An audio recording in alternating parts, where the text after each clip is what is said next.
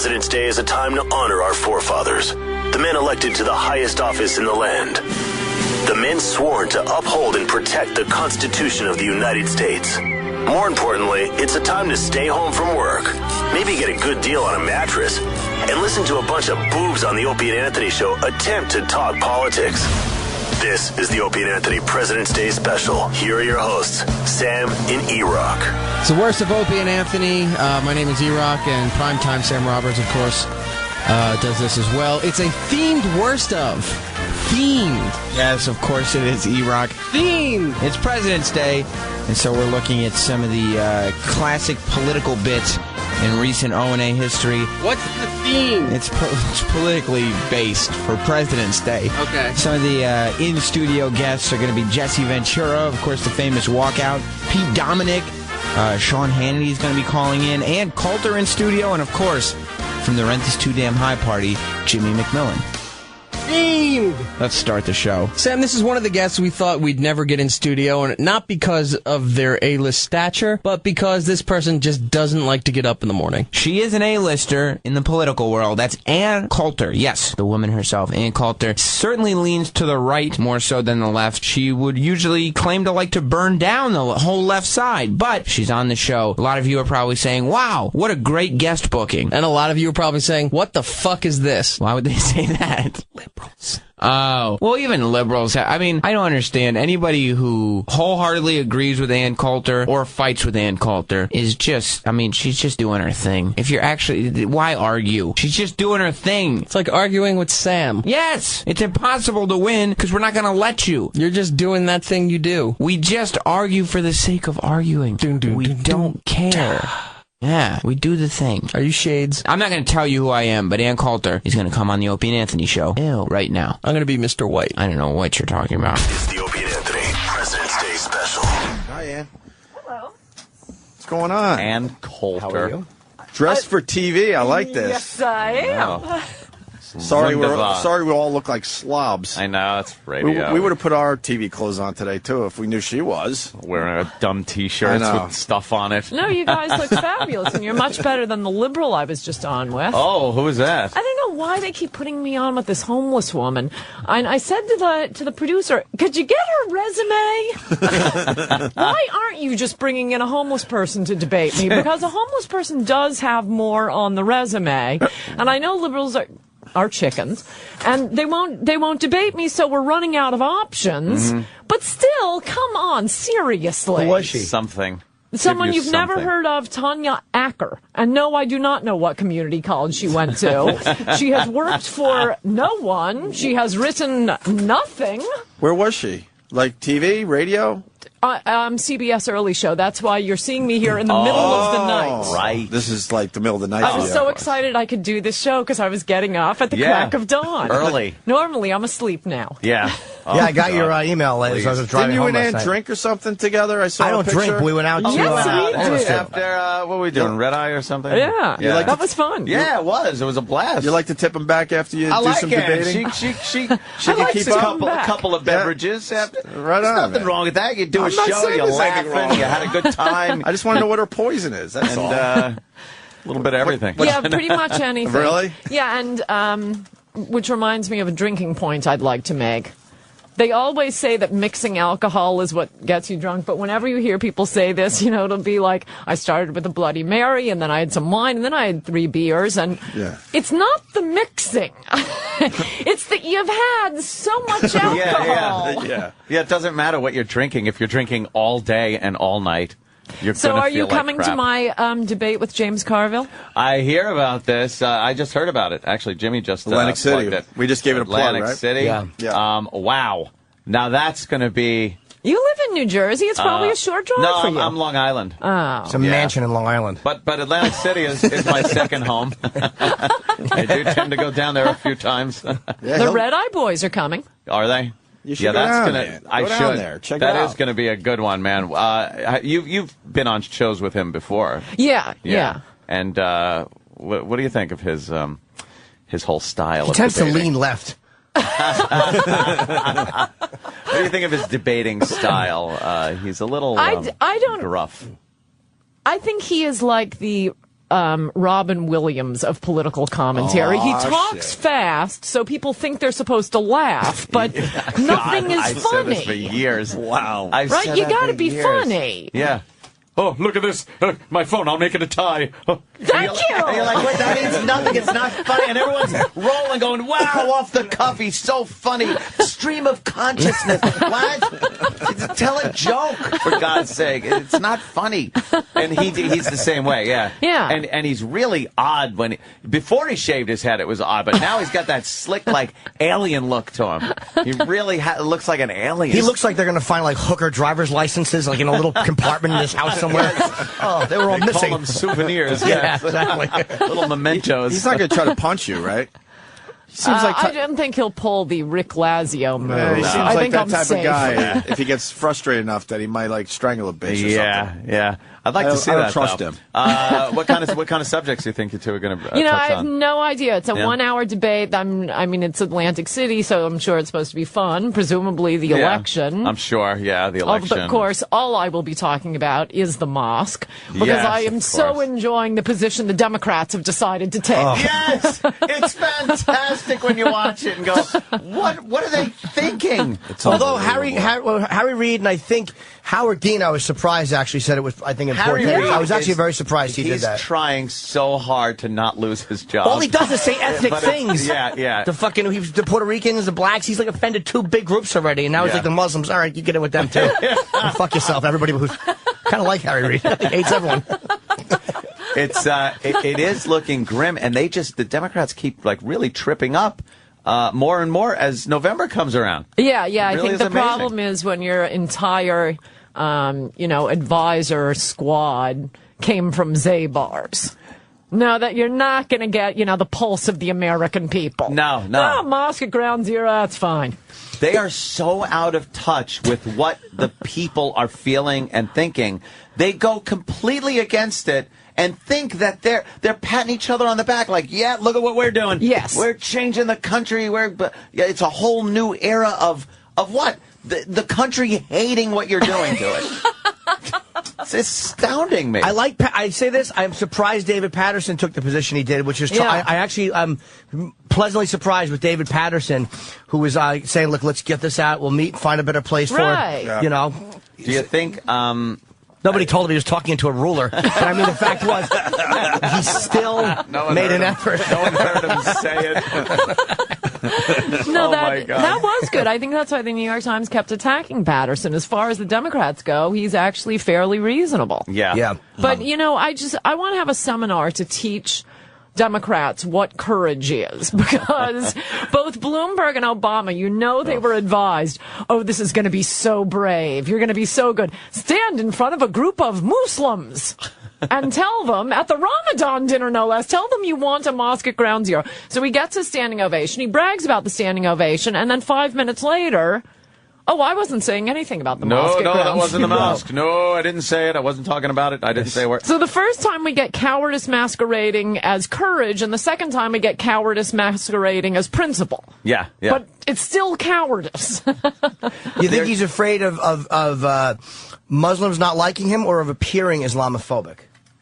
Like Obama, is he afraid of appearing like that he's against Islam, or is he actually just afraid of actually being? You understand what I'm saying? Is he? I do, but I don't even think it gets to that level of. What's his motivation if for we this? go, and I would so recommend this as a little field trip for your radio show. Jim, you'd be good at this. You got to send a man on the street and just start asking people questions at Zabar's. And I'm telling you, they will all say, "Oh no, I think a mosque at Ground Zero is fine." Yeah. You are dealing with crazy people. It's like they're like ACLUers.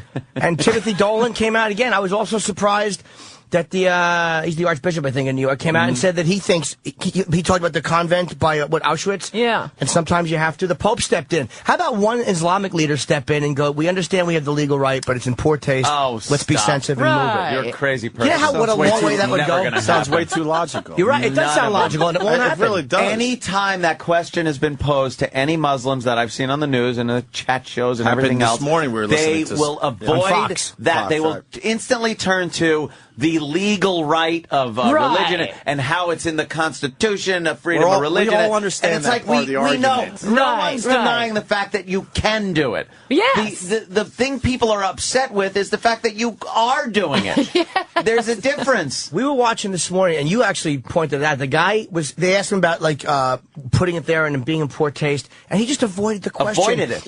And went to the legality. It's like no one's questioning your legal right. We know you have the right. That's why it would be a nice thing for you not to do. But that's their answer to it. And no one's arguing that point. They're answering the thing no one cares about. We understand our Constitution. We understand that there is a right for them to build the thing there. But why are you doing it? Don't you understand it's insensitive? Well, the founding fathers wouldn't have thought insensitive. All right, here he goes again.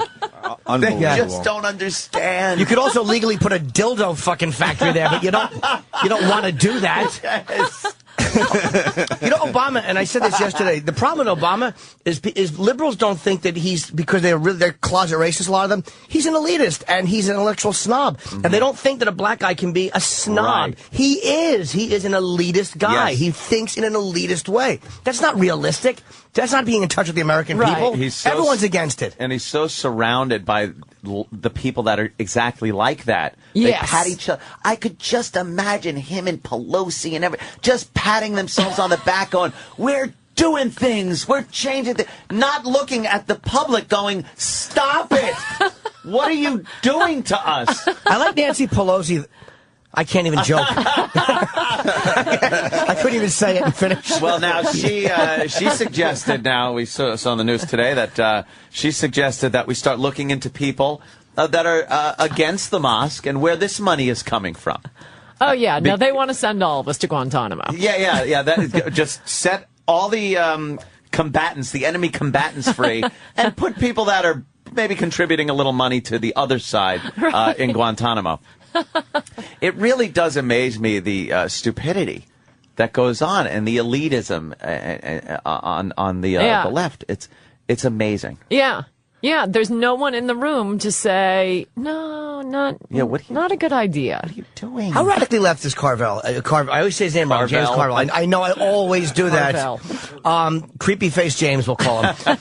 How is he real? Because he seems like a bright guy. He's not a dumb guy. I mean, how far left is he? I can't tell because I can never understand what he's saying. So who knows? That got their ass and got him home. What you guys doing? What you talking about? What? That's exactly what did you just say? And by the way, if you look up transcripts on Nexus, more than anyone else who has ever guessed on TV, unintelligible. Oh, that's great. Do you actually look up transcripts? That's what we need to do. We don't do our homework with anything. Knee jerk. You want to go through idiots transcripts? Fuck that. Did you knee-jerk idiots? Did you watch Keith Olbermann's Mosque thing? The special comment? Yeah, I love when he does his special comment. Of course, I linked to it on my webpage. I set the TiVo machine for that one. You realize it's on YouTube and you can't even fucking comment on his piece? He's got disabled comments? He disabled the fucking comments on an issue where everyone has a lot to say. He's a douchebag. Yeah. No, exactly. And that whole Olbermann. mosque issue, I mean, I was watching that special comment thinking, the mosque at Ground Zero, it's like we've designed a pompous douchebag trap. And, you call the pompous douchebag exterminator over, and he lays out the glue traps. Okay, we're going to put a mosque at Ground Zero, and right-wingers are against it, and you wake up in the morning, and, oh, look who's stuck in the glue. It's Keith Olbermann. It's the pompous douchebag trap. It's amazing how people come out, and there's a great article in the Post today about some editorial about how if you would have just, nothing has happened there. Nothing has been built. It's an embarrassment. 9 years later. Yeah. And it's fucking nothing. And a lot of them are blaming Pataki, saying that whole contest. But that was already 2006. That was ridiculous. Yeah, now that was a few years looking back a ways. Also, on September 12th, 2001, do you honestly think if you went out and asked anybody, should we build a mosque? Like the rubble is still smoking. Yeah. Do you honestly think people would be like, yeah, we should be tolerant to the Muslim? How do people just forget the horror of that day, right, of the 11th, and think that on the 12th people would feel any better about it? Right, or years later. And by the way, you remind me from the Pompous Douchebag special comment. Yeah. One hilarious moment of it was when he indignantly points out that no one has done anything with this building since 2001. And then, sort of slips in because it was destroyed in the crash. In the attack on the World Trade Center, some of the plane fell through the building. He just slips that in incidentally, like you're not going to notice. Yeah. Oh, it's not really that close to the site. Really? It was hit by the plane. Yeah. Dunce. I can't stand listening to him ranting on this. Jon Stewart's another one who, on The Daily Show, he just started talking about and really bashing the Republicans' stance on this thing and getting behind the liberals that, this is Constitution again, says that he should be able to build this, blah, blah, blah, blah. How about we go back to September 11th and the weeks after on his show where he's just weeping on his show, crying about what happened to the towers and everything. And apparently he forgot, too. Everyone just forgets. Not everyone. No. I have not forgotten. I have such disdain for the religion itself. I'm sorry. Whenever I hear this is a peaceful religion that is being marred by these Islamic extremists, I've not seen any of the peaceful part. I'm sorry. Come out. Show me. Be a vocal against what's going on. Be peaceful. Let me see that it's not this archaic, prehistoric religion based on violence and misogyny. But I don't see that part of it. Right. And where is it? They keep attacking. You have Fort Hood, you have the diaper bomber, you have the snipers down in D.C., you have the Times Square bomber. I mean, just, off the top of your head, these are more attacks on U.S. soil since 9/11. Although I do note there were none between when we invaded Iraq and Obama became president. Right. That's pretty amazing. No attacks on U.S. soil. Yeah. Well, it's also... I forgot. I looked completely lost. I completely blanked. Like I had a thought that completely went away. That's because she smells good. She does smell good. But it was something about, I think, Ground Zero. Oh, how about that? They're going to put a mosque down there? I just reset. That's what happened. I just reset. And on my Twitter, we got this guy, Sax God. He's for the mosque. And he's every time we mention the mosque, he's all over Twitter. And his recent comment here is the reason they are building it there is because it's close for all the New York City Muslims to go to. So is that good enough for you guys? No, it's not. No. Yeah, it's not. Nobody lives down there. What is he talking about? Yes. Close for the... Well, you know what? How about you build it somewhere else, and then all those Muslims that have to walk or drive a little further to get there can use that time to reflect on the atrocities that were committed where that mosque was where they thought it should be. It actually was a great place for 19 of them to converge 9 years ago. What I was going to say is, this is part of it. You always feel like how we don't understand Islam. We have to reach out to Islam, but it's like they don't understand Americans either. It's like we're suckers if you're nice to us, and if they would voluntarily move this, if one vocal member in the Islamic world would go, you know what, people would go, fuck, man, these are not as unreasonable a group as I thought. PR. It would be Great like, PR. it's like when someone holds the door for you, you go, son of a bitch, I can't believe I didn't like that guy. We're easy. Americans are easy. Just don't be such a... Hamas came out for it. They should have just walked away and said... I know. Hamas is backing it. Hamas is backing it. That's Ahmadinejad has donated a members-only jacket to go in the lobby. His members only. Let's get someone from the other side because we're all on one side here in the studio today. Jim in Boston, what's up? Yeah, I want to preface my statement. Number one, I don't want you to beat up on me. Number two, I'm not a religious guy. I'm far from it. But help me out here a little bit, okay? Mm-hmm. First of all, I have a little bit of a problem tying those fuckers who went into the towers and your mainstream Muslim guy, because I compare it to your regular Christian guy who goes to church every day, but then you've got like the KKK who claim they're Christians and all that. Now, I just find a hard time connecting the two, and because I have a hard time with that, I say to myself, well, if you do build a mosque next to, that area, I don't know New York that well, but close to these towers, I say to myself, well, if they're the mainstream Muslims or Islamists, whatever you want to call them, I don't see how that's a big difference. I don't see how I wouldn't call that offensive, because if they're just mainstream people, they could be just like Christians, and then there's KKK crazies, It's a sensitivity issue. It's a rub it in your face issue, as I see also. There are a lot of victims and victims' families and first responders and people that have been affected for the rest of their lives that don't want this there. So let me ask you right there. Mm-hmm. So basically what there is there's an undercurrent of real, if you think about it, racism or prejudice towards. No, I don't think that's right. And just a little side note here, the KKK today is entirely composed of FBI informants. Right. And they're not, committing they never were. Let's go back 100 years in America. They weren't, citing the Lord's Prayer as they were burning a cross or lynching a black. These guys were, shouting Allah Akbar when that Dr. Hassan stood up at Fort Hood and guns down our troops. He's shouting out Allah Akbar. The terrorists are doing it in the name of religion, and they're peaceful Muslims and they aren't the same ones, but there are a lot of them who aren't peaceful, and they're using the religion specifically as part of the violence. Okay, so in that case, I'm going to just make a humorous comment. Perhaps That's always a very natural way to set up a joke, by the way. I know. Humorous comment, semicolon. Get out of the way. Here comes the funny. Here comes the funny. Here it comes now. Let me ease into it.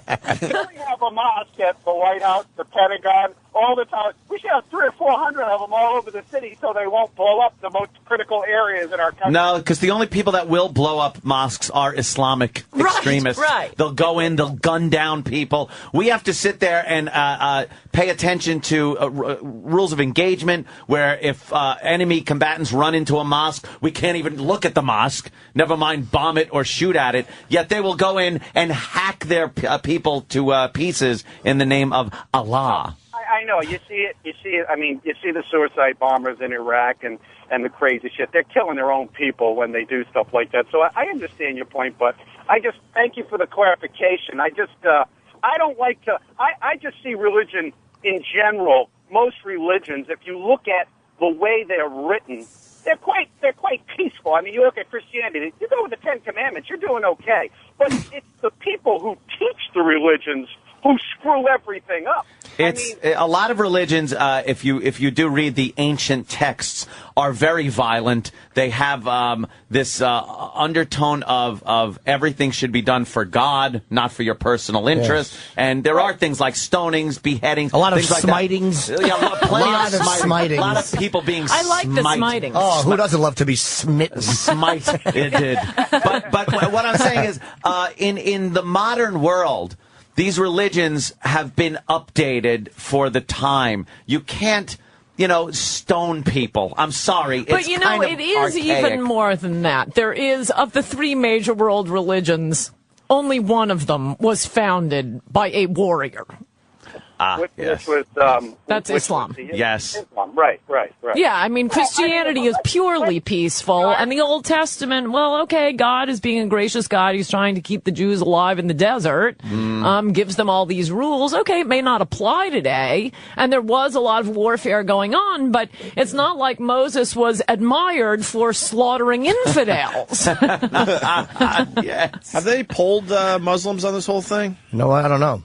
That'd be interesting to read, though, question. if they polled American Muslims. American Muslims, and where would the percentages be on this thing? They probably don't even poll them because they're afraid of being looked at as anti-Muslim. But people that don't talk to them, don't poll them. People that say like, wait, wow, Jesus, am I a mind reader? Wow, and what is President Obama's religion? Wow. That's something else. Okay, a lot of people think that Obama's a Muslim. 18%, 43% they don't know, and that's the highest. Well, the weird thing is they didn't even give the correct answer as one of the options. Atheist. Yeah.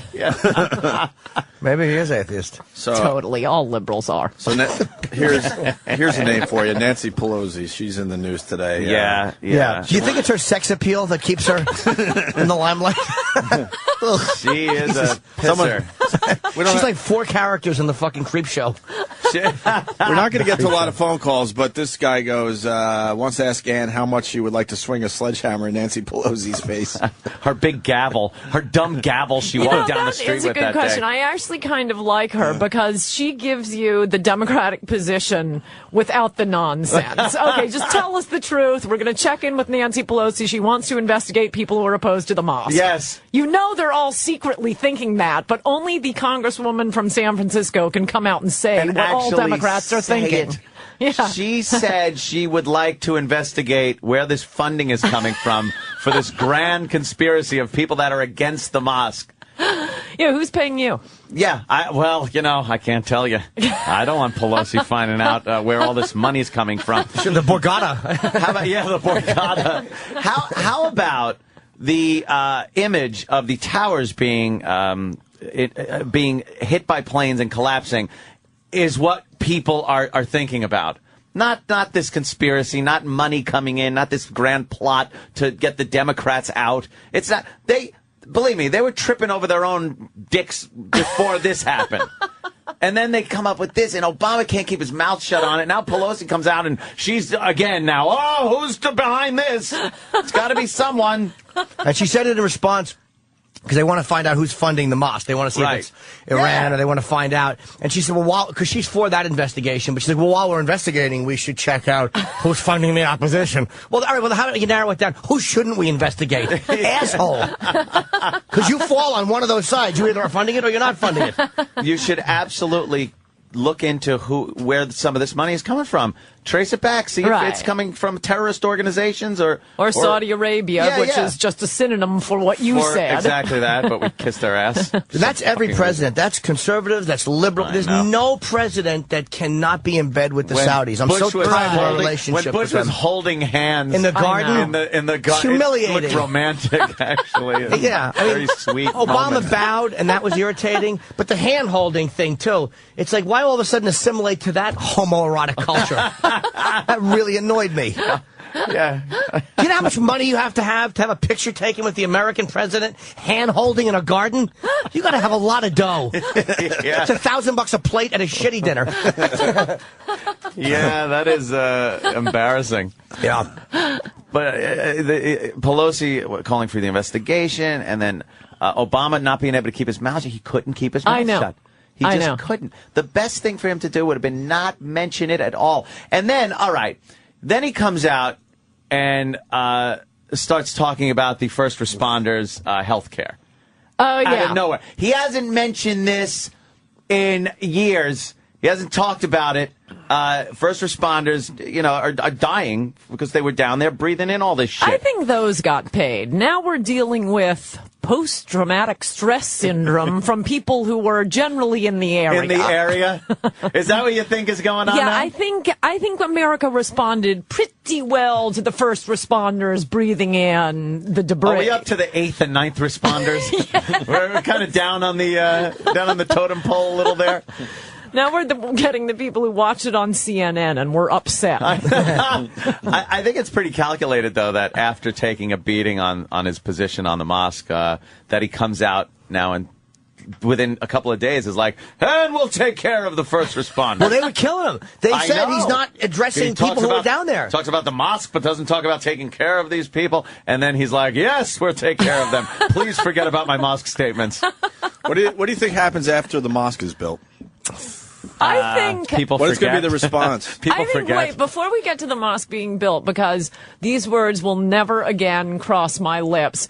Bill O'Reilly had a good point. Wow. Whoa. Do you you don't love O'Reilly? I thought you guys were like, I've never seen you on the show. It's kind of a love-hate relationship. Okay. Sometimes I think he is so brilliant, every man, and sometimes, as he knows, I want to strangle him. But he had a really good point last night, I think, which was, they have to do a lot of renovations because, a plane fell on it. Yeah. He said, no construction worker is going to build that. you are not going to get a construction worker. Which I thought, that's actually a pretty good point. You get a nice union, all-American construction worker. You're going to get a Teamster building the mosque? Yeah. Hell fucking no. I could see some shoddy workmanship going into that one. Yeah. All right, a little ceiling collapse during their first gathering. Yeah, a very thin floor. Paper thin. They'll bring in the UAW from Detroit. You know the way you guys been building those cars? Do it to the mosque. What's your problem with Bill O'Reilly? You know how I call Oberman a douchebag? I say the same thing about O'Reilly. I don't like O'Reilly either. I don't like either guy. What's your issue with him? Well, there's no particular issue. It's just sometimes every once in a while he's just ridiculous. Yeah, and when he can be really great. And then you're watching, and if you care about politics, there it is. He's really hitting it hard. What did he come back on? I think the Arizona law. He just come back from vacation. It was like the best O'Reilly ever. And you're watching, and you're totally intrigued. And then we have culture warriors. Oh. Wait a second. Don't make me watch MSNBC. No. What is Culture Warriors? I don't watch O'Reilly. What's Culture Warriors? It's like name the third child on Brady Bunch. Is he just trying to expand the audience a little bit, or? But he's got the numbers. Opinion, he doesn't need to. Right. No, I think it's just easy. He's been taking some I've heat for like doing anything on Lindsay Lohan. You know, if he brings that up. Well, he went after Jennifer Aniston, right? For what? What'd she do? Well, because she's telling women they don't need a man to have a kid. Oh, he was right about that. He was very upset about that. No, that was good. No, I like that. But I don't like the silly things at the end. Sometimes I think he'll take a stance, too, because he's been a little too far to one side. So he takes the other stance just so he doesn't take so much crap. Right. Like, I look and go, he really doesn't believe that. But he's just saying But his instincts are so good. He is, I mean, the whole persona is completely accurate. And I love this about him. This is the love side. He is like the sort of guy who would just like walk up to Barbara Walters at a cocktail party and ask her how old she is. Right? Yeah. And I love that about him in an interview, that he will just say the same thing that all of us are thinking. Yeah. But might not ask. Yeah, I've seen him do that a few times. Yeah. I think Gutfeld is the smartest guy over there. I really do. Gutfeld is a really underrated smart, because he's funny, but he's a really bright dude, man. Gutfeld, I think, always has the best take on things. Even when I don't agree with him, I think that's a smart take. Including the gay Muslim bar. Oh, that was brilliant. Great idea. Just put the gay bar right next to the mosque. I've been collecting names for the bar on my website, AnnCoulter.com. You can look it up over there. You with the computer. Yeah, Danny's got it right there. And there are some fantastic names coming in. I think Suspicious Packages is the winning choice. That's a good one. Oh, damn, that's good. I predict, I say that I could be an optimist asshole. I don't think it's going to get built there. I think it's going to get moved. I don't know. There's the developer saying, nope, we're building it right here. Does the developer have an interest on selling the property? Meaning, is it the developer's building? I would gather. Like, well, then, of course, the developer's going to say. That's almost like if you're going to rent your apartment out, and everyone's trying to say, no, rent the apartment from them, and you're like, no one's rented this apartment in years. So the developer's just trying to make money, I guess, right? I mean, am I wrong about that? So wouldn't the developer have a big interest in going, they're never going to move? It's pretty cheap, by the way. Yeah. The whole building is like $4 million. Really? That's what I heard, yeah. I guess this is going to take probably $4 million to renovate it. A few more million. Yeah, sure. You got to pull a landing gear out of the basement. But I mean, co-ops are that much in New York. This is an entire building. I think they're going to move it. When the governor's involved, there's too many, Howard Dean, there's too many prominent Democrats even speaking. Eventually, I think they'll find a compromise and they'll move it a couple blocks away. They'll give them some kind of a tax break. You know where they Something will happen. Saudi Arabia. I agree. Just move it there, please. Enough with these friggin' silly roofed-looking things. We got a first responder on the line here. Chris on Long Island. Chris. How you doing? You guys got to get that fucking hoe out of the fucking office, man. She's just absorbing all the airways. She fucking sucks, man. Get her off the air. Well, why do you not like answer? You keep saying she. Do you mean Steve? I don't want to leave. Chris, explain, though, man. Yeah. Make your point. My God, man. All you guys are about is not having these fucking women on the air because they fucking absorb all the airways.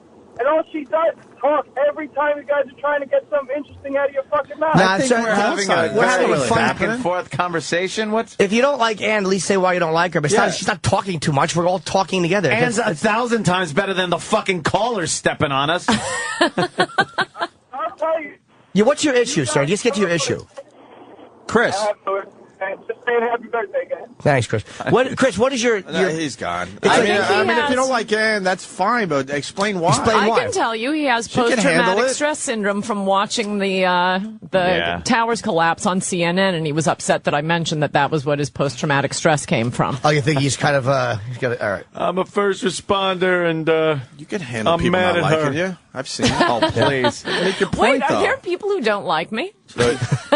That goddamn line from, what's her name, Joy Behar's show. You didn't say it on God. the air, Jimmy. We were Is that laughing behind. brilliant. This was during a the great break. one. And while on Larry King's show, Joy, who was acting as host, asked Ann if she would be waterboarded since she supported it. Ann responded by asking Joy if she would be aborted since she supported abortion. What a great... She Comeback. had to laugh at that. I mean, She did. It's That's funny. hilarious. She's a fun Goddamn gal. funny, man. Fun gal. You like She Joy, is. right? I like Joy, too. her, yeah, because she's actually funny. Yeah, and she Yeah. always defends comics, so I have Yeah. Yeah. You know. Yeah, I just recently did her program. Yes, you did. Thanks to Jimmy. That was- Jimmy pimps me out to the shows that he goes on. He does recon and then goes, yeah, throw Anthony on this. You listen, if somebody cancels, I have a friend. Exactly. We're doing. I'm hosting again next Monday, I think. Yeah, Oh, yeah, I was going to you- try to do we it on asked for leaving but you're away. town. Yeah. It was great last time. It was fun. we had a You were pisser. unbelievable. I know. That was a fun panel, though. It was And like, you know, by it's the way, like- that shows you how smart Greg Gutfeld is, because usually when the fill-in guest is really, really funny, he is never invited back. Yeah, you don't want to do it again. Yeah. Shit, he looks good. Gutfeld knows I'm a one-a-week guy, though. Like, I after by Tuesday, people will be like, "We fucking get it. You blink a lot. Enough with this asshole. Give us a break Stop from the blinking." blinking. Hey, this is Ann Coulter. You're listening to The Worst of Opie and Anthony. It's the Opie and Anthony President's Day special. Sam will continue on with Ann Coulter and part 2 coming up in just a moment. Ann Coulter has her grip on the show, and her reign of terror has not yet concluded. The Ann Coulter saga continues on the Opie and Anthony show when we come back. Here's another little spoiler for you. Yeah. Big fan of Worst of the Week. Who is? Ann Coulter. Ooh. More highbrow political discourse in moments. This is the O&A President's Day special on the virus. The Opie and Anthony President's Day special continues on the virus. Here are your hosts, Sam and E-Rock. It's the worst of Opie and Anthony. It's a President's Day special, if you want to call it that. I'm E-Rock. He's Primetime Sam Roberts. Well, they'll call it whatever we want them to call it. It's President's Day. E-Rock, what do we got lined up? All right, Sam. Part 2 of Ann Coulter in studio. She's very opinionated. The Yeah. callers, some like her. A lot of them don't. And there's a lot of energy in the room. Eric, she's what we call in the media a polarizing figure. Some love her, some hate her, but at least you have an opinion about her. And that's what counts. You can put all the hate mail you want to, but as long as you have an opinion that makes her... And buy her books. And buy her books. Just to shit on them, whatever you do with them, it still makes her better than you. That's my school of thought. Part 2 of Ann Coulter on the Opie and Anthony show. I was talking about Ann. Oh, I thought you were talking about you. What are you... No, Ann. It's the Opie and Anthony President's Day special. We got Ann Coulter in the studio having a lot of fun with her. And not bad to look at either. Jesus Christ. She's very lovely. Saw you Thank walking you. down the hall with those legs of yours. Thank oh, my you. God. Good thing. If she was doing a handstand, it would look silly. So you're walking down the hall with those arms of you. My God, legs for days. And you know, there's someone on the line saying that Aunt and Ann should get a room. Oh, jeez. And I just watched that during the break because you're just cracking her up. She just, I'm sorry. I'm strictly a traffic girl kind of guy. but I mean, it was some funny shit during the break. Unfortunately, we had to take a break. Talking about Jesse Ventura, Rosie O'Donnell. Crazy people. Crazy people Well, in general. it's those people that you can't convince that there wasn't a conspiracy with 9/11. And now I'm sure the phones will light up. Yes, there was. And Yeah, here we go. We were talking And about we're off. Jesse Ventura and his stupid thermite paint, and I've reiterated this so many times. You can't demolish a building. If anyone's ever watched Discovery Channel and watched building demolition crews go in to a 5-story building to try to bring it down, it takes logistically it's unbelievable what it takes to bring down that building. You're going to take down 100 floors and set the explosives, and then they go, do you know for 2 weeks no one was in that building? They sent construction workers in and they were working. Still, for 10 years you could have them drilling holes in stanchions and beams and putting dynamite in like Wile E. Coyote. And we've never said this, and you have to do it twice because you got to take down two. Both buildings. And when one would have done the job. If you were going to do that. What union, by the way, was sending members in? And if they weren't union, where was the giant rat? Yeah, where was the big blow-up rat in front of the place? You can't put a fucking sink in without them protesting with a giant rat. Non-union explosive planners. We're from Explosive Planners Local 316, and we protest these scabs that are planning explosives and thermite paint. It's the dumbest argument. And then Rosie O'Donnell also got on. We were talking about her, and she had to chime in with her knowledge. She goes, and the buildings came down, and it had to be demolition because you can't melt steel with fire. It's like, hey, Rosie, how is steel made? With fire. They melt it, and they mold it into things with fire. Yeah, they didn't have to turn it into liquid. You don't mine for I-beams. It just had to be They weakened. don't dig in the ground, pull I-beams up, and throw it on a truck. Right. She's I a also dummy. like your point that they after putting all of the explosives in the buildings, they wait for 2 planes to hit before setting them off, and it still works flawlessly.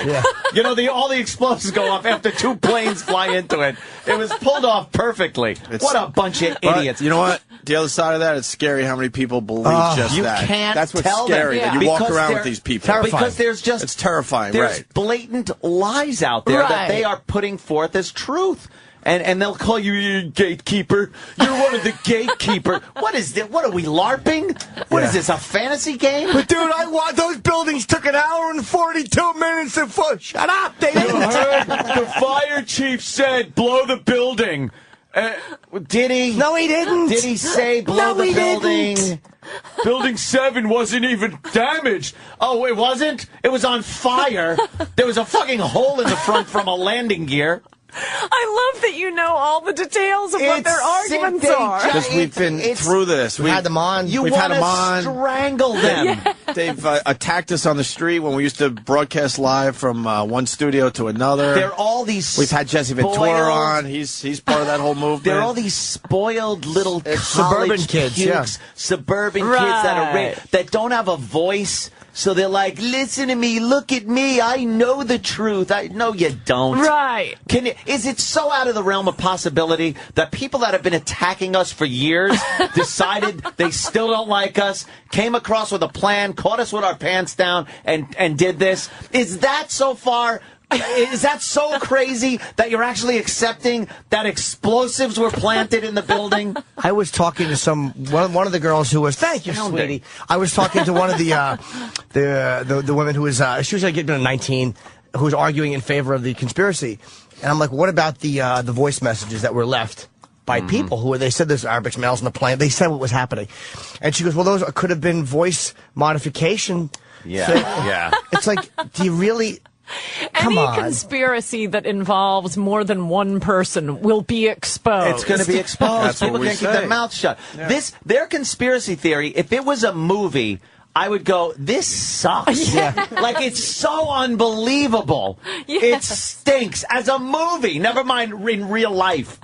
It's ridiculous. Right, and right now we're getting the same thing with the birthers. We have A, the short form being released, B, the head of that part of the hospital saying this is all we release because the long form has the address and phone number of the delivering physician. We have not one but 2 newspaper announcements in 1961 of Obama's birth. Now there was just a FOIA request. I don't know if the guy was a birther or just wanted to find out one way or another, but some guy in Arizona, I think he's a radio host, does a FOIA request on the visa documents when Obama's mother married that Indonesia, and they all went to Indonesia for a while. And there it is, my son Barack Obama, born in Hawaii. We've been waiting a year to get the FOIA request. We got it. once again, it proves he was born in Hawaii. And by the way, what is the point? It's not like you have to be born someplace else to be a bad president. Jimmy Carter, where do they think he was from? Yeah, I love those guys, too, because you can't tell them anything either. No. Why don't they come up with the birth certificate? Where's it? And believe me, I would have loved for him to have not been born an American citizen. But he is. He's an awful president and an American. One thing I wanted to ask you about, too, because we were talking, I've been complaining, just as a stand-up, I see what you can do in colleges and what you can't do, where they think that they're free-thinking, but they're not. Mm-hmm. And Carlin, we had Carlin in 6 months before he died. George? Yeah. Yes. I forgot his name. I was like, wait, I know, beard, funny guy. She loves you, Ann. She loves you. Stop. We always have fun. She's smitten. We love Ann. But he said that he's trying to make everyone uncomfortable. He's like, I'm so sad to say it, but the censorship is coming from the left now. Yeah. The college campuses is where it's coming from. Yeah. And it's like you've spoken, and in Canada even, they wouldn't let you speak in a college. It's amazing how intolerant colleges are when they preach nothing but tolerance, but they will not tolerate the other opinion. But Ann just talks hate speech, and that's why Canadians don't like their hate. Well, Francois, the provost of the University of Ontario, who sent me the letter threatening me with criminal prosecution if I gave a speech and engaged in hate speech, is that amazing? Is now being, I filed a complaint against him for engaging again in hate speech against me for sending me that letter, accusing me of hate speech. You can't and screw with Ann Coulter, man. Until Francois is in the docks, I will not be satisfied. By the way, the whole time I was in Canada, it was a week. And I had to go out dressed as like Julia Roberts to avoid the press I was getting. It was the biggest thing that's hit Canada since, the Calgary Stampede. Francois hid under his bed the entire time. He wouldn't confront you. Because I just kept going on air saying this is a human rights violation. Here's the letter. Wow. Yeah. What is it about? You get a weird response from people. People like get really angry at you. Like it's an odd because there's a lot of conservative people or a lot of people that have ultra religious views or ultra conservative. Or what, it's not the views. Is it because you're an attractive blonde? Like they don't expect that out of you. It's a really weird thing people have they don't think that a woman who looks like you should take the position I'll give you my opinion. I love that theory. I don't know what it is. I honestly don't know. I'll give you an opinion on this whole thing too, and I think you're right. But also, you are very unapologetic. Maybe that's it. Like people can be angry with somebody, and then if they sit there and go, "Well, I meant this," or you took it the wrong way," and if I offended you, I'm sorry. Then people go, "Oh, okay, now I could like you." You are one of the most unapologetic people, and it's refreshing. It's like, thank God. Oh, and did you say that? Yeah, I said it. And how about this, and this? And what are you going to do about it? People are just shy. They can't come back at it. I got to ask Ann, were you always like this? Or did something happen in your life that turned you? No, I think usually it's a traumatic event that turns you into a liberal. I had a normal upbringing. That's why I'm a normal Christian But you were able conservative. to take care of yourself always, growing up? I had two older brothers. One may be showing up here tonight. He's supposed to, or here tonight. Oh, shit. Thank God we didn't say anything stupid. No, he listens to your show every morning. He's a morning person, unlike me. Oh. And he loves you guys, and I have gifts for my niece I'm hoping to pass off to him. But yeah, I had two older brothers who beat up on me, so I think I could attribute it to Jimmy. Quick. I got a younger sister and I have an older brother, so she dealt with two older brothers, and same thing. You cannot put anything past her. Yeah, ask her what she thinks about all of the tales of torture at Guantanamo. No, growing up with me and my brother. I used to actually give my sister, it was called The Daily. And it was like, and I just loved torturing her. It was like, Dawn, it's time for The Daily. And she'd be like, no. And I'd come up and take my hand and just whap the top of her head. And just, and it was every single day. I'd be sitting there and be like, Dawn, time for your daily. And she's like, no. And I'd have to chase her and smack the top of her head. Why don't you tell Ann about the headstand competition you used to have? Oh, when Dawn's friends would come over? You might not like Anthony anymore. That was when I was a kid. Everyone was a kid. Yeah, what did you know? You were 30, her and her friends were 10. Shut up. They're a few years apart. Why don't you tell that cute story? Yeah. I made her friends do handstand contests because their nightgowns flipped over. There is a genius in that, though. There is. There really is a brilliance to that. It's mortifying. What did I know? I had to break this love affair up just a little bit, man. Just a little bit. All right, come on. A little twisted, but that's how I ended up in this seat. Hey, Come on, really? You were mentioning Rick Sanchez during the break. Are you talking about that? Yeah, well, I'm very 'Cause upset. that's a pretty- I was going to do a show tonight, and they canceled me. Right. And why did they cancel you? I mean, how you were telling us, it was pretty fucking funny. Well, you'd have to pull.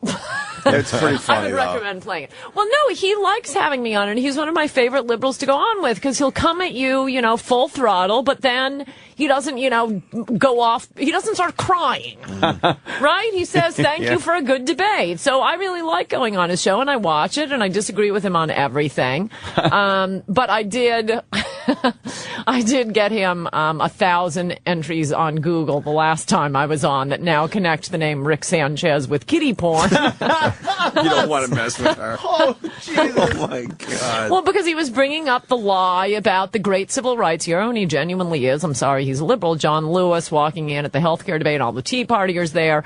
And the claim was made, not by John Lewis himself, that the Tea Partiers called him the N-word 15 times. In person. You hear Larry King say that? In person. In person. Larry's statement. I hate to interrupt you during that, but yeah, Larry's statement. In person. He's our favorite of all time, and we're so depressed he's retiring. He didn't know what to say, and he actually said an N person instead of an African American or black. Or so if you break that down, you know what he's really saying. He's actually using the word again to describe all black people. An N person. N person. It's brilliant, Larry. That's what they say. Wait, Larry, who should cut the grass? I don't know. Get an N person. N person. Very in touch, Larry. That's very in touch. He can answer any question you got. I love it. You just have that on a book. Yeah, we're well equipped here, Ann. I want to get that at my house. Big show. In person. We also got this. Keep fucking that chicken. Ernie Anastas. That was Ernie Anastas. Oh, you don't remember that? That was a great one, too. Oh, my God. It's one of the greatest news bloopers ever. Ernie Anastas just out of nowhere He meant to say, keep plucking that chicken. Keep fucking that chicken. That's the evening news here in New York. And he didn't even realize he said and they're all just like horrified. I love when there's a news faux pas because they're never alone on camera these days. So the rest of the news crew is like, they make these faces that are so obviously horrific. Well, the one anchor with her eyes just popping out of her head.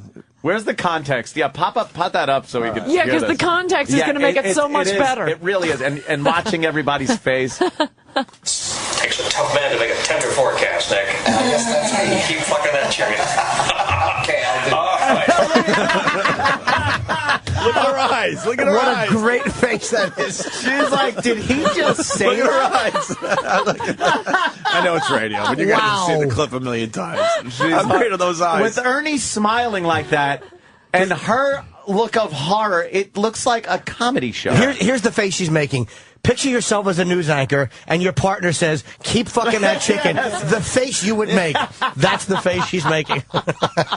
Well, Ann, you did say we should play the clips. They ran in the Rick Sanchez clip. Yeah. Oh, they have it? Gotta Good. hear this. Yeah, the startup is 37 seconds, and then the other clip's a little over a minute. Is that all right? Yeah, that's fine, man. everybody? Sure. All right, so it started with this. And if we could get back to your claim that what you care about is the truth, why do you keep repeating the despicable lie that John Lewis was called the N-word 15 times on Capitol Hill at the anti-Obama protest? That is a lie. Hold on. And you have repeated that. This network repeats it. All these networks repeat it. That is a lie. At least Shirley Sharon got her reputation back. Hold on. Let's be fair. Let's be fair. We attribute that to the congressman who made that assertion. That's called attribution. It wasn't John Lewis. Well, there John were several Lewis there didn't who say actually said that. They said it in a press conference. But let me come back to the matter at hand there. I love that. I love that. It wasn't. Wait, but you're not getting to the killing. Oh no! Oh yeah. We'll get to that. You just I chill love out. that though because it's like Yeah. he's like, well, it was someone that was there. Yeah. He had nothing. And really fast, Sean and Georgia. Sean. Hey, and would saying that Rick Sanchez will come at you full throttle be exactly the best term to use for him, considering he got drunk and hit someone in his car? And killed him?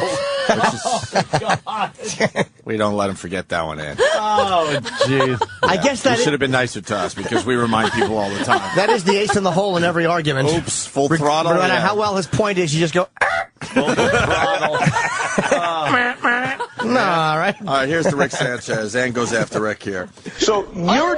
No. There's a $100,000 reward for anyone who can produce a video of someone calling John Lewis the N-word one time, not to say 15 times. And you're convinced... That reward has been out there for 3 months. And you're convinced that because no one has taken the money that it didn't happen? I mean... There is more evidence that you have a problem with kiddie porn. I have as much evidence for that as you do that John Lewis was called the N-word. And by the way, in fact, I have more evidence because there hasn't been the press searching all over you, trying to find your problem with kiddie porn and a $100,000 reward for anyone who can produce evidence of your problem with kiddie porn. So I have a lot more evidence that you have a problem with kiddie porn than that any Tea Partier ever called John Lewis the N-word one time, forget 15 times. All right, you and I are not going to solve that because I wasn't there and neither were you, and all we've done is attributed what some people have said. Okay, we'll wait for wasn't in your private room when you were going through kiddie porn.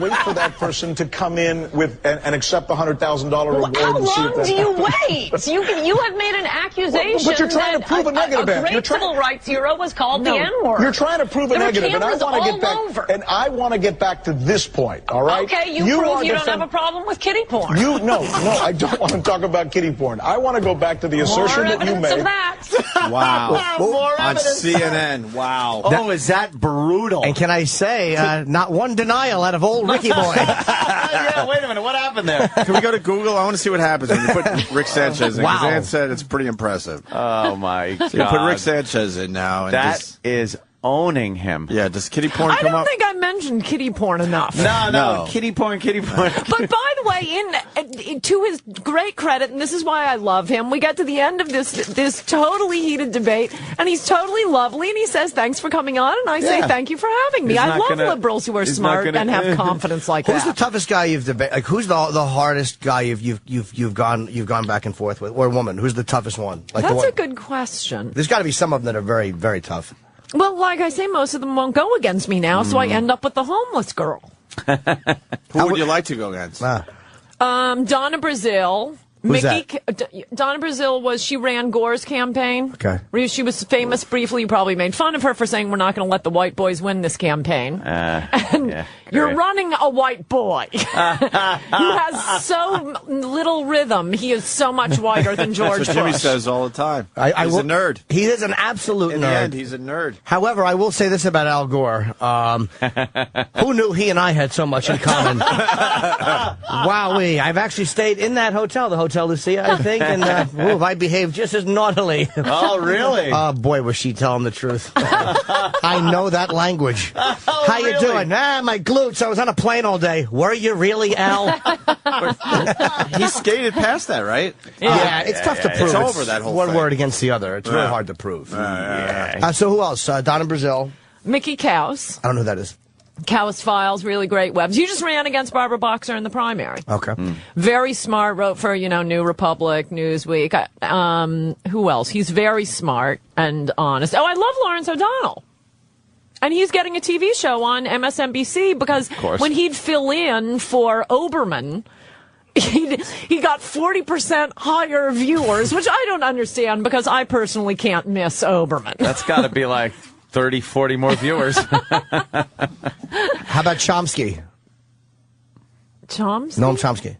Does he do debate? Is he still alive? I don't know, actually. How about Snooki? Would you debate Snooki? Oh, God. I think we agree.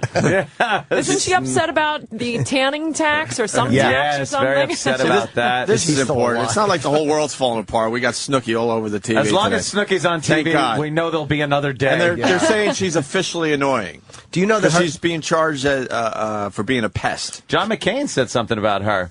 That she's too pretty to go to jail. Too pretty to go to jail. He was really talking her up like McCain. McCain was getting a little smitten. He with wants to Snooki. get in that elephant ass of hers. Oh God! Damn. Holy shit, that ass is horrendous. Ant's a big fan though. Snooki loves it. Loves the snook. Stand. Love the that whole snookster. show is a waste. Do you know competitors send their products, the other competitors' bags to her because it makes the product look bad?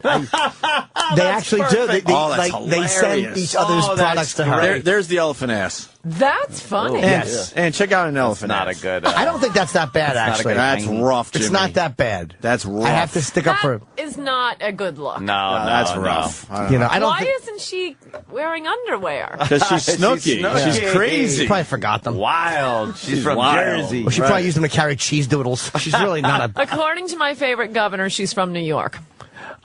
favorite governor. Chris Christie, New Jersey. Yeah, you like him? But what did he just do that really annoyed me? It wasn't that bad. I didn't like that politically It was the correct Mosque crap. thing. No. The changing the language to make it against the law now in legislation to say the words mentally retarded or feeble-minded, and it's a person-first attitude, like a person with disabilities. I love that this is your issue. It's always for me. Language is a big one. It's the big one. For me, it drives me crazy. And but this is for legal documents, right? Semantics. Probably, but it's such we become so obsessed in it, and people get in trouble for it, and that's why it drives me.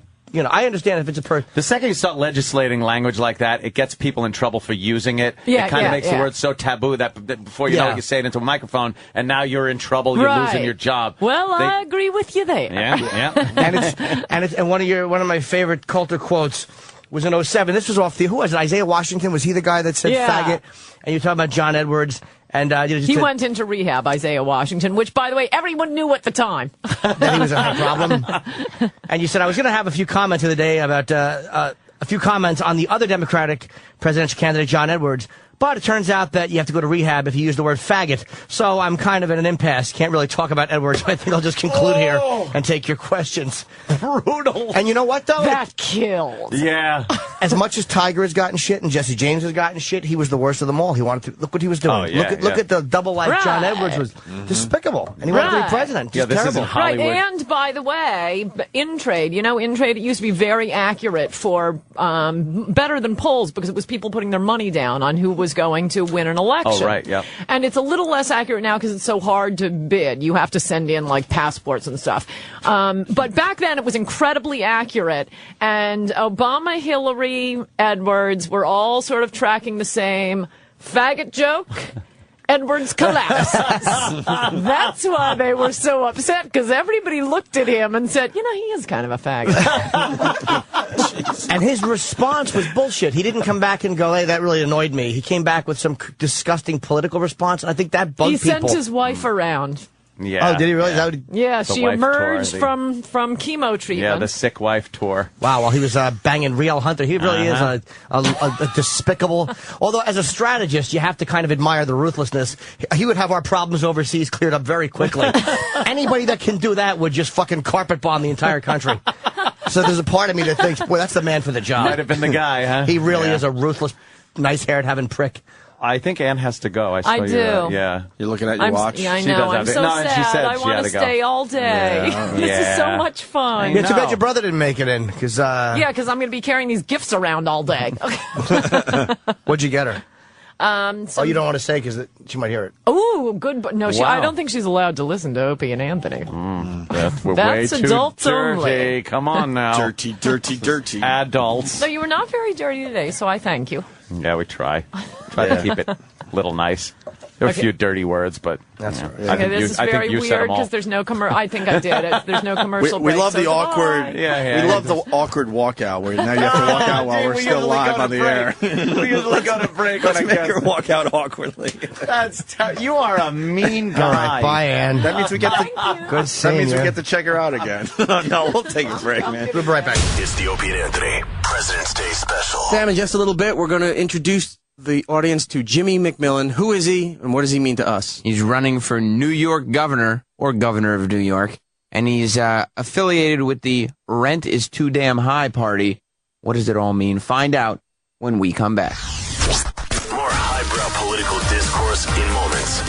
This is the O&A President's Day special on the virus. The Opie and Anthony President's Day special continues on the virus. Here are your hosts, Sam and E-Rock. It's President's Day here on the worst of the Opie and Anthony show. I'm Primetime Sam Roberts. And I'm E-Rock, and you're in for a special treat as we go through 5 hours of politically based material from the Opie and Anthony show. Sam, Jimmy McMillan, he's running for New York State governor. We get him in studio. What's happening here? Yeah.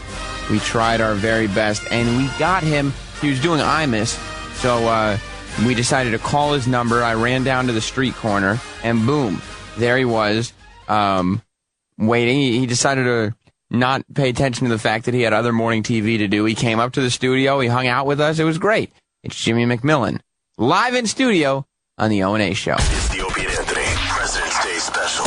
Outside the studio, we got Jimmy McMillan. Yeah, where's Jimmy? Bring on in Jimmy. Bring in Jimmy.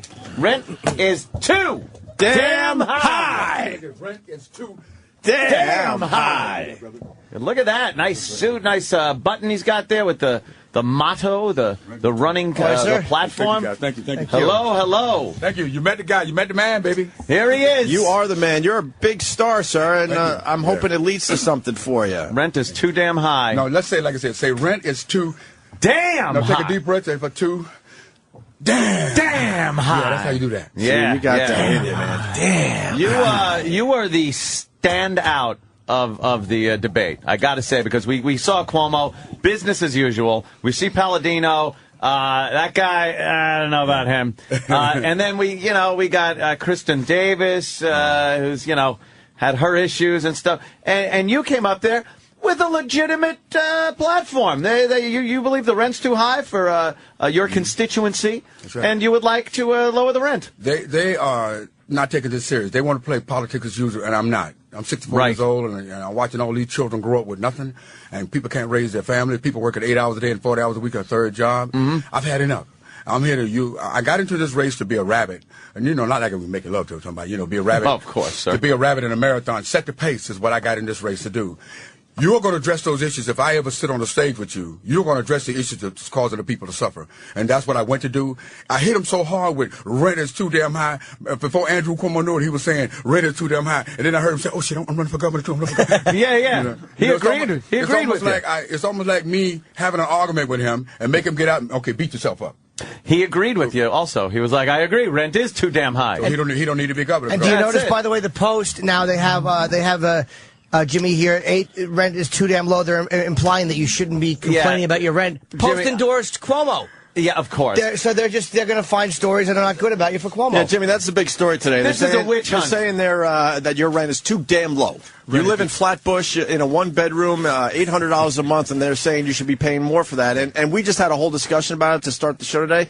It sounds like the rent is too damn high for that as well. Let me tell you what I did. If you look at my website as an independent private investigator, we have a tough time looking at your website, sir. There's too many colors and blinking going on. We're going to have seizures, sir. They came after me, and I was shot at going away to the doorway of my home, and I don't want them tampering around my house because I have people to live there. So I gave them information because I don't want them around. So I told them yesterday, this is not accurate. I just don't want you. This is about me and the people. Oh, okay, it's not about me. It's about the people. So that's not true. So you throw them a red herring and say, "Now get away from my house." Because this is not. I'm not the regular politician like the rest of them. Right. I'm here to fight for the people. It's about the people's rent, not Jimmy's rent. So I gave them that. None of that's true. You're paying more than $800, sir. I pay rent. And if you are 5 years old, when you become 18, you're not going to be able to pay rent. Right. So it's not about me. It's why I continue to talk about rent. And what I pay is, as an adult, is nothing. It's not going to help these children live in this city.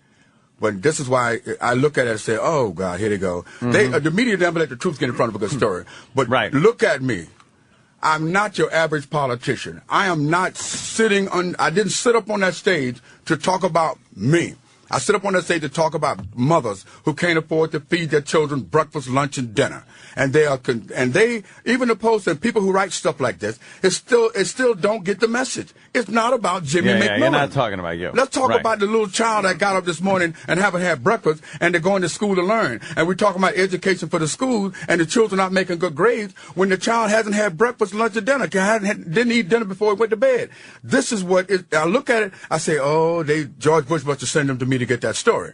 But it's a serious crisis we have. We are under a rent crisis in the state of New York. I need y'all to help me out here one minute. Let's say rent is too damn high. Ready? All right. Rent is too damn high. That's what it's about. Yeah. It's not about Jimmy McMillan rent. It's about the children who graduated from high school following the attack on the World Trade Center. We lost 189,000 jobs. These people are still unemployed. Most of them are evicted. They can't find a place to stay. We got veterans coming home from the war, can't find a place to live. That's what Jimmy McMillan. Jimmy, I got a question for you. We were bringing this up earlier. You know the Renaissance that's been going on in Harlem, right? Yeah. They've talked about the Renaissance. Now, this, I believe, is directly due to the fact that they have pushed rents up to push out what they call undesirable people, to build Harlem up to where it is. Now people are saying Harlem is a much safer place. It's a lot more tourism is coming in there. Now, how do you address the fact that that is a good thing for Harlem when it's such a bad thing for the people?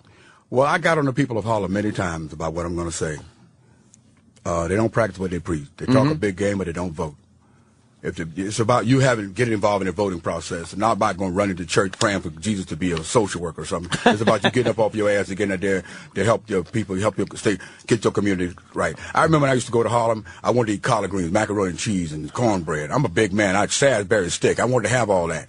Those places are gone. I used to be a musician on stage. I played in a place on 121st Street, the Purple Manor, small as Paradise. I used to go and watch Sammy Davis Jr. do his little tap dance and stuff. Those places are gone. And when that started to disappear, I started to say to the people, aren't you paying attention? Something is happening here. All your socialist life is disappearing. All your restaurants is going, and you're still walking around talking about black power. I was very critical about this. Let's talk about sticking together to help make this state a place that you lose everything. Nobody paid attention to me. Oh, they laughed. Oh, Mr. McMillan, oh, he looked funny with that beard. You know, he looked like Hulk Hogan. Oh, we're going to vote for Black Hulk Hogan. Oh, we're going to vote for David. On the beach for a while. Oh, we're going to vote for David Dinkins. Oh, we're going to vote for, we support Bloomberg. Oh, we support, what's his name? The guy ran for mayor after the World Trade Center, Giuliani. Yeah. And nothing's changed. They're back into the same mess again. Now, I appreciate what they're writing about me, about the rent I pay, but I just want to say it's none of your goddamn business. It's about the children not having food on the table, a roof over their head, and money in their pocket. It's about jobs. Well, you're scaring people out there, so they're going to try to knock you down, Jimmy McMillan. Yes, they are. They're trying to knock you down. Do you like that they kind of looked at you like you were a joke ticket, and now you're saying things that really are making them uncomfortable? Well, my landlord come to me one day and say, you haven't paid the rent. I said, yeah, so what? Okay, you know. But, you know, and the marshal come to evict me long ago. I've been through my little thing, having struggled as a Vietnam veteran. I've been in the hospital numerous of times. I'm exposed to Agent Orange with deformed children. And look, I say to the people, the politicians are all about them. I'm different. I'm all about the children. Every child is my child. If you are a parent and you may not you need help. Well, Jimmy McMillan is here. I want to make sure I'm tired of your 36-year-old child walking in the door when you and your wife about to get busy. He should have his own apartment, so I'm going to fight for you. So, rent is too damn high, and that is what we're fighting for, and I will stay on message. It is not about Jimmy McMillan. Our children need a place to stay when they graduate from high school and college. They need to be independent and on their own. So where is the money coming from so we can lower the rent and still operate these places so they aren't disheveled projects? Where does the money come from? People say that I'm a one-issue candidate, and that's just my point. I have created an economic state of emergency bill that will allow me. You own a restaurant. You're paying $12,000 a month for rent, and you live in an apartment. You're paying $1,800. I'm going to reduce your rent to $6,000 a month, and also reduce your property taxes. You live in an apartment that was built before 2001. I'm going to reduce your rent to $650 a month, but you have to hire some people to work. And if you hire people to work, I'm going to have at least 3 to 6 million jobs by 2.5 years or less. And when I reduce your rent to $650 a month, you're going to get that money, go out and buy something right away. Problem solved. Oh, so you're saying it brings some stimulus, as they say, to the community. You got some money being poured into the surrounding area. Simple. The president don't have to get involved in this. You need people up top that can think. And what we need. This is the stimulus for the people. I understand. Now, how about you say you lower the rent? Yeah. Now, how about the guy that was collecting their rent? Right. Now he has less money, and he's not able to maybe hire people, or then there's a teeter-totter reaction with your strategy there. What about the landlords and the people that were collecting the rents? They have less money. Now they're not able to make as many jobs, and they're not able to spend as much money. Wait. Okay. Landlord collect your rent. I reduce your rent to $650 a month. but your landlord got violations against him.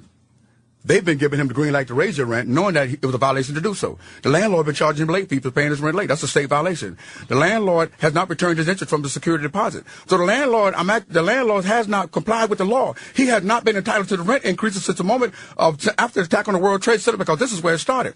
But I have prepared a plan called a net operating loss for the landlord who you paid all this money for $12,000. Net operating loss form for the next 4 years. You'll be able to fill that out and regain your losses under the President Investment Act and Recovery Act. The money's already there. Oh, so it's federal federal money that will pour into the state to compensate for the landlord. That is it. And okay. It's already there. I got you. The problem is the people in Albany right now, they are real estate brokers and real estate moguls. Elected officials. They're not going to cut off the hands that feed them. Mm-hmm. And my job is to come and tell the Good Old Boys Network, the party's over.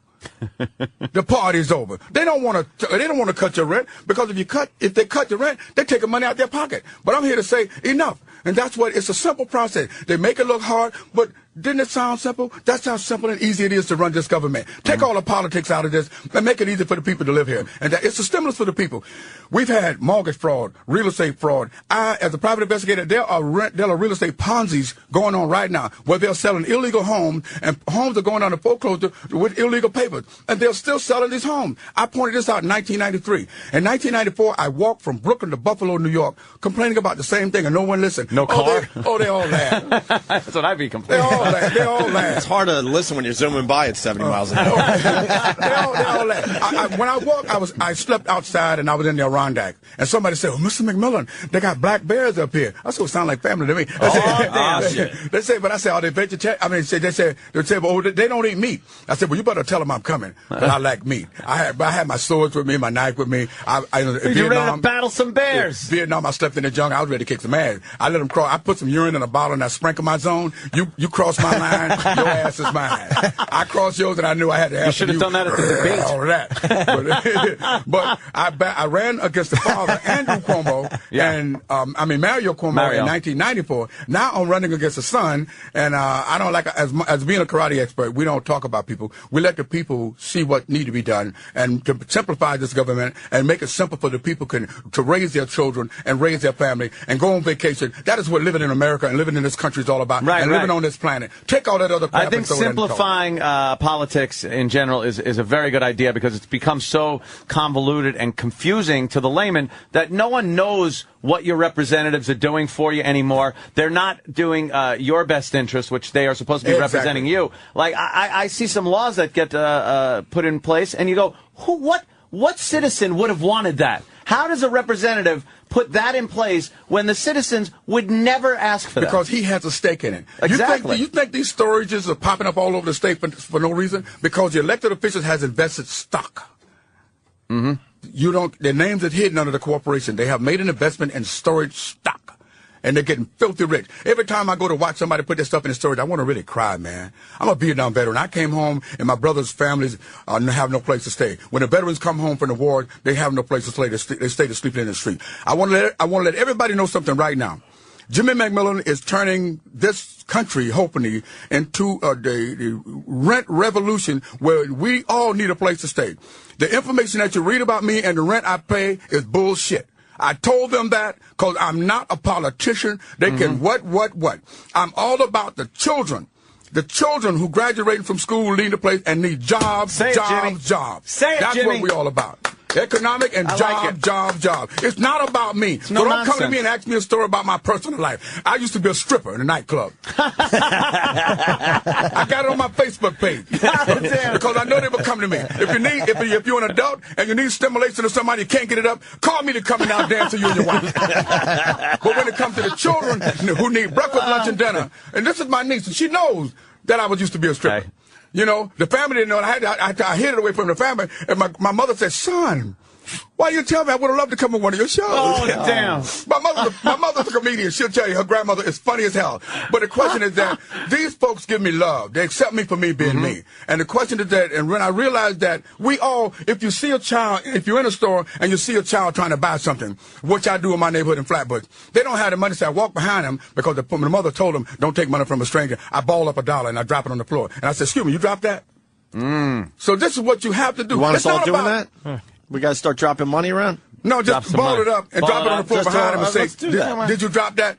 But it's not about you. Yeah. You may have a heart attack and drop dead, and that little child may see you fall, and it may come to your aid. Is that tax deductible, though, that dollar now? Where? That crumbled up dollar. Can I deduct that from my taxes? My taxes. But you got to do that.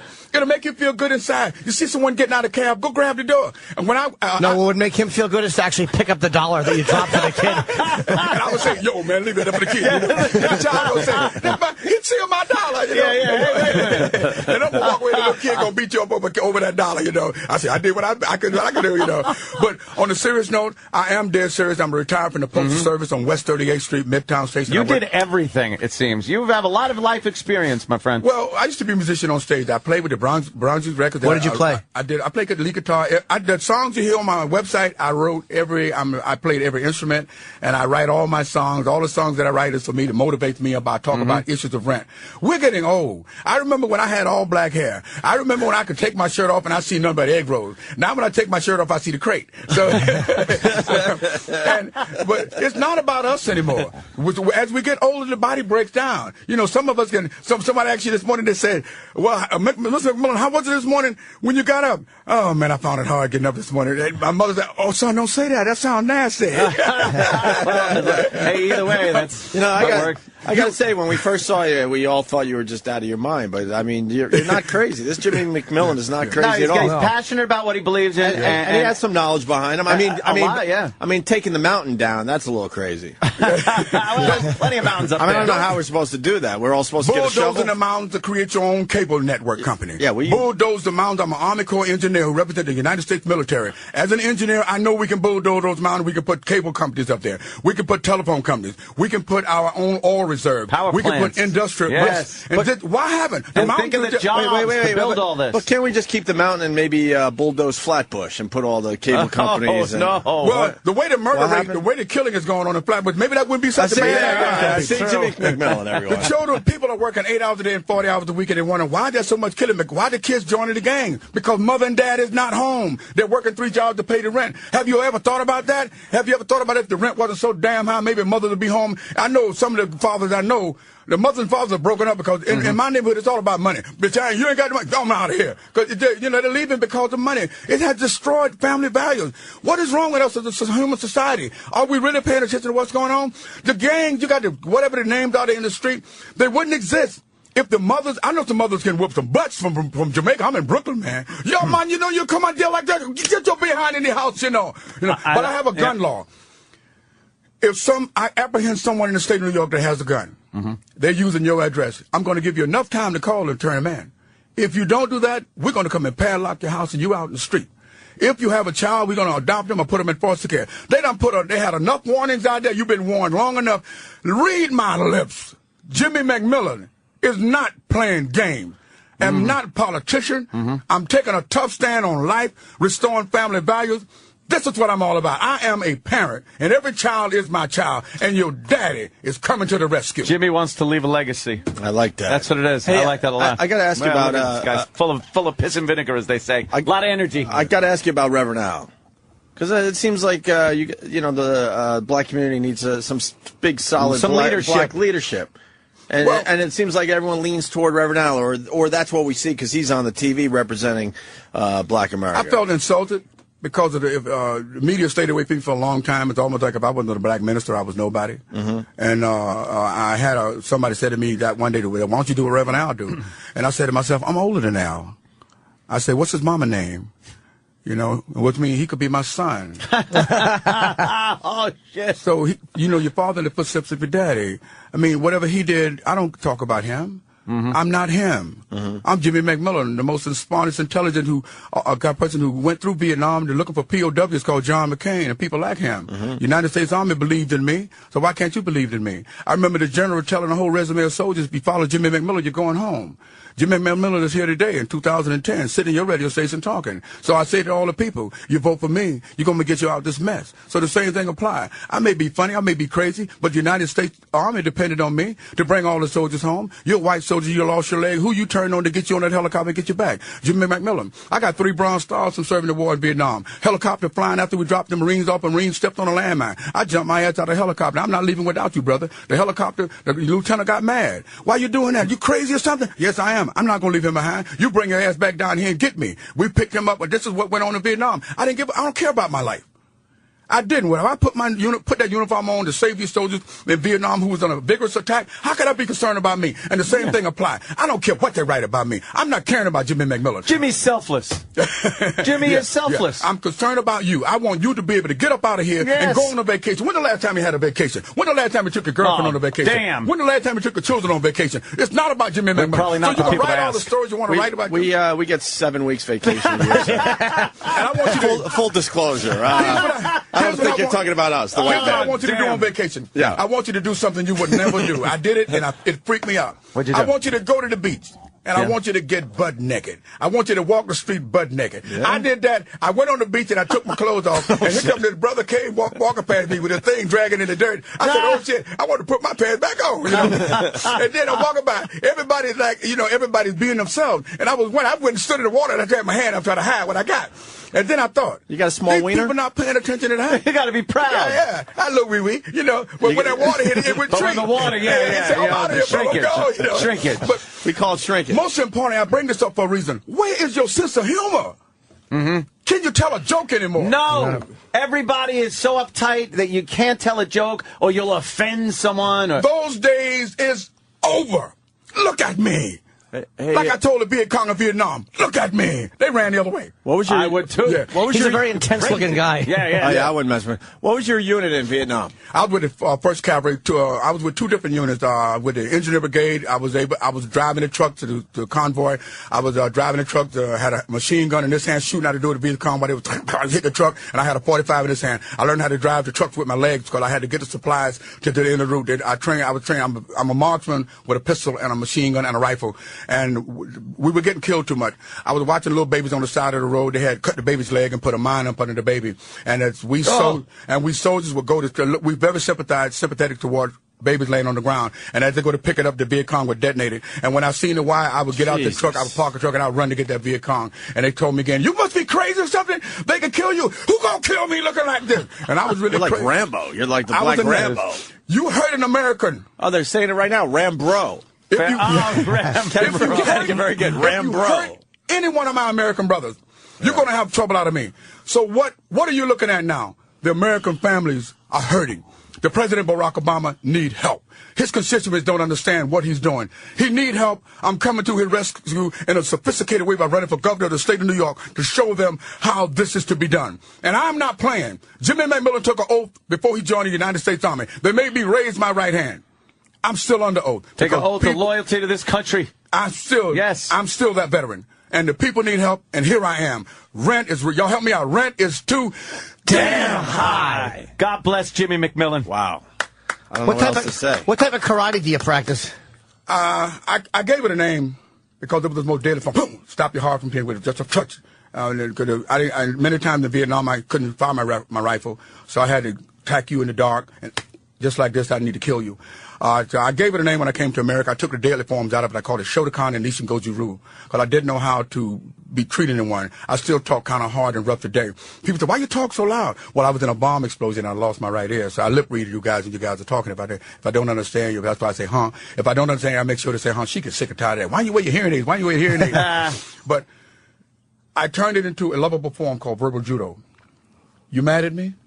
Me? Why you mad at me? Jimmy's very mad at you. This is verbal judo. This is what I can see. I thought he was really asking. I'm like, no. No, but you can see in his body language. This is what I teach. This is what I teach. There's no reason. Why you mad at him? What you mad at him for? Why are you mad at him, Jimmy? There's somebody here you may not get along with. You need to walk by them tomorrow and say, good afternoon. And then when you do that, they're going to say, what you You're saying good afternoon all day around this place. And this is what you need. And this is what you want to do. Don't wake up with a bad attitude. If you do, you have a problem. If you're mad at your wife or your girlfriend, you got a problem. You need to go somewhere and train your mind. That's what I did. I'm a single man. Nobody want to be with me. I was making out with this girl one day and I said, Rent. She, what? What'd you say? Who named Rent? I'm by myself because I talk about rent too damn much. Free your mind, you ass But that's the form that I teach, and I teach it. I do this to let everyone know I'm 64 years of age. You're not dead yet. Live this life out, and you all join me and stick with me, and let's put this country on the right track. Right now, we have went off to the left and the right. Everybody's talking about race. If you say something about Jews, you're anti-Semitic. If you say something about blacks, you're racially discriminating. And let me tell you, when I grew up, on my way to school, there were black folks hung upside the tree. I grew up with that when I was coming up as life. That was 1960-something. This is 2010. I have a 31-year-old son, and I'm waiting on a grandchild, and hope she have a child, too, so I can spoil them to death. These children need you to fight for them having jobs. Get the hell out of the 60s. I lived through it. Don't take me backwards. We're moving forward from 2010 and beyond. That is where my conversation is. Okay, well, Mr. McMillan, you said something last year. That was last year. I love that. Brilliant. That was last year. I fucking love you. And they're doing that in my face already. One of the newspaper called me yesterday, Daily News called me, Mr. McMillan, you said something about the Jews last year. Give me a break. This is 2010. There's a lot of things I did last year. I went to the bathroom last year using your cheap toilet paper, and my fingers went through the middle, and I had to rip off a corner and wipe my fingernails out. So a lot of things. But now they're using Charming. They've improved the toilet paper. And we all improve as time go along. This is what I'm saying. Stop and start laughing. Start having fun. When's the last time you laid on your back and let your girlfriend tickle you to death? Try that sometime. Let her tickle you. It's funny. I get a pedicure and a manicure. That's the most ticklish thing I've ever had in my life. I'm tickly-toed. Because when you're a little baby and you're laying in the crib, the black folks do this. They come to you. Oh, here's what they used to do. They used to grab your wee-wee. And say, oh, look at your little wee-wee. Look at the little cute thing. But when I got older, I'm saying to myself, she grabbed my wee-wee and said such a little cute thing. This is what black folks do when you're a little baby. Or they tickle your feet. Oh, look at the little cute thing, little cute thing. Now I'm tickly-toed, and if a woman grab my nuts and want to lick my balls, I laugh my ass. Hey, you said that in front of your niece. I know. It's all about rant, but the people who are listening, don't forget your sense of humor. Have a sense of humor. And let's stick together. We're fighting for social justice, and we're going to unite together as a people, and we're going to bring back laughter. Where's the comedy club? Rodney Dangerfield is gone, but the comedy club left with him. We got to bring that back, because rent is too damn high. These places are not here. Where do we go? We do like I do if I want comedy. I park my car. And I just sitting there and I watch. Somebody going to come by and try to snatch somebody's bag in a few minutes. Somebody there's no bathroom. Some lady going to come and stand behind my car and urinate. Some guy going to come and stand behind my car and urinate on my car. Yo, man, don't urinate on my car. Plus you got a little wee-wee, you know what I'm saying? But have that sense of humor. You got to have a sense of humor. And this is what's going to get the state, the country together. Let's stop talking about each other and let's vote for someone who is going to do the right thing. Leaders are born and not created. Right now, you're looking at a lot of created leaders. They want to be leaders. And I don't talk about Al. I don't talk about Farrakhan. I don't talk about Jesse. All I say about them, I am not them. I'm Jimmy McMillan. That means you hate them. And I'm talking unity for everybody. I want you to brush your teeth in the morning, or go to the dentist and get your teeth fixed. I want you to go out with that young lady. I want you to open her door and close her door, or let her do that to you. She got muscles and she go to the gym. Let her open it and close your door. And I want you to do that. Get her some flowers. Don't be afraid. Don't wait till she die and get sick and take the flowers. I got in a fight with a guy one time. I just learned an awesome spinning back kick. I seen this guy 6'5" across the street. I was on 42nd Street. I told my partner, I said, yo, man, hold on, man. I said, I got to go and kick his ass. I want to check out this move. So I broke his little nose and stuff. I went to the hospital to get him some flowers, and his folks there. He said, that's the guy right there that did that. He said, his mother came over. Get your black ass out of here. You broke my son. No, you crazy or something? I said, ma'am, I'm sorry. I just tried to try my back kick, and he was in the way. I brought him some flowers. This is real life. But don't hate. Don't hate anybody. And I hope you guys do well here. You guys are doing a marvelous job. Well, we are endorsing you. Absolutely. For officially. This show is officially endorsing Jimmy McMillan. And send them to my store. I got my website. I got T-shirts. I hear the T-shirts are terrific. People are talking about the T-shirts. What's the website? Let's get out the website address. Rentis2damnhigh.org. But when you pronounce it, you say rent is too damn high.org. And go to that store and give us your support we need. And we can do this. We can do this. It will happen, and it's going to happen. I am Jimmy McMillan. I'm coming to tell everyone in America this is a brand new day. The party is over. Damn, that's great. How do you feel about prostitution? I have to ask that in closing. Of course. I have to ask that in closing. Prostitution. I used to make love to women women while their husbands watch. Wow, cuckolds. You're that guy, huh? Yeah. I have a book on my website. I have a disease called priapism. I came back after being exposed to Agent Orange. I have to go to the hospital and I have to inject a needle in my penis to take the blood out. That's my witness right there, my niece. So if I have to go to the hospital, she makes sure that make sure everything is fine. Oh, but Wait, slow down. What? That sounds like a hell it's of a called thing. priapism. I have to go to the hospital. Your boners don't go down?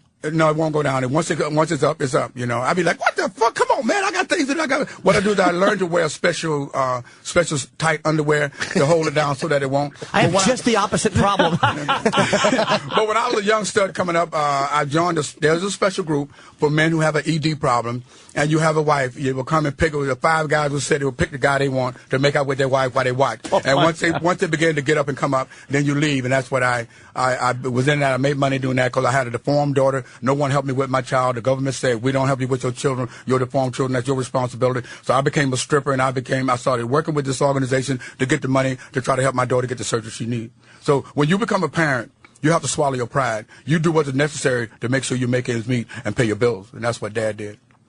So you don't have a problem with prostitution, then? I was a prostitute. Okay. I'm a big fan of it. That's why I asked. They need these places for men, because every man, we're men. We're an adult society. You're telling me because I'm a grown man that I can't get a prostitute? Cover your ears, niece. The bless the mic. Yeah, the oral treat. There should be a place for me. Well, who are you because you belong to a religion? Say it's against your religion for me to do that. Now we're talking about gay right. Yeah, shouldn't have any say. It's none of your business what I decide. You should be able to marry a shoe, right? You want to marry, but just by the walk. We learned from you, Jimmy. I'm freedom. Yeah.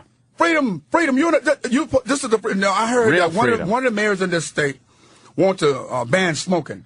This to have made it turning this into a police state is what they have done, and because they're not thinking. There's many things that they can do, but they don't have anything else to think about. These are rich guys who are letting their money think for them. Jimmy McMillan is letting his ability do for the people. The people is what got me here, and everything that we do is going to be because the people asked us to do it. And like I say forever, one of the programs I went on, they were saying, Mr. McMillan, he was saying rent 1,000 times. Rent is too damn high. But we're going to bulldoze those mountains for you, upstate New York. We're going to have our own telephone company. We're going to build our own industrial plant. We're going to have our oil reserves. New York State would be an independent state, independent of resources. You don't have to go to New Jersey and get collard greens. You don't have to go to Florida and get onions. You ain't got to go to California and get strawberries. We can grow all that right here. Self-sufficient. Yes. Yes. Don't need the other states, right, sir? You just said a mouthful. I'm worried that your penis might be too high. Too damn high. Too damn high. He's got to go to the doctor. Get the needle. I mean, we're endorsing you, but we don't want the hard on to get in the way, sir. Well, the women think different. You worry about it being too high. The women worry about being too short. He is good. He is good. I like having a sense of humor and get involved in it. I never forget one time I was making love and she said, more. I said, that's all I got.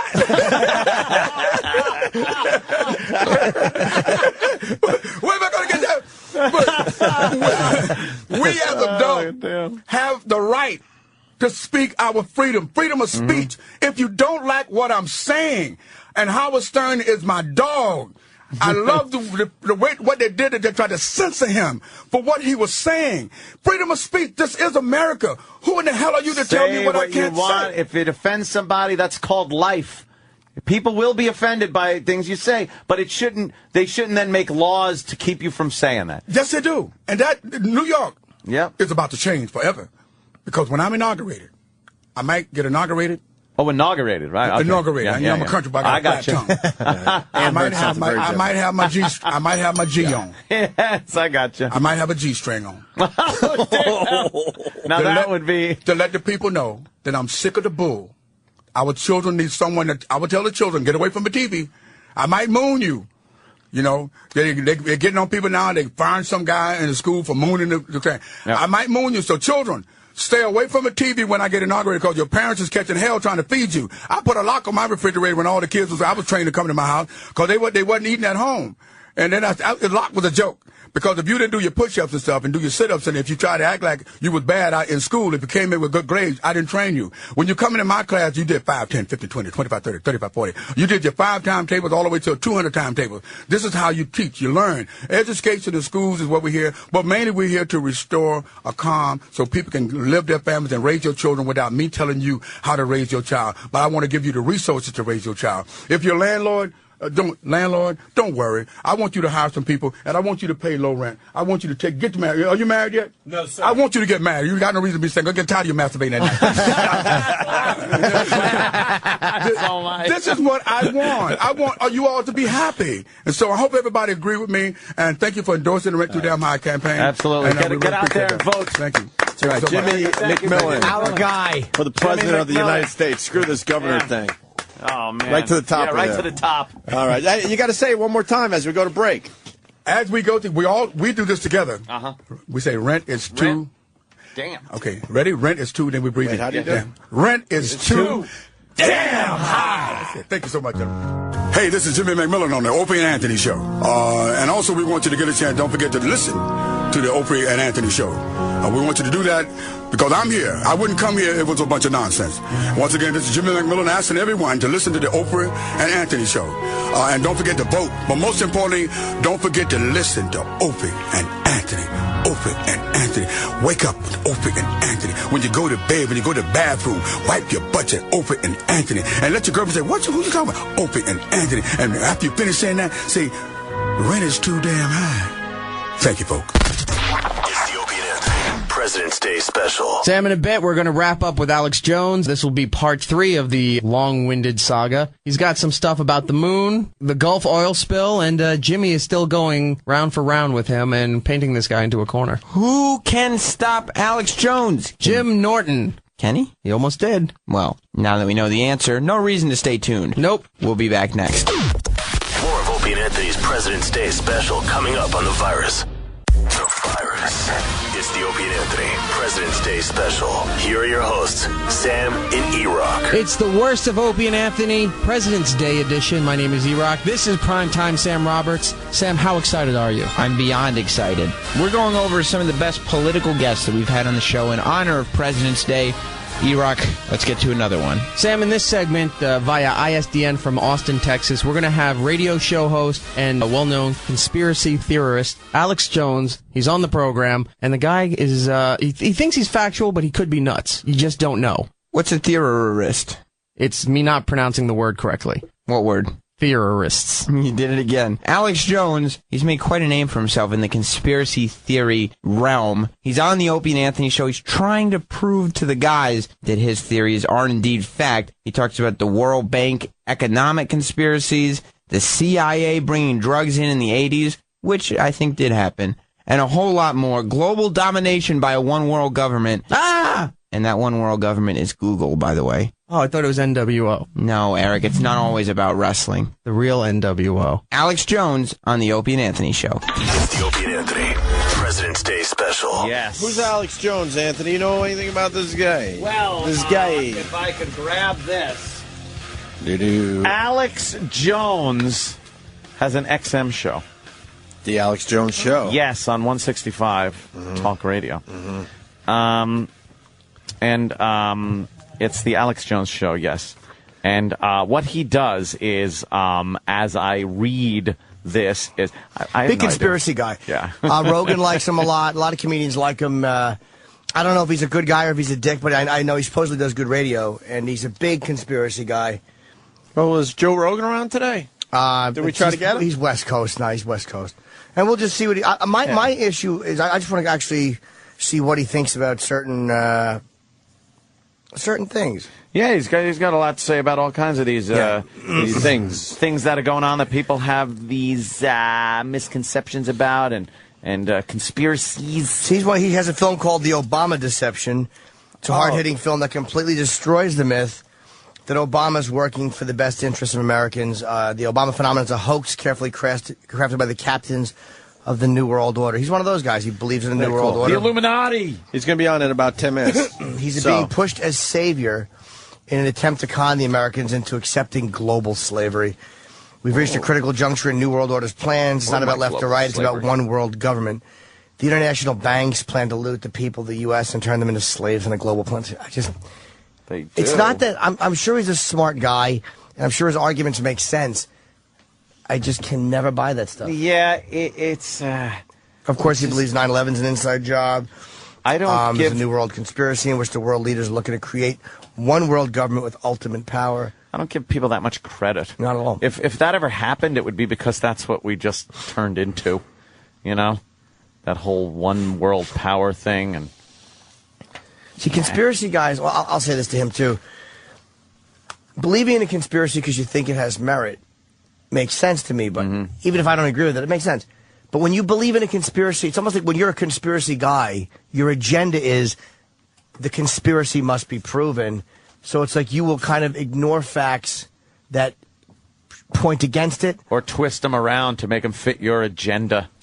Or you'll take teeny-weeny innuendos that seem like facts that strengthen your cause, and you'll hold them over overwhelming facts in the other direction. That's been used by the 9/11 people, conspiracy guys, so much. They totally discount facts. They take these little fucking tidbits of rumor and speculation and present them as fact. And then before you know it, people are watching these movies on the internet and stuff and going, wow, that's amazing. It's like, no, it's made up. It's fake. That's my problem. It's not what they're saying. It's the fact. It's their lack of common sense in a lot of cases and the way they refuse to bend when it's something that goes against their... They accuse everybody else of having an agenda. Gatekeeper. But their agenda is that there is a conspiracy happening and nothing is going to tell them. No matter what. No, I don't know if this guy's like that. I don't know. I can't say he's like that. I don't know. Well, we got a guy that listens to his show religiously. Okay. Rocco in New Hampshire. Rocco. Dude, it's thermite, man. It's thermite. What do you know on Alex Jones? You listen all the time? Actually, Alex Jones has been around for a while. He's been around for probably about 15 years. He's a really, really good researcher. Scares the living shit out of me, though. And a lot of times you listen to him, and he's got a four-hour show or something like that, and I only catch him on my iPod. He's got a podcast that he puts out, too. But in his shows, he talks about a lot of different conspiracy theories, but he backs them up with a lot of, I'll call it interesting factoids, because really any theory just has to be proven no matter which way you twist and turn, and Jimmy, you know that more than anything. Yeah, right? sure. Even a theory like the theory of relativity, it's never been proven if you think about it, but yet we live day in, day out, you know, so these theories have a lot of backing to them, and they're very interesting in a lot of theory, yeah. Well, Danny It's just called said. Danny just said. Danny sometimes makes really good points into the keyboard. He said that's what it's a theory. It's a theory of relativity, Right. But not it's right. the fact of relativity. He's right. The law of relativity. yeah, and and you can go on and on and on, and this argument is never going to be proven in any way, shape, and form in our lifetime. But the fact of the matter is that if you listen to him and just really think about what he's talking about, it is really interesting. And Jim and I've been listening to you guys for years too, but you've got great theories and you've got really great intelligence too. Jimmy, you're great as well. Thank you. You're a dick, but I love you. Wow. Well, that's wonderful. That's what I want on my fucking tombstone. Go fuck yourself. How's that, right. Rocco? You want go fuck yourself on your tombstone? Exactly. That's what I'm going to have on mine. But no, seriously, you guys all have great views, and this guy's really good too. Don't attack him. Just listen to him. He's really got. I'm not going to attack him unless he attacks us. I don't have him on to disprove his theories. Like, we don't. It was more like I hear he's an interesting guy. And if he's got a radio show that does conspiracies, to me that's interesting. So it's not about attacking him or proving him wrong. It's not about that.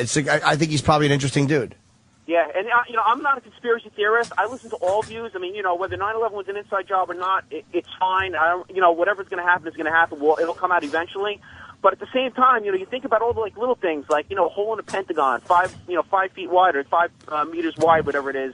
There's a lot of interesting stuff there, and I don't. 5 meters wide. You mean that hole that the firemen made when they broke through the wall, as opposed to the other hole that the actual plane made when it hit on an angle? So that's why it wasn't the shape of the plane like it was in the World Trade Center, and it was concrete and brickwork instead of steel. And there's absolutely evidence of engine parts and fuselage parts and plane parts all over the place. Yeah, I know. Yeah, I see it's like it's. That's what bothers me about conspiracy guys is like, they never acknowledge facts that disprove what they're saying, regardless of how strong the facts are. And to me, hey guys, how you doing? Oh, okay. Alex. How'd that happen? Alex? Well, are we just connected to Alex? Oh, are we live on air right now? Yeah, dude. Nobody even told us you were coming in. Well, okay. I mean, they just pointed me in here and said they're going to be ready for you in a minute, and I walked in here and sat down. Oh, cool. Good thing I didn't say anything embarrassing. That's fine. I mean, if you need a couple minutes, no problem. No. It's good to be here on the show. I've heard it many times, and I hear people talking about it all the time, so I know it's very, very influential, so it's good to be here with you. Yeah, we were just hashing over some of the biggest conspiracies that are going on these days and over the past few years. Of course, 9/11 and the whole New World Order thing. So where do you stand on a lot of these? Are you one of these? Just it's an absolute conspiracy, a little more open-minded with these things. Where do you stand? Well, really, I'm somebody who goes off the facts, off of what I can prove. Now, people can have disagreements about the way I interpret things, but 15 years ago when I first got on radio, I talked about the Gulf of Tonkin being staged to get us into Vietnam in 1964. And I had the San Diego newspaper clippings from the time, from research I'd done and from books I'd read.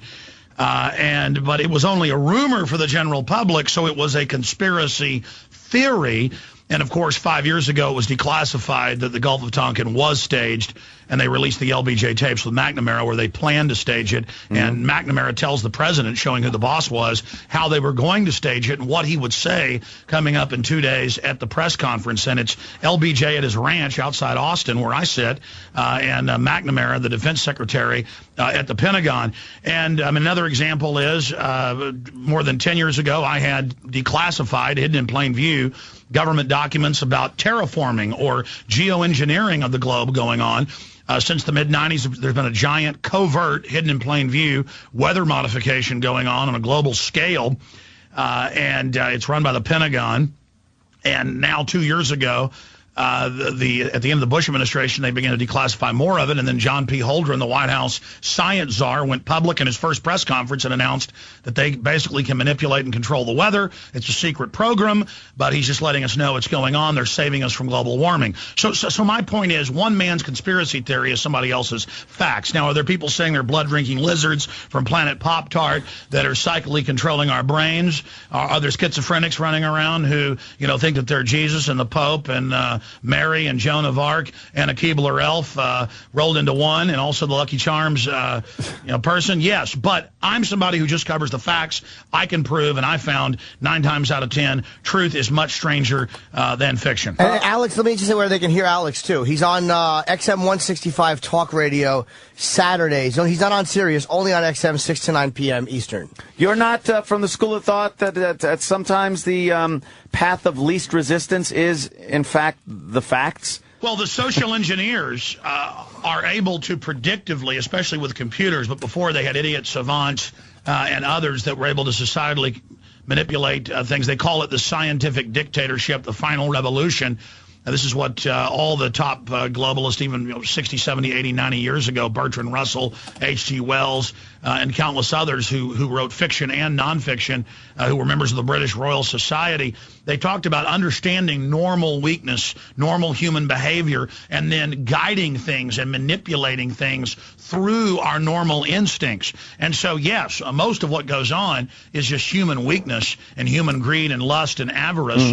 But the New World Order, like a symphony conductor, knows how to play all those different factors together in a type of 3-level chess where they're looking forward long term, and they're also willing to make sacrifices. The only thing that I find troubling about any conspiracy is the fact that I've never seen a group of people able to work together, to be quiet enough for long enough where it doesn't come out and get exposed in some way, shape, or form. Well, I totally agree with you. I absolutely, totally agree with you. That's why people got off the ships in San Diego after the Gulf of Tonkin when they rotated back a year later. And the captain of one of the ships and some of the top officers said it was totally staged. No torpedoes were fired at us. And so the truth did come out, just like I've interviewed police officers and firefighters and medical workers that said they heard the countdown to blow up Building 7. And now even a Fox News reporter admitted, okay, well, there was going to be a countdown to blow it up, but since it fell on its own, we didn't have to blow up Building 7 on 9/11. So I agree with you. This stuff all comes out. I don't agree with that whole thing as far as Building 7 goes and the World Trade Center being rigged for explosives, because it just doesn't make sense that something on that grand of a scale, when you know the facts about building demolition, you could not possibly plant that much explosives in a building that is operating. I don't care if there was some people taking some days off and some floors were closed and there were maintenance crews. When you watch a building being demolished, it takes weeks, if not months, of prep work by professional. And now all you need is some jet fuel. And even though the firefighters reported that most of the fires were out and people were standing in gaping holes in the North and South Tower, waving white shirts, calling for help, suddenly those giant 4-foot-around columns shattered and were projected 600 feet into other buildings. And they didn't find any body parts bigger than about an inch because the explosives were so high-powered. Well, Tower 1 and 2 were non-conventional, massive explosives, top-down. Building 7 was a classic controlled demolition, and, of course, the CIA was based in the building. See, I absolutely cannot accept that. I accept the fact that it was extremists that hate our way of life, hate our country, hate our freedom, of course, and flew planes into buildings, and the buildings were not set up to take that kind of heat, not melting till the point of liquid, but enough to weaken the structure so that when it did collapse, when you have that much weight falling onto itself, you're going to get pieces of metal flying out as if there was an explosion, because literally it is the power of an explosion. You're getting that much energy is being dispersed out of the building. Well, did you know that NIST had given all those reasons, the pancake, and they said Tower 1 and 2 were hollow, which wasn't true, and now they've had to reverse all that. And on Building 7, they've given 6 different reasons and had to reverse it. I mean, if you look at Building 7, we interviewed the deputy head of emergency management, Mr. Jennings, in New York, Barry Jennings, and then about a week later, he mysteriously died after we aired the interview with him. And he talked about how they blew up Building 7, and of course, then he died mysteriously. How then was this explosives? How these explosives brought into these buildings? Well, I mean, let's talk about 7. It had the FBI, NSA, CIA, Defense Intelligence. It was the biggest single U.S. intelligence building, private intelligence building in the world. Most buildings of that size, 47 stories or more, are completely government installations like Fort Meade with the NSA and others. The entire building was a giant spook command base. Yeah. You like that little ding-ding there? I absolutely do. Is that the Pavlovian conditioning? Hey, guys, but I also want to tell you, I am on XM. They are 1 hour, my syndicated radio show, also at night, but I really appreciate you guys out of the gates plugging that. You guys, also, the websites are Infowars.com and PrisonPlanet.com, and that's where people can actually go and look at the information that we actually cover. I mean, I was talking 10 years ago when they got rid of Glass-Steagall, actually 11 years ago, with economists about how the IMF and World Bank had gotten rid of Glass-Steagall type legislation in third world nations by design, gone in and paid off governments to do it, so the private banks could come in and sell derivatives to the countries to financially destroy them. And now we have the Goldman Sachs Timberwolf emails. We have the McClatchy newspaper emails that they got, where Goldman Sachs premeditatedly sold derivatives to destroy their competition and to collapse the economy so they could consolidate power. And now the new banking re-regulation legislation, even the Washington Post admits, allows the private Federal Reserve to fully take over any banks or institutions they wish and gobble up their competition. That's why the Texas Banking Association president 2 months ago wrote an editorial saying this is a criminal takeover by the very central banks that engineered the financial collapse. But we hear on the news, oh, Obama's getting tough on those rascally bankers. He's going to show them by giving them even more power. It'd be like if somebody robbed a bank and the police showed up and said, wait a minute, you just stole $1 million. We're going to give you a truckload of gold bars to punish you and 15 hookers. How does that sound? Can I ask Alex a question? This is off the subject. It's something I wanted to ask in the beginning, then we got into 9/11. What made you a conspiracy guy? Like, because to me, my issue with conspiracies is that it seems like a lot of times people become so invested in the idea that a conspiracy must exist, that their agenda becomes proving a conspiracy as opposed to seeing sometimes plain and simple facts in the other direction. Now, you seem to be a very well-informed guy. Like, what put you on the road to, like, thinking that there's a lot of conspiracies? And I believe that some of them you're probably very right about. Well, that's a really good question. Number one, I played football and drank beer and everything else in high school, but I also, because my mom's got a degree in history, I happened to see a lot of history books laying around from the time I was about 11. And I started reading history books voraciously instead of fiction. And I read Gibbon's Rise and Fall of the Roman Empire, Rise and Decline of the Roman Empire, Shearer's Rise and Fall of the Third Reich, Heinz Hobel's Order of the Death's Head. I read the secret wartime report that had been declassified around that time, The Mind of Adolf Hitler. I read about the Japanese imperial system. I studied the Aztec kingdom. And all of the subterfuge and conspiracies and the ruling classes and how they engineered societies even thousands of years ago. Mm-hmm. And then in my high school, I never really did drugs. I smoked pot here and there, but I'd been to parties where people were using drugs. And I also hung out when I was in high school, with college kids. And so I would see the police who I'd see do drug raids at my school. I would then drive across the lake from Rockwall to Rowlett, and I'd see the same cop at a college party selling cocaine. And so then I found out that the sheriff was dealing cocaine, that the police were involved, and later they did go to prison for it. But so I saw them doing drug raids at the school and busting kids for, half a joint or a roach, and then I saw them parading around on the news as our saviors when I knew full well by the time I left Dallas and moved to Austin, that the police, and then later I found out, I knew I had some friends who had older brothers who were drug dealers in Dallas, and they said, of course, we get our marijuana and other drugs from the Dallas Police Department out of the drug lockup. And then I would see the news saying it's ridiculous, police don't deal drugs. And then later I read about Serpico and other cases, and I interviewed famous New York detectives where in the 60s and then again in the 70s, they had to fire over 75% of the vice squad in New York because they were dealing drugs and running wars. But then the news told me the police don't deal drugs. Then in 96, I watched the congressional hearings where the CIA Solicitor Inspector General admitted that the CIA shipped in the majority of the cocaine during the 80s and gave the crack cocaine recipe to people, and then later interviewed Free Ricky Ross and others. And look, now on Fox News, I have video. You can just Google Fox News admits Pentagon growing opium, and it's so in our face now. They have Geraldo go, I'm going to talk to this colonel in the Marine Corps. Colonel, so you're guarding the opium. Yes, we don't like it, but we actually help them grow it now. And if we don't grow it and ship it out, then Al-Qaeda will get the opium money. So, okay, whatever. You decriminalize it, then Al-Qaeda, Al-Qaeda, that we admittedly created in the 80s, they won't be making money off of it because it won't be illegal anymore. I mean, now Reuters, AP, New York Times all admit our government grows the frickin' smack and ships it in. I'm tired of it. I'm tired of it. They're drug dealers. They got the drugs illegal so they can get higher prices shipping it in.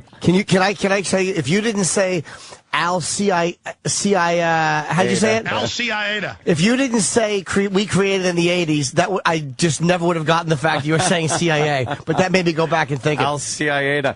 I got to ask you, what is the end game here? Because it seems like all of these are somehow tied in to this giant power grab. Who is the head of this? Where is it going? Why haven't we gotten to the point where this entity, this thing that is doing all this, has ultimate control? Where is the end game in this whole big picture? Social Darwinism, the final revolution. I have literally over 100 government-financed textbooks like Eco Science by John P. Holdren, the current White House science czar, where they say a planetary dictatorship. The Financial Times of London had an article titled just last year, And Now for World Government. And they admit, we're smarter than you. We kept it secret for your own good. It is a kind, gentle authoritarianism, an oppressive system for your own good. We are going to create a global government control grid that controls all the resources, all the money. We are then going to create a carbon footprint because humans exhale carbon dioxide, and we are going to tax that. And we're going to have a one-world government that enforces a one-world, one-child policy, and we are going to phase out at least 80% of the world population, as State Department Memorandum, declassified 1992, written 1973, State Department Memorandum 200, and it's double-coded, also as a CIA document. State Department Memorandum 200 states that they will use war, famine, and sterilization programs at that time to reach the goals that if third world countries want U.S. loans, half of their population must be reduced. So Alex, hold on, I'm not to interrupt you. I'm sorry, but just a question on the theory of it, because why? Not a theory. Your feelings on it. If no, this all stated fact. I have all their gut. They think we're so dumb. This is admitted. Hold on. Out in plain view. If this is what's happening, or if there's a world order, why would those who are in charge of it allow information to be passed so easily in the, like when you look at what you could have done in 1975, Abu Ghraib was not even able to be kept a secret. There are really, secrets are so easily exposed now. Why allow the system to progressively get more and more transparent, not by their doing, but simply by the way information is passed? No, they've actually done that's a very astute point you made. There are psychological warfare studies from the 50s, the first ones I read by British intelligence that were declassified, and then you can read more modern versions in psychological treatises out there about learned helplessness, acclimation, to where now they just basically don't even care if I'm on the air throwing all this out. They know the average person is just going to think it's a conspiracy theory and not actually go read these government textbooks. Here's an example. In Montebello 2 years ago, it was in the Toronto Star that the police attacked their own police as a pretext to then attack the peaceful protesters to create a pretext in the future to just shut down protest altogether. Police admitted that the Pentagon sent in troops dressed as anarchists in '99 to attack police as a pretext to then demonize them on the news, agent provocateurs. And now at the G20 in Pittsburgh and at the G20 in Toronto that was going on this week and last week, they actually have black vans pulling up. We have video of this up on Infowars.com. Black vans pulling up and grabbing protesters, peaceful protesters for no reason, men, women, you name it, children in some cases, and dragging them into black vans and driving away with them. And I discovered, going back to G20 meetings 3-4 years ago in different parts of the world, that it was staged. They were grabbing actors who were role players to scare everyone, and they would do it in front of news cameras to say, you may not just get arrested if you protest, you may disappear with plainclothes men grabbing you and putting you in vans. Well, and then the news says, oh my God, look, the government's kidnapping people. And then now, this year, they're actually doing it for real. So just like Jack Bauer tortures somebody's kid on 24 in front of their parents to get answers, and it turns out he's the good guy, they're reshaping us through Pavlovian conditioning, social conditioning, to accept that secret arrest, kidnapping, Abu Ghraib is good. They're releasing this on purpose. Bush came out 2 weeks ago and said, yeah, I ordered torture, and I'd do it again. Meanwhile, the people he ordered to do it went to prison. But it's all part of a conditioning process. But why? My thing is, why allow the real information out? Because, like something like the Freedom of Information Act, that's such an if the world dominance or world order is the issue, why would you allow something like the Freedom of Information Act? He'd probably argue that there's certain information they would want to get out. Absolutely. Now, let me break that down. Very good point there as well. Why do we have the National Security Act? Why do we have the FOIA Act? 1947.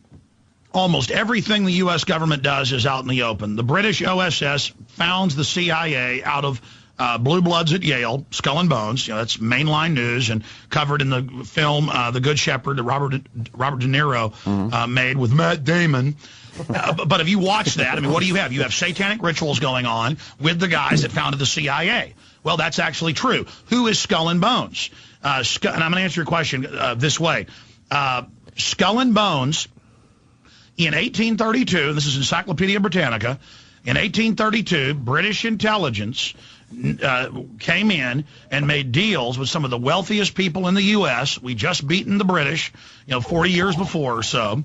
And they came in and this has now been released. This is part of their annals, and said, we're going to take over Yale and Harvard and Princeton, and we're going to kind of merge the U.S. again back into the British Empire, but you'll share in the empire. And they made deals with the robber barons, and they said, we're going to finance you with Rothschild money, and we're going to finance the Rockefellers and others. This is when all this got started, and we're going to set up British intel through your, I mean, that's all a secret society was in that day and age, was a private intelligence agency, and they did it through elite colleges because that's where the elite families are.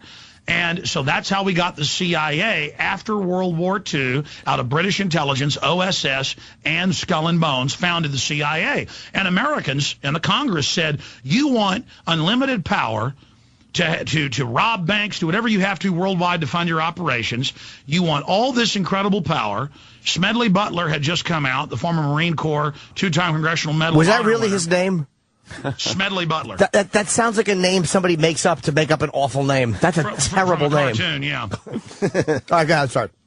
But, well, no, I mean, Smedley Butler, he's the most highly decorated Marine in U.S. history. But Smedley Butler came out and said, look, there is basically a foreign intelligence operation taking over the U.S. They tried to hire me to overthrow the United States. And they said, we don't care, Smedley. We're setting it up. And they tried to hire him to be part of this. They wanted to just have a complete coup. But Smedley blew the whistle, so they just said, look, we'll just have a national security state. And so Congress said, okay, but you got to have a FOIA request where 20 years later, things have to be released. And you notice now, it's 40-plus years after Kennedy, and now they've backed it up to permanent. First thing Obama did when he got in is he just said, forget it. It's supposed to be declassified. It's unlimited classification now. And so they do, and more they're denying FOIA requests. I put in 3 or 4 times in the last 5 years for my FBI file, my NSA file. By federal law, I'm supposed to get it.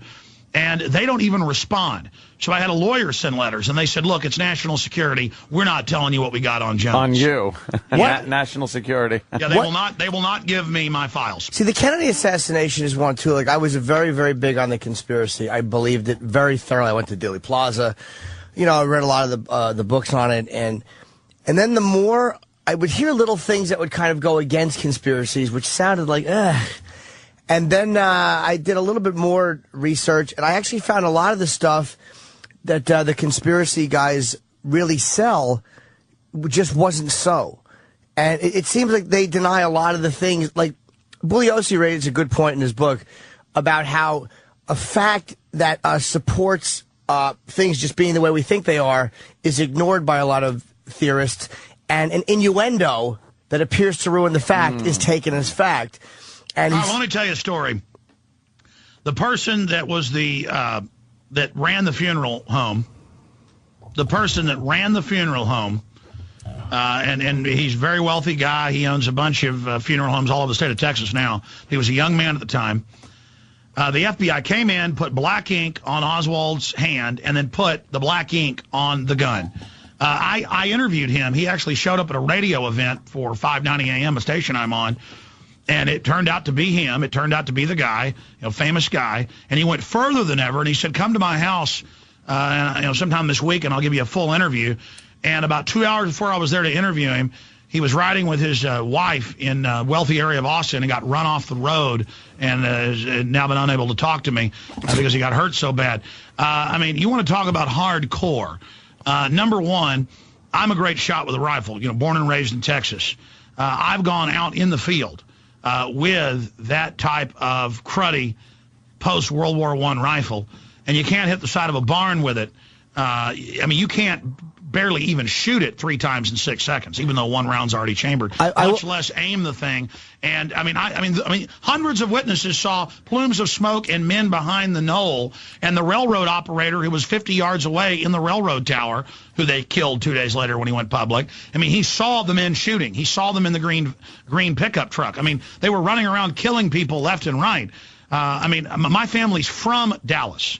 My family. It's just incredible. I had family who were cops in Dallas. I've interviewed Fort Worth Star-Telegram reporters who were friends with Ruby and drank at his topless bar. Well, the shot. Now, again, you say that it's an impossible shot to make, and I'd heard that there was, I think, a specialist. I don't want to say his name wrong. I think his name was Miller, who not only reenacted the. Yeah, they have Discovery Channel puff pieces The where shooting. all the facts are wrong and where the guns were and But on and on and on. But I'm saying I've heard that shot had been reenacted by a guy who actually used the actual gun and actually improved a little bit on Oswald's time. And I've also heard. Do you know what Fletcher Prouty said? No, but he's the one. By the way, just so people know, he's the one that Mr. X. Donald Sutherland's character. But I mean, Fletcher Prouty wrote The Secret Team. It's on record. He was the head of Black Ops for the entire Pentagon as liaison to CIA. And it's on, I mean, they had Lawrence Livermore Laboratory, even the Dallas Morning News, who's been one of the biggest absconders with the truth on the JFK assassination, 2 years ago had to admit that the government itself, but a subcompartment, did bullet fragment tests and found it wasn't the same bullet. I mean, do you know what happens if you fire a Full Metal Jacket bullet into water? It bends more than that did that shot through 2 people, 3 or 4 bones, and a car seat. I mean, do you know what happens to a hollow nose? A hollow nose comes out, a soft tip comes out better than when you shoot hard objects because it's able to bend quicker. If you shoot metal and bones with a Full Metal Jacket, it shatters.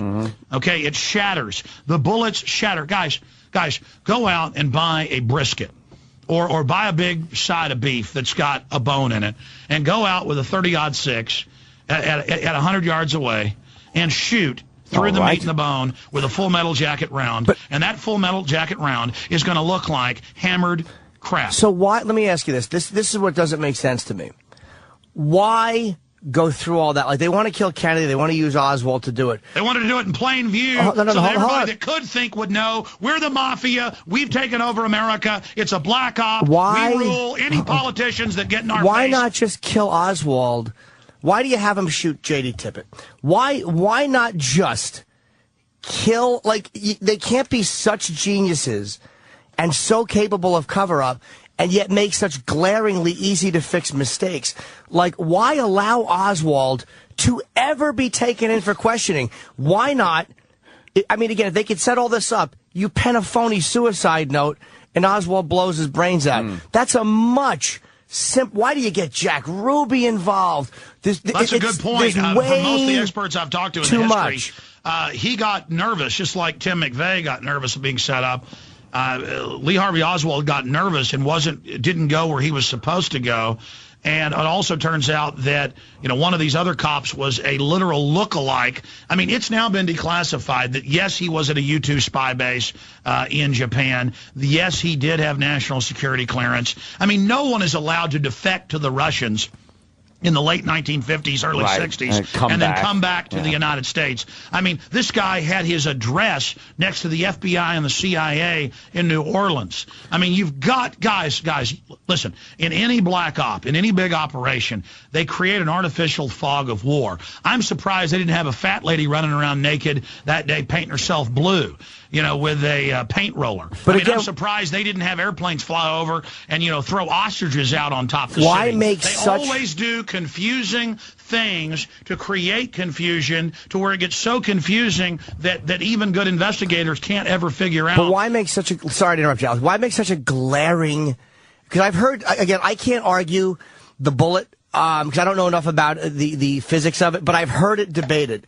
I have heard it debated, and I found that what I've heard in the film JFK about the magic bullet theory wasn't correct. Now, why make such a glaring, easy-to-prove error? Like, it just doesn't make sense that these geniuses can be influential enough to set up the president, and they make that mistake. Sure. Look, let's just move on from the JFK assassination because I'll keep talking about it if you want, but over 90% of Americans now in polls, it was just 80% a few years ago, believe that the government's lying about what happened with JFK. And I understand that it becomes popular to be contrarian. And I've been trying to make a JFK film for 5 years, and it does become such a big quagmire, a tar baby, where, there's disinformation on both sides, there's lies on both sides.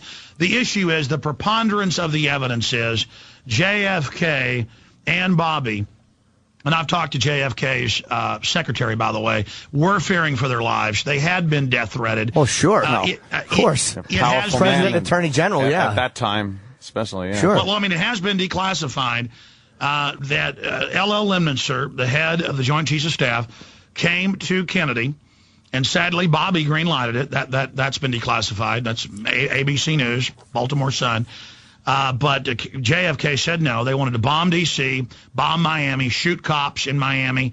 They wanted to attack U.S. military bases and claim that Cuban terrorists. They wanted to launch a fake war on terror. They even had in there it's called Operation Northwoods. Yeah. They even had in there ways to grab patsy Cubans who they'd put on trial and then execute. Now, isn't this more of a not where we want to do this, we're going to do this, than a let us look at every option we can to get into Cuba and get rid of Castro? Obviously, it covers, these days, whenever you go into a war, you cover everything from a knife fight to nuclear weapons. This was and not everything a scenario. in between. No. It wasn't just some This idea was not a scenario. This bantered, was not a scenario. ballied about This between was not a scenario. You can Google Operation. You can Google Operation Northwoods, National Security Archive. But let me just tell you, this was this was declassified in 2000. National Security Archive released in 2000 the actual Operation Northwoods. Then, 4 months ago, the State Department declassified its memorandums and minutes of meetings with Lemnitzer, with Bobby Kennedy, and with JFK. And the original communique and the original battle plan is a operational plan that had been green-lighted by the Joint Chiefs of Staff, and they were asking for approval to invade. So this was a Bay of Pigs, Cuban Missile Crisis era plan. This is what they wanted to do. And Bobby said, well, actually, let's attack our embassy in Honduras instead of killing U.S. citizens. Bobby said, I don't mind killing a few people, but let's not have it be actual embassy staff in Honduras. And then let's say Cuba did that. It's too incredible to say that Fidel Castro would attack the U.S. And so they took that to Kennedy. And then he fired Lemnitzer, and he fired the Dulles brothers and the head of the CIA. And no, it's on record that this was an operational green light battle plan. And Kennedy had also given the order to recall our troops from Vietnam. He'd signed an executive order to begin abolishing the Federal Reserve. But I don't think anybody's disagreeing that there was a lot of motives to have JFK killed. Honestly, you might be right about all that. I don't know. I'm not saying you're wrong. And I'm not saying there weren't a lot of motives to have any president killed. But what I'm giving you is absolute admitted government fact. Gulf of Tonkin was staged. They did plan to stage terror attacks in the U.S. Even his brother agreed, but said do it in Latin America. And Kennedy said no. And they said, you think you're the president. Well, bang, you die. We're going to blow your head off in plain view. We're going to show everybody else in the establishment that the CIA can control the media, that we can kill a president in plain view and kill hundreds and hundreds of witnesses. And hundreds of people were killed that were witnesses to the fact. Hundreds were killed. Do you hear how the thing I have, the issue I have with that is and then there's disinformation to me that the conspiracy guys buy, well, Oswald was a terrible shot. First of all, he was a sharpshooter. He was not a terrible shot. That was a terrible rifle. He was a terrible, but there's that myth that he was a terrible shot, and he was not a terrible shot. He classified as a sharpshooter and as a marksman before he left the military. And to think that they would use such a blundering... That guy wasn't a communist. He's on record now. CIA. No, the point I'm making is why would they use... Guys, let's go back to But Alex, why would they use a bad shot? I'm just very basic common sense things. They're going to pull this off. You know what? This is a straw man argument. Listen. You know what a straw man argument is, right? No, I don't. It's what makes me question. For some of your audience who may not, let me just tell them. Okay, Alex Jones says the Caribbean is aquamarine blue at high noon. Alex Jones says that if you go down to Belize at high noon on an average day, that the beautiful waters are aquamarine blue, light blue, and that the sand is white. Now, somebody goes out on the internet and they say, no, in the Caribbean, the sand is purple and the water is black, and there are sea monsters swimming around in it. That's what Alex Jones said. Okay, listen, there are... what a conspiracy theory is with a dominant, controlled dinosaur corporate media What we're sold as a conspiracy theory as anything, any thought outside of the established received knowledge given to us by ABC, CBS, NBC, or Fox News. Okay, the dry, stale, teleprompter, dying media. Anything outside of that is called speculation, opinion, conspiracy theory. It's a way to put something in a box. It's a way to minimize people's ideas. It's a way to put a stereotype on it. But I'm not doing that. But I'm not doing that. But what I'm trying to finish saying, and you're being very kind, but let me just finish because it's key, is that I can't speak for the millions of kooks out there that call themselves conspiracy theorists, who make things up and then who discredit real discourse. But there are people who defend the establishment and still say that there were WMDs in Iraq and Bush didn't lie about it, when we have the government documents, White House and Downing Street memos, where they knew there weren't WMDs. I think that's pretty well accepted these days. I'm not talking about that. I'm not even saying you're wrong about that. What I'm talking about is the myths that are held by a lot of conspiracy theorists about Oswald's shooting ability and things like that. And you don't hear conspiracy theorists coming out and going, well, you know what, that's incorrect. He actually was a good shot. There were actually people on the 5th floor who heard the shell casings hitting from the floor above. Like, there's a lot of things that have happened, and then people hang on to the fact that, like, well, the House Select Committee on Assassinations said, yes, it was a conspiracy because of some audio thing that they heard. It's like you just don't hear the conspiracy theorists owning up to anything. Well, in 1979, the congressional long investigation found that there was a 95% chance that it was a conspiracy and that other people were involved. And I'll tell you, I think you're right about that. And I know that Michael... No, I mean, I've got a copy of the report. I'm saying I think you're right about that. I just don't have it in front of me. But the evidence was not based on medical evidence.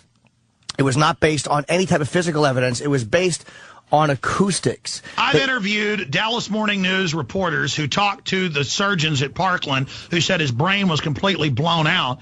And then they gave us a fake brain and put it in a glass jar. And then when that became an investigation, it was robbed. It disappeared out of the National Archives. I mean, come on, guys. He was at a CIA spook base. But hold on. But I mean, the guy was at a total black ops base in Japan, was allowed to go into Russia to bring back a Russian wife. He was a deep cover national security operative. So exactly. So if that's true, why use him?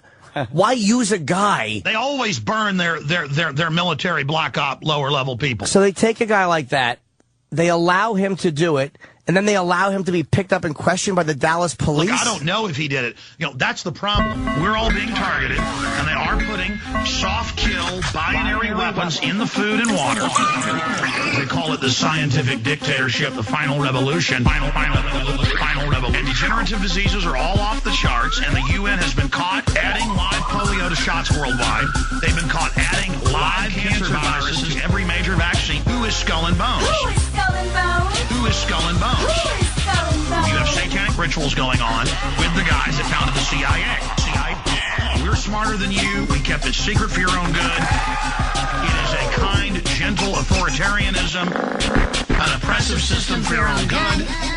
Social Darwinism, the final revolution. We're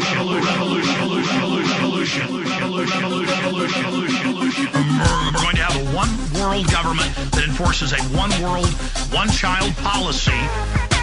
Who is Skull and Bones? Who is Skull and Bones? Who is Skull and Bones? Who is Skull and Bones? Al-Qaeda, Al-CIA, that we admittedly created in the 80s. Al-Qaeda. Al-CIA. Is war, famine, and sterilization programs to reach the goals. Social Darwinism, the final revolution. So they pump the poisons into you and the soft kill degenerative weapons that take time and so no one notices it until decades later. Then they use high-tech science and expensive drugs now that you're a retiree to suck all the money out of you in the process of slowly killing you. Who is Skull and Bones? Who is Skull and Bones? Who is Skull and Bones? Who is Skull and Bones? Opie and Anthony, President's Day special. Sam, in just a few moments, we're going to be talking to our old friend, Sean Hannity. I was about to ask, how am I supposed to ingest moments? But you meant ingest, not 10 ingest. weeks of that same joke, still not... You don't get it? No, I get it. It's just... I'll explain it to you one day. Sean Hannity calls into the show when we get back. He's a friend of the show. You know him from Fox News. We know him as the guy on the other end of the telephone. Sean Hannity, when we come back. More of Opie and Anthony's President's Day special coming up on the virus. The virus. It's the Opie and Anthony President's Day special. Here are your hosts, Sam and E-Rock. It's the worst of Opie and Anthony. It's President's Day, so we're going to do this political special. Oh, actually, we've been doing this political special that you've been listening to. I'm E-Rock. He's Primetime Sam Roberts. Sam, time to time, we'd like to get an expert in a certain field when a certain event happens. The elections had just happened for 2010, and we get Sean Hannity on the phone. Yes, political commentator extraordinaire Sean Hannity called into the Opie and Anthony show. You know him from Fox News. He's a friend of ours, believe it or not, a fan of Opie and Anthony. He's had Anthony on, he's had Jim on. He wants to get Opie on, but Opie will not take the bait. Sean Hannity calls in to talk about Election Day. And the reason that Opie doesn't vote. On the Opie and Anthony show. It's the Opie and Anthony President's Day special. How the fuck did that happen? Well, how many people got kicked out? Was it a bloodbath, Ant? Yeah, it's the biggest turnover in 70 years or so. 70? Yeah, the Wow. biggest political turnover as far as the House goes. And the Senate got real close, too. So they don't have as big a majority as they used to. Isn't it amazing? The same thing that got the Democrats in, which was discussed with the Republicans. Yeah. Got them out a couple years later. 2 years later. People have just had enough. They have. And Obama spent all that time instead of trying to run the country. The president should be forced to sit in the fucking White House and run the country. Not campaign for people. Not campaign while you're on the job. You know what's amazing? Or do it on your vacation time or something, whatever. Fucking figure something out. When was the last time you saw our blind as a bat governor do anything? True. He's been out of the news. He hasn't done anything. Are we done with him now? In January. In January, right. But like, you think he's going to do anything now? Lame duck action. He hasn't even been in the news. He hasn't done anything. Your boy's on the line. Oh. He's not my boy. Sean Hannity. Your boy stuff. Hi, Sean. Did you show up and vote yesterday? Me? No, I don't vote. I absolutely did. Anthony voted, yes. No, Anthony voted. Yeah. Yes. Who else is in today? Norton, I had an injury. I couldn't vote. He pulled a hammy. He couldn't get down there. Yeah, I was injured, Sean. What was the injury? I hurt my arm when I should have registered a while ago, and I didn't. I know. Jimmy, you don't vote? No. You're killing me. I know. I admit I'm an ass. I don't, though. Yeah, I voted, and then I watched the results. A couple of surprises that I'd like to talk to you about. This is a massacre. Oh, I know. Absolute massacre. I want to know how Harry Reid held on to his job. You know, I got to tell you, that was for me the biggest surprise of the night. Absolutely. And look, he has an effective machine out there. You know, we got reports that, people that were working in some of the casinos like Harrah's and others, were being told by their bosses, go out and vote, guys, Oh. So there was a lot of pressure, a lot of union support that he has, and, I like Sharon Engel a lot. I got to meet her. I've interviewed her a number of times. We did our Freedom concert out there, and she went on stage. Lovely woman. I thought, she probably could have run a better campaign in terms of her communication, but she's not a professional politician, so I think that might have hurt her a little bit.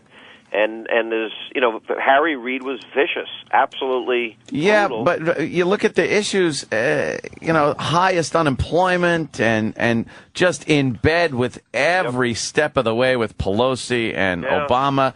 You would think that out of anybody, he would have been the one showing the door, but he would have been kicked in, what do we say, Norton? Would have been kicked right there and out the door. Yeah, I don't usually say right there, but since you're on the phone. Now let's go back to Opie. Opie, what happened? Why are you beating me up? Why the hell are you beating me up? What? Now, first of all, why won't you come on Hannity, the TV show? Norton comes on. He's obsessed with me being on his show. On the TV show. Yes. Anthony comes on and kicks butt on the TV show. Well, and I keep saying, well, where's Opie? What's up with Opie? Can we talk pop culture or something? I don't want to talk politics. Well, we could talk pop culture. What do you don't talk pop culture. Listen, you don't know the first thing about pop culture. Well, you want just like I don't know shit about politics. What do you want me to tell you about pop culture? What do you know about pop culture? Ask me a question. I'll tell you if I know anything about it. Name 3 people from the Jersey Shore. Snooki. Okay, good. And I forget the other two. Hey, you knew Snooki. Ask me if I've ever watched an episode. No, ask me to name 3 senators. I couldn't do it, so. You know what, but here's the point, and Anthony will tell you this, too. Do you even care? Do you look at, like, how much... Look, I know you're a zillionaire and you make a lot of money in radio. Yeah. All right, but do you even care that if you live in New York, you're going to pay 60 cents out of every dollar in taxes? Does that not eat away at your mind? If I knew how much money I made, it would. A long time ago, I decided not to really know how much money I make. That's unbelievable. I'm serious. Destroys me. It is the bane of my existence to sit there and watch them just keep digging into my pockets and making us the villains. Yet the supporters, and we got to sit in the back. We're the enemies. Yeah, the bad guys, because you've done everything that this country, the opportunities that this country has. You've used the opportunities, made something of yourself, and all of a sudden you're the bad guy. Do you know how many people, Anthony, I swear, have come up to me and said, "I can't believe I listen to Opie and Anthony all the time, and Anthony really knows his stuff." And then they say, "What's up with Opie?" Oh, I have other things to do. Let me ask you a basic question, Sean Hannity. You want to go on offense? Here we go. Let's get no. And I actually enjoy watching you on the TV. I do. You know that. No, I know. All right. Now you said, hold on. You said there was a bloodbath last night, right? It was a bloodbath. Okay, I'm going to go down to the basics because that's how I deal with politics. What will change now that there was a bloodbath last night? I'll tell you, it's like America's boat was taken on water, and the boat's about to sink. And what was sinking was the American dream.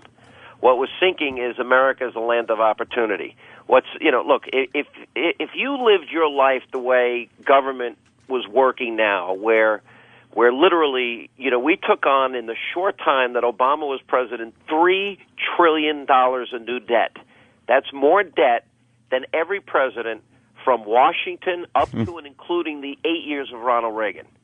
And we did it because, look, Obama, when he talked about change, was not just talking about changing Washington, but literally transforming American society away from an opportunity society where, people would be pioneers and they'd work hard and they'd take care of their families. When my grandparents came here to this country, they didn't have guaranteed health care. They didn't have guaranteed daycare. We weren't bailing out banks and financial institutions. Government wasn't buying car companies. We weren't spending recklessly with this Keynesian economic model of redistribution. America was a land where, individuals were responsibility for their own life. Look, I would argue, I've listened to you guys enough over the years.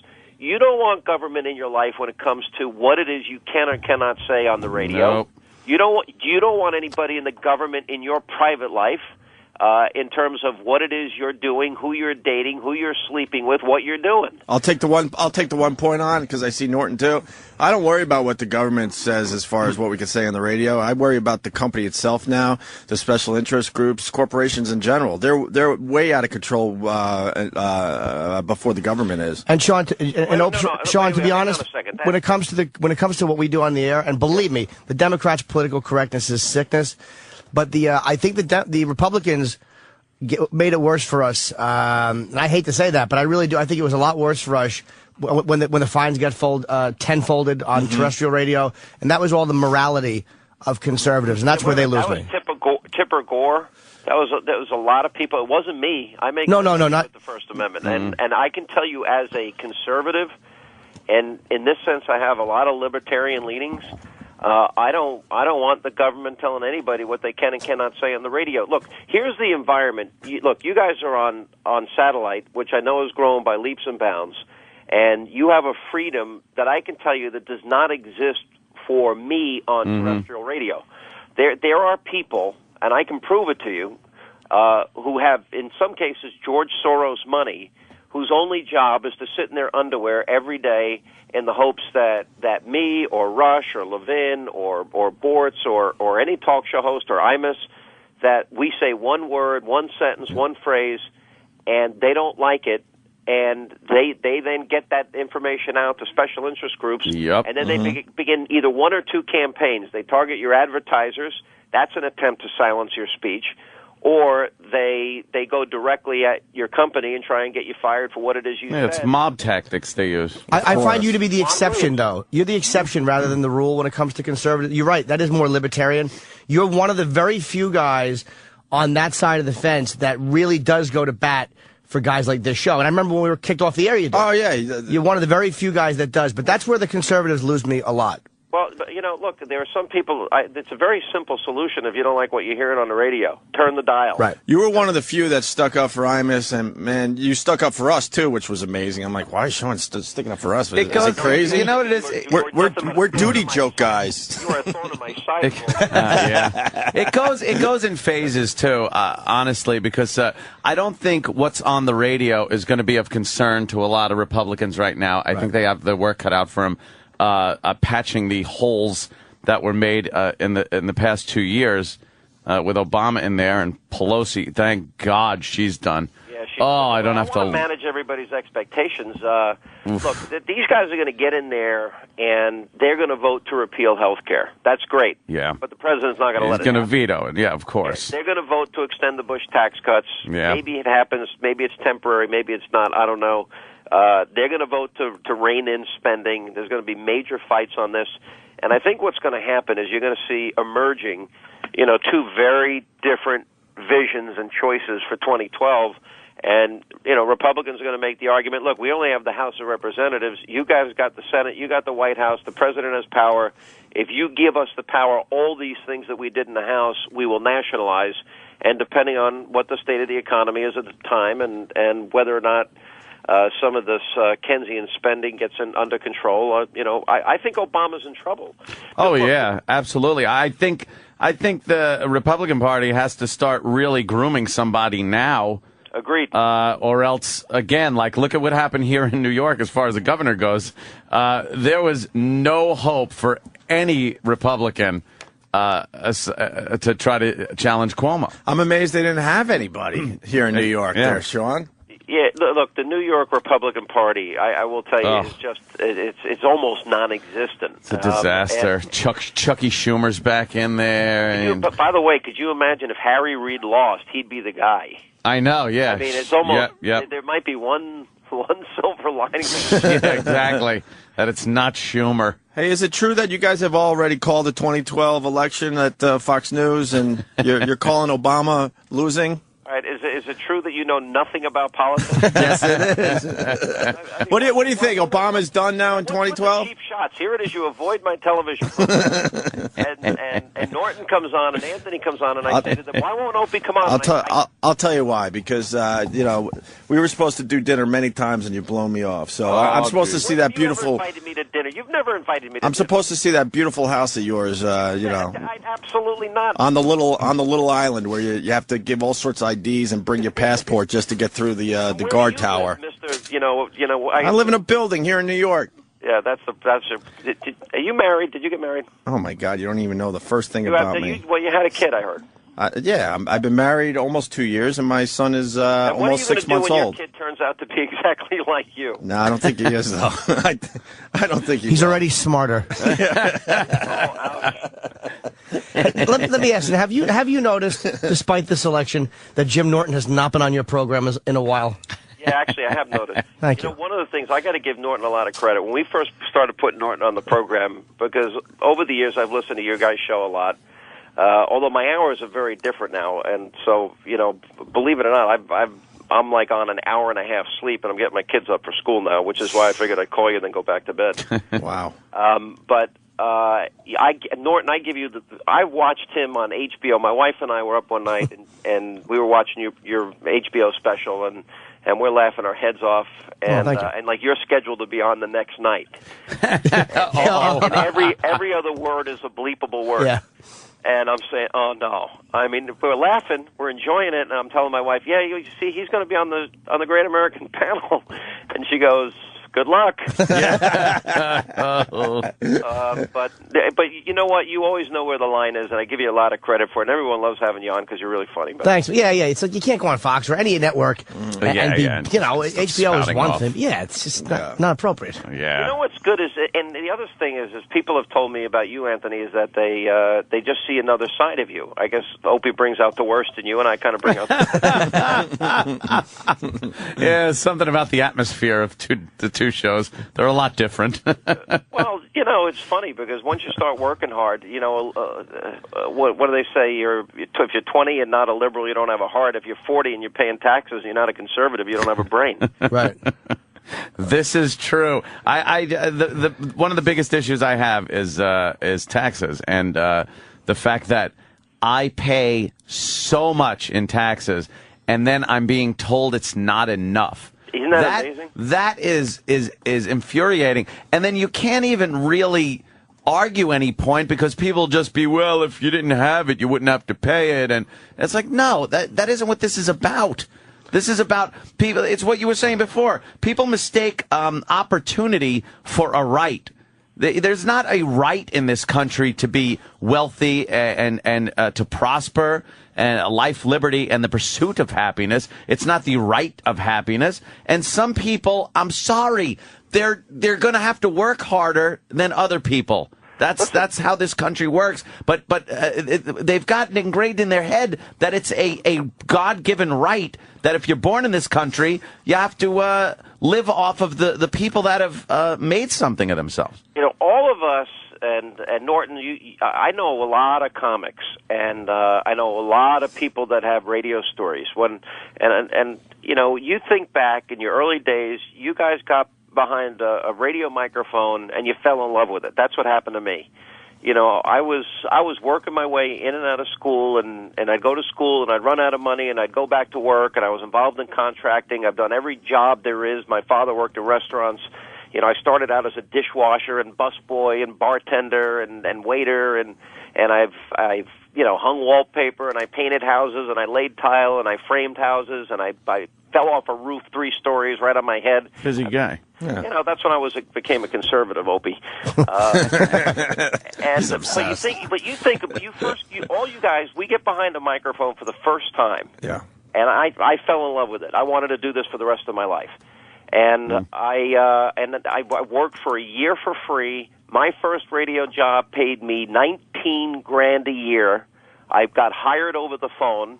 I packed everything in the back of the van, and I moved to Huntsville, Alabama. Wow, I didn't know that. And you know, Norton, when you start out in comedy, you know, you go to the worst places. Yeah. You pay your own way. You get $25 a night if you're lucky. It was a year before my first paid gig. A year, and it was a $25 gig. Exactly. Yeah. But you did it. You followed your dream because, you know what, this is what you want to do. You wanted to be on stage. You want to make people laugh and have a good time. Right. And this is what America's about. Now, we make those choices in life. You know, look, there are some people that are going to bed right about now, and they've been up all night, and they've been drinking, and they've been partying, and they're not going to get up, and they're not going to work hard tomorrow. Mm-hmm. But there's a mentality among some in this country that they think they've been conditioned to believe that America should provide them their health care. If they have kids, their kids ought to get government-run daycare. Mm-hmm. You know, the rent is too damn high. You know, some people want, you know, landlords, individuals forced by the power of government to subsidize their rent. That's what rent control, rent stabilization in big cities like New York is all about. And then there are those of us that think, you know what, get up, take care of your own life. You live in the greatest, freest country in the world. Stop expecting other people to do stuff for you. If you're really sick, if you're elderly, if you're young and disabled, we're willing to pitch in and help, but this is not a permanent gig. You've got to, at some point, learn how to fish yourself. Yeah. What do you think Take care of yourself? A Republican I have a problem with is Bloomberg in this, because I think, first of all, I don't think he's not a Republican. Oh, exactly. He's a very, he just took that because he couldn't get on the Democratic ticket. How did he get himself exactly a 4th term and then spend $100 million on the election? How does that happen? Yeah, I'm sorry, 3rd term, sorry. 4th term, now he's advocating that, 3rd term. 3rd term, and now he's advocating everyone only have 2 terms. Yeah, well, that's it. He really is reprehensible. That passed, by the way, didn't it? It's only we're down to 2 terms again, right? Well, what did he exactly do? The last I saw was gone. I didn't see the final results. Yeah. How did that happen? What exactly did he get passed? Because it really makes me hate him. Just Well, the referendum was he gets 3 terms because New York really needed him at this time. Yeah. Apparently, we couldn't survive without him. But didn't we want Giuliani for a third term? Yeah, I would have taken Remember that? Giuliani for a third term. And wasn't he the guy that said, no, we got term The limits. system works for a reason. Yeah, look, there was, that was actually George Washington's mentality, although we did have, FDR, he was trying to hold the job like a pope. Yeah, pretty much. That's one way to look at it, Anthony. Yeah. The white smoke coming out. Yeah. All right, so now it's back to 2 terms. So it was bad for Rudy to stay. What is Giuliani going to do? I loved him as mayor of New York. I think he's thinking of running for president. If you want my list, I think Palin is really considering it. I think Newt's considering it. Palente's considering it.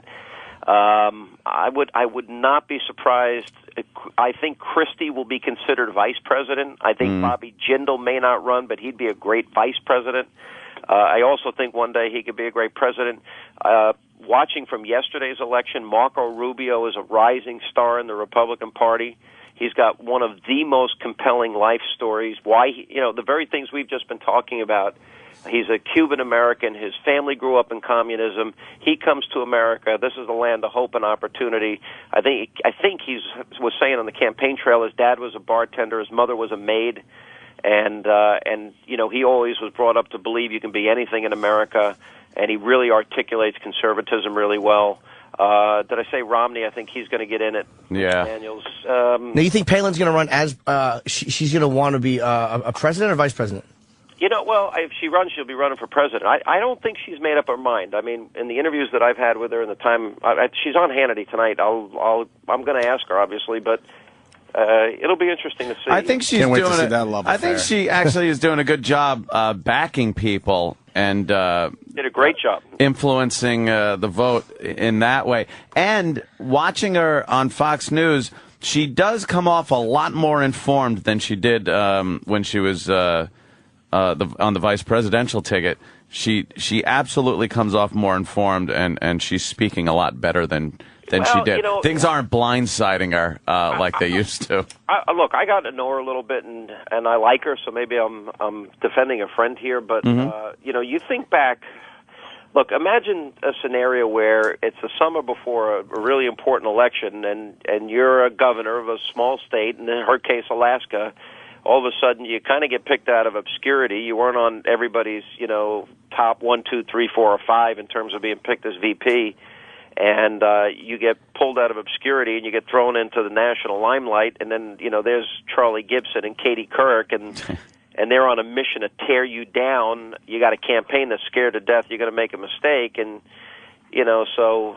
Do we all doubt that she knew what newspaper she read every day? But she figured, she couldn't win for losing. If she says the Wall Street Journal, she only read right-wing stuff, or the New York Post, you're a right-wing. Yeah. That was a setup, obviously. She should have just lied and said, I read the New York Times and the Daily News. Yeah, but then they would have said to her, "Who's your favorite columnist?" or they would have hit her some way. I'm weird with Palin. I would not want to see her as president, but I also think that part of her popularity is that she really did kind of come out from obscurity, and the way she got attacked by the left, it was a really weird attack. Like, what is it with attractive women who are on that side of the coin who just get brutalized? It's a really bizarre dislike of them that people have, and I think that people who have her ideals have kind of rallied around her because they feel bad for her. I think it's deeper than that. The treatment of conservative women, and okay, so she's good looking, but think about this. All the things that were said about her clothes, her looks, let's take her out of the equation. Let's fill in the blank with Michelle Obama, or Hillary Clinton, or Barbara Boxer. Or Jerry Brown's campaign. Granted, it was on a cell phone, but somebody on the campaign is calling Meg Whitman a whore. You got Joy Behar calling Sharon Angle a bitch. Imagine. All right, back to the terrestrial radio. I mean, you guys can basically get away with it, whatever you want, because you're Opie and Anthony. You can, but honestly, I don't. Would you ever call any Democratic woman a bitch? No, in an interview, no. I wouldn't call any of them that. Honestly, on stage you might, but on stage, but not in an interview. Comedy stage where you're eviscerating everybody. Right. Yeah, but that's different. Right. That's what I'm saying. During an interview, I wouldn't do it. No, but this happens to conservatives. All conservative women, it's like fair game. If I called Joy Behar a bitch, I might be fired. And I've had the discussion even with comics about Palin. And again, I wouldn't vote for her. I would not want to see her be president. But I don't have this visceral dislike of her either. And I've had guys go like, she's dangerous. I'm like, she's a conservative lady. How is she dangerous? She's just a conservative lady. That's it. She's not dangerous. Let me just point out one thing. You know, she would advocate for lower taxes. Mm-hmm. She wouldn't go with this ridiculous notion of shutting down Gitmo or giving Khalid Sheikh Mohammed a civilian trial. She wouldn't stop using the term war on terror and call them man-caused disasters or overseas contingency operations. She wouldn't go around the world apologizing for America. She wouldn't call America arrogant. She would advocate for limited government, greater freedom, lower taxes, individual responsibility, a return to those simple constitutional principles. You know, in the minds of a liberal, she's an idiot, but Barack Obama, who has driven the country into a ditch, is a genius. I don't get it. I don't think she's an idiot or the person that she's painted to be by the media. I don't buy that either. But I do know that she's her thing is, look, she's pro-life, I think, right? That's her thing. So there's a personal liberty that she would, I think, remove from people. Again, she's too conservative for me. I think she's too religious conservative. Yeah, I gotta be honest, I'll take her over Barack Obama for president. Oh. And I would take that in a heartbeat, please. Yeah. Because you're a happily married man, Sean. I still need that law on the books. Which law on the books? Well, pro-choice. I'm still running around. Listen. You really want to get into that? Because, look, first of all, you meet the girl at the comedy club, and she comes up to you, oh, Norton, you're wonderful. And then you start making your smooth moves. And you have a lot of choices here. I know, and I always make bad ones. How many shots of bourbon you're going to do? I don't drink. That's a choice. I don't drink at all. Yeah, Jimmy doesn't drink. I just take my alcohol money and give it to them. Yeah. Get them drunk. Yeah. Now because he's so bored with this discussion. But no, I went and got breakfast. What's going on? You're a pisser. All right, so you make a choice. You take the girl out to your car, right? And then you make a choice to start making out with her, and then you make a choice to start removing one article of clothing after another, and then you make a choice that you're going to have sex, and then you don't use any protection. Those are a lot of choices there. That's true. Sean just gave us a look into his mind. Pregnant, you know what? I think the baby has a right to live. Sean, you used to have sex in cars? Never. Yeah, I don't like the fact that you didn't give me the credit, at least for taking her in my apartment. Yeah, really. Hannity's got me as an animal. Look, you throw her on the hood, you're out there in front of the entire audience.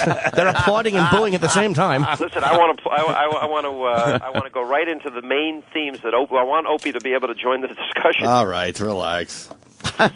Relax. A lot of people I've had about 5 dates my whole life. My wife and I met, and I was in Huntsville, Alabama, when I was doing the radio. Mm-hmm. And from the day we met to the day we got engaged was 3 months, and from the day we met to the day we got married was 6. Wow. And, Why and we were married 18 years. But why were you in a hurry? Because I'm Catholic. It's either get married or sin. Oh, okay. Wow. Oh, wait, you're one of those guys? Oh, yeah, absolutely. Oh, I didn't know that. What does that mean, one of them? Yeah. Well, when I was a don't you want to try it out a little bit those first? days I don't talk about anymore. But, I mean, logically, wouldn't you want to try it out first? It's the old kick the tires argument. Mm-hmm. I didn't need to. She was great. Yeah, for 18 years, obviously, it was the right move. Something's working. Something's working. Yeah, we get along pretty good. I'm too indecisive. Yeah. She does what? I'm too indecisive to do that, to make that kind of... I think my demons go too far in one direction to make that kind of Sean, a healthy decision. Do you think it's bad to have sex out of marriage, though?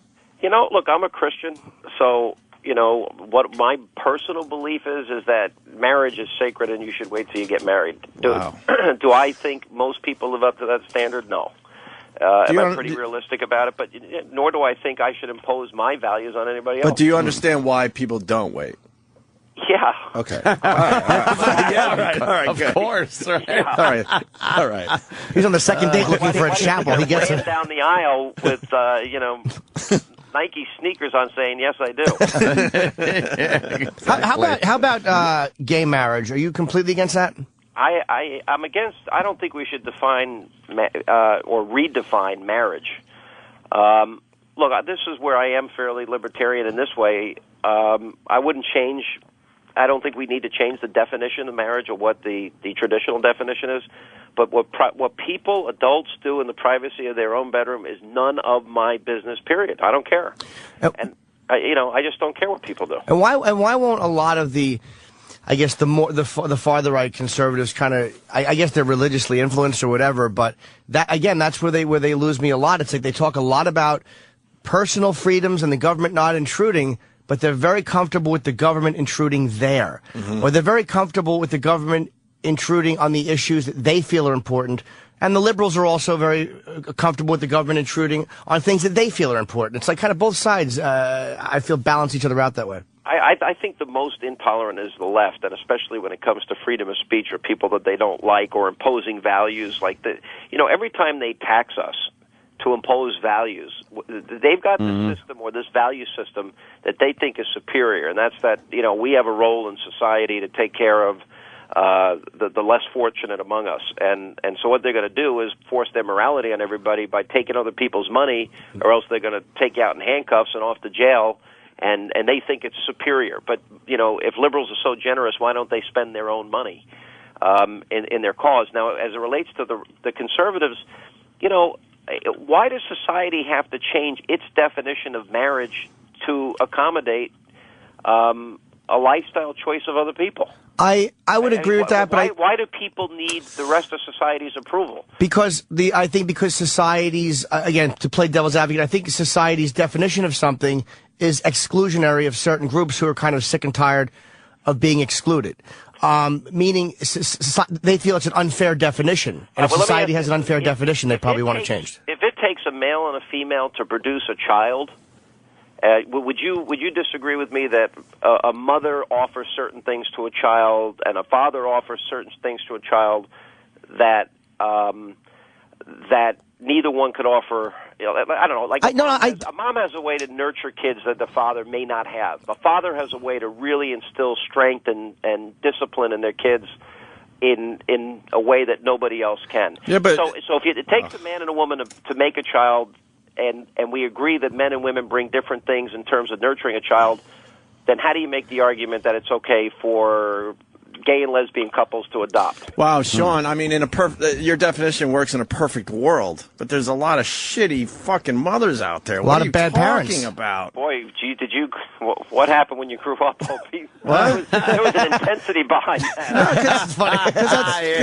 That's just saw that coming. Because that's just ridiculous. It really is. I mean, there's a lot of crap. Ridiculous about it? There's a lot of crappy parents out there where maybe the kid would be better off with two moms or two dads. I'm just saying, and again, I'm asking. You're absolutely right in a perfect world, but we don't live in a perfect world. The thing I have an issue with is if it's about a mother, because we're defining marriage. So if it's basically a mother and a father to create a child, that's like saying, well, let's just say that they can't have kids, but so then that part of what they could do is removed, but they're still allowed to be married. So you can't even base it to me on children, because let's just say that the father or the mother is unable to, or the male or the female is unable to have kids. So to me, the marriage shouldn't be based in the idea of children. All right, but let's just assume for a moment, would any kid choose to? And my 12-year-old son just walked into the room here. I got to watch myself, and it's his birthday today. Say hi to Opie and Anthony. Say hi. Oh, hello. Happy birthday. If you go downstairs, I'll meet you down there. I'm going to give you your birthday present in 2 minutes. Okay, I promise. I wonder what that is. I'll tell you what it is as soon as he leaves. Yeah. All right, good. I hope it's something fun. What do you think Sean gets his son for I hope his it's not birthday? O'Reilly's book. I hope it's something fun. a nice 22 rifle. No, I'll tell you what I got him. I got him on.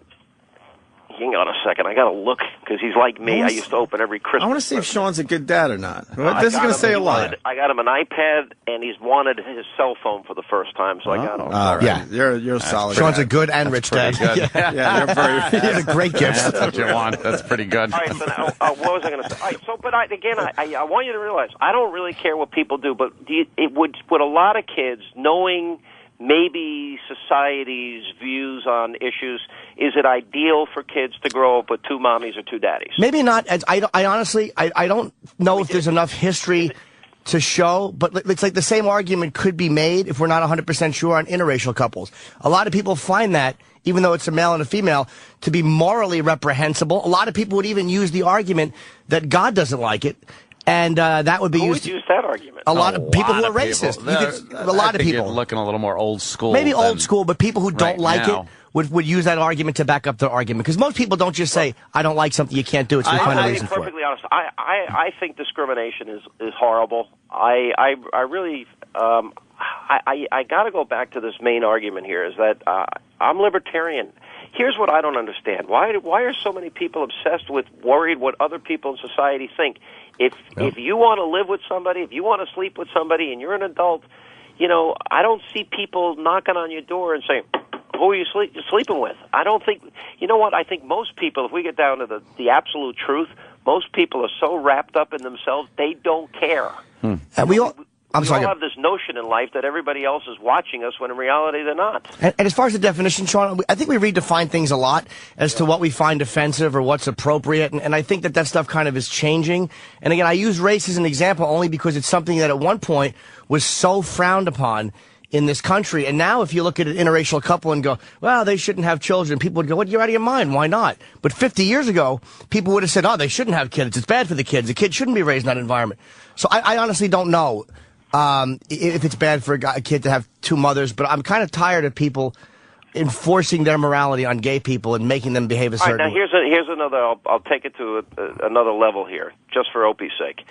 What about all religious people? You may not agree with them, but if we believe they have their right to raise their children the way they see fit, right? Yeah, yes, of course. All right, so I'm a Christian in my life, and my faith tells me that either sex before marriage is a sin or that gay relations is sinful, okay? And let's say I want to instill those values in my children. Sure. And so I pay for these public schools. I send my kids off to school, and then they go to school, and the values I'm instilling in my kids get contradicted by liberal teachers that say, remember there was a controversy back in New York, some years ago where they were giving young kids first, second, or third grade, Heather has two mommies and roommates. Sure.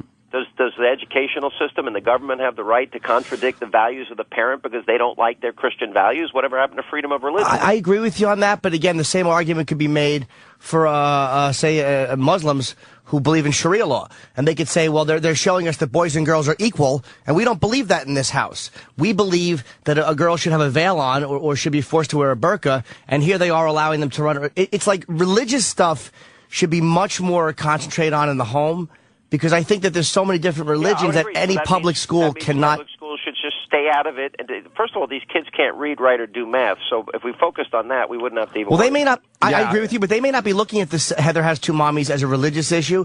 They may not be looking at it that way. I think the schools have gotten way too involved in people's lives. Instead of just teaching their kids, they're now trying to instill, some type of their own liberal morality into them instead of just teaching them. Yeah, I agree. Which is ridiculous. I think in an ideal world, people, want to have their own commitment ceremony and whatever. That's fine. I don't think they need society sanctioning. I don't think, it gets complicated after a while. It really does.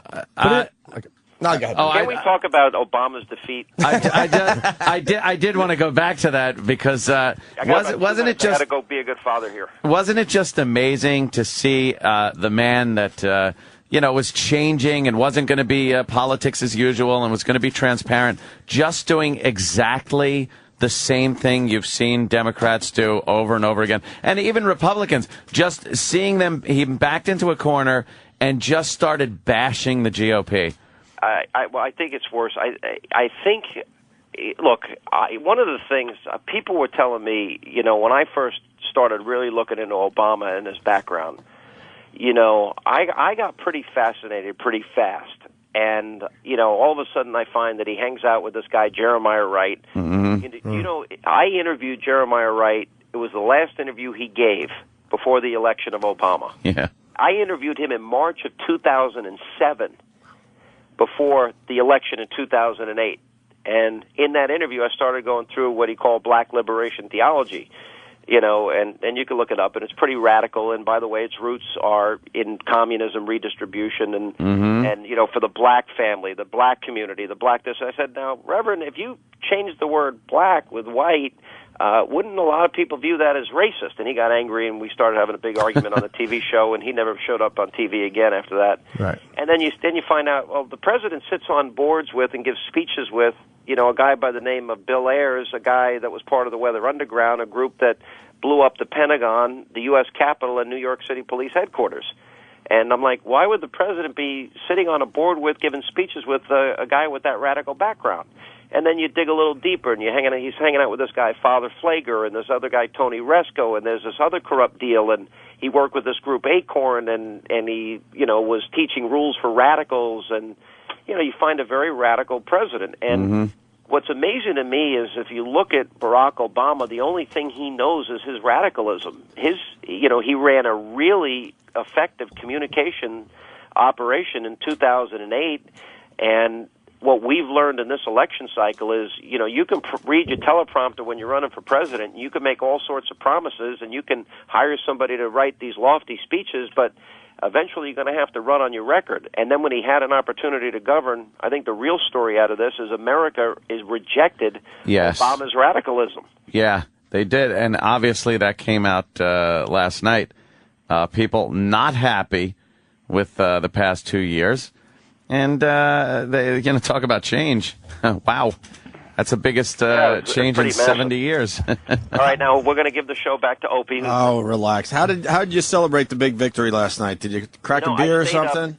No, but I'll how does Sean Hannity get loose when something like what happened last night happens? It's funny because I drink like 2 or 3 drinks, and I got this dumb, stupid, Irish grin on my face, and I can't drink a lot. Oh, God. You don't drunk Twitter, do you? That'd be funny. Yeah. Hannity drunk Twitter. I better not hang out with Anthony then, man. You'd be in I deep love my trouble. Twitters. And beers. That's what I was And getting beers. at. Huh? Are you Twittering all the time, Anthony? Not all the time. Last night I was a lot. Yeah, it was, Ant goes through stages. Opie, did you even watch last night? Yeah, I watched a bit. I watched a little bit. I just think it's all horseshit in the end. You don't care how much about money? How much money would I save if the Democrats ran everything?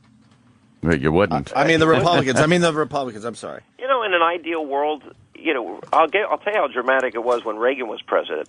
I mean, the top marginal rates, believe it or not, when he came into office after Jimmy Carter's disaster was 70%, and he dropped it to 28%. Wow. If you look at the top marginal rates now, if you live in New York, for example, it's going up to 39.5%. Yeah, watch what happens after January 1st. But think about this. Then you got 10% state income tax or 9% state income tax on top of it. If you own a property, you got property tax. Sean, I understand that. I'm not as stupid as you think. I know the taxes are completely out of control. I want to know how much it drops if the Republicans ran everything. I think if they dropped it in the right way that would stimulate the economy, I think they could increase their revenues and drop it 15%. Here's one thing we ought to agree on. If you work your entire life, you've got a kid now, so you're a dad, and I assume your perspective is changing a little. That's what happened to me 12 years ago. My son was born on Election Day, 1998. Of course he was. How crazy is that? Of course he was. And it was not planned. My son was born on Mother's Day, so there you go. Okay. And I had a lunatic for a mother, so. There you go. Yeah, exactly. So it does work out in the end. Yeah, no, I forgot the point I was going to make. Yeah, good. That was my point. Wait, no, 15% tax is probably dropping. And your perspective changing, yes. Yeah, let's say you work your whole life and you make all this money in radio and you put your money away and throughout those years you're a good little liberal and a good citizen and you pay all your money in taxes, you have an accountant, you do it right, and then let's say you croak. If you die on December 31st this year, you pay 0 in a death tax. If you die January 1, 55% of your estate goes to the government after you paid money on all that money. Isn't that amazing? That's sickening. I think that's very healthy for my son. Healthy for your son? My dad died. He didn't even have $1,000 in the bank for me. Oh, God. Why would you want to perpetuate that then? Let my son work it out. Like you, my first radio job was $12,000. Wow, you were overpaid. Obviously that's insane. Obviously. All right. Well, that would be one that the Republicans want to eliminate the death So we'll tax. get rid of that. Or let's say you risk money. I know Anthony's into the stock market and he invests money. And he It's called the casino, Sam. Yeah. Sean. By the way, I'd hang out with Anthony in the casino. I do like to play. That is fun. That might be against your Christian values, no? No, I'm not betting my milk money away. I mean, I get paid a decent salary now. Okay. That's where you see Hannity flipping the table and walking away. There's got to be one place where you just go ballistic. It's probably the casino. I'm sitting there with Mark Levin. We could actually sit there for hours and just play blackjack. I'm obsessed with Sean. Like, what is the craziest thing you do? Like, do you get wild ever, Sean? At this point in my life? Did you ever, though? I don't even think you ever did. I'm 48 years old. I'm getting, I'm not... That's not old. Chicken. I'll tell you what I do. I work hard. I got a lot of hours that I put in. But I honestly, every spare moment I have, I spend with my family. I've gotten off the road a lot in the last number of years. I mean, for a while I was traveling a lot. And I'm not writing as much as I used to. I wrote my last book this year. I'm not writing anymore. And I spend all my free time with my kids. My kids are very competitive tennis players. So I travel. They do some national tournaments. I travel around the country and they're good, watch them huh? play. They're good. Yeah, pretty good. That's where we agree. I mean, I'm all about family now, but yeah, that's what matters. All right, guys, I got to run. I really enjoyed it and continued success. It's always good to talk to you. And Anthony, Opie, I want to promise. How about if we did the Opie and Anthony Great American Panel one day? What? That'd be cool. Then it's you and Aunt beating me up? Get the hell out of here. You wouldn't even come to that. Huh? First of all, you're pretty good. You just come in with a couple of lines, slap me in the head if I get out of line. I used to beat up your old partner there live on the show. Combs. I actually said live on the show once, Combs piped in. I go, wow, he actually talks. He gave me the look of death. We were actually on Jon Stewart once, and so John's talking to Alan for about 5 minutes. I didn't say a word. I say one word, and he goes, "Do you ever let him talk?" I was like, okay, I'm losing this battle. I'm going to shut up. Hey, Sean, we love you. I don't agree with everything you say, but I love you.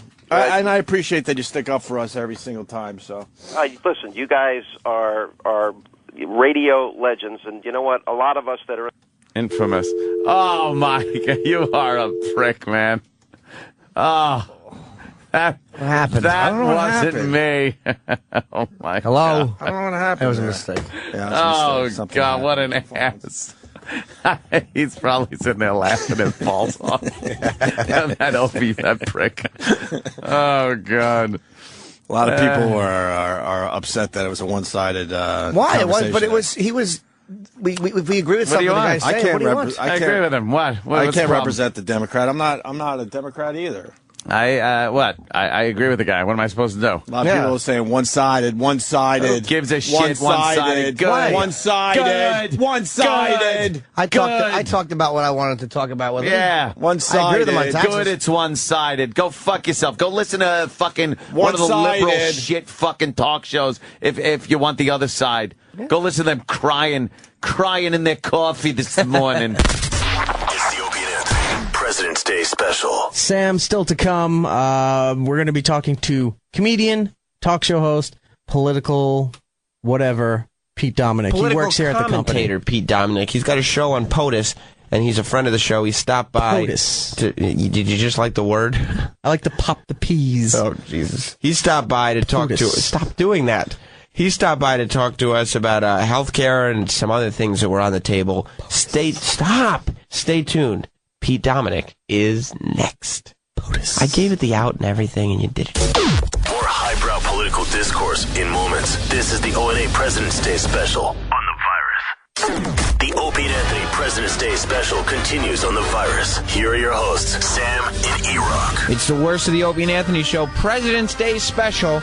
I'm primetime Sam Roberts. My co-host is E-Rock. Sam, it's comedian, political talk show host, Pete Dominick. Well, the callers wanted to take their turn at Pete Dominick, so we get into that a little bit with this one. Pete Dominick, of course, a little bit left-leaning, where the callers have been well-conditioned listening to Anthony and his rants to not appreciate what Pete Dominick was saying. But as I said earlier, my dad was emailing me and saying... Which dad was that? I just have one. No, I thought you had two now. We got you a second dad. No, I just have the one dad. He's the one with the mustache, and he loved Pete Dominick, and that's enough for me. Was he the Dick Butkus character? There were no characters. Greg Evigan. Pete Dominick continues on the Opie and Anthony show. It's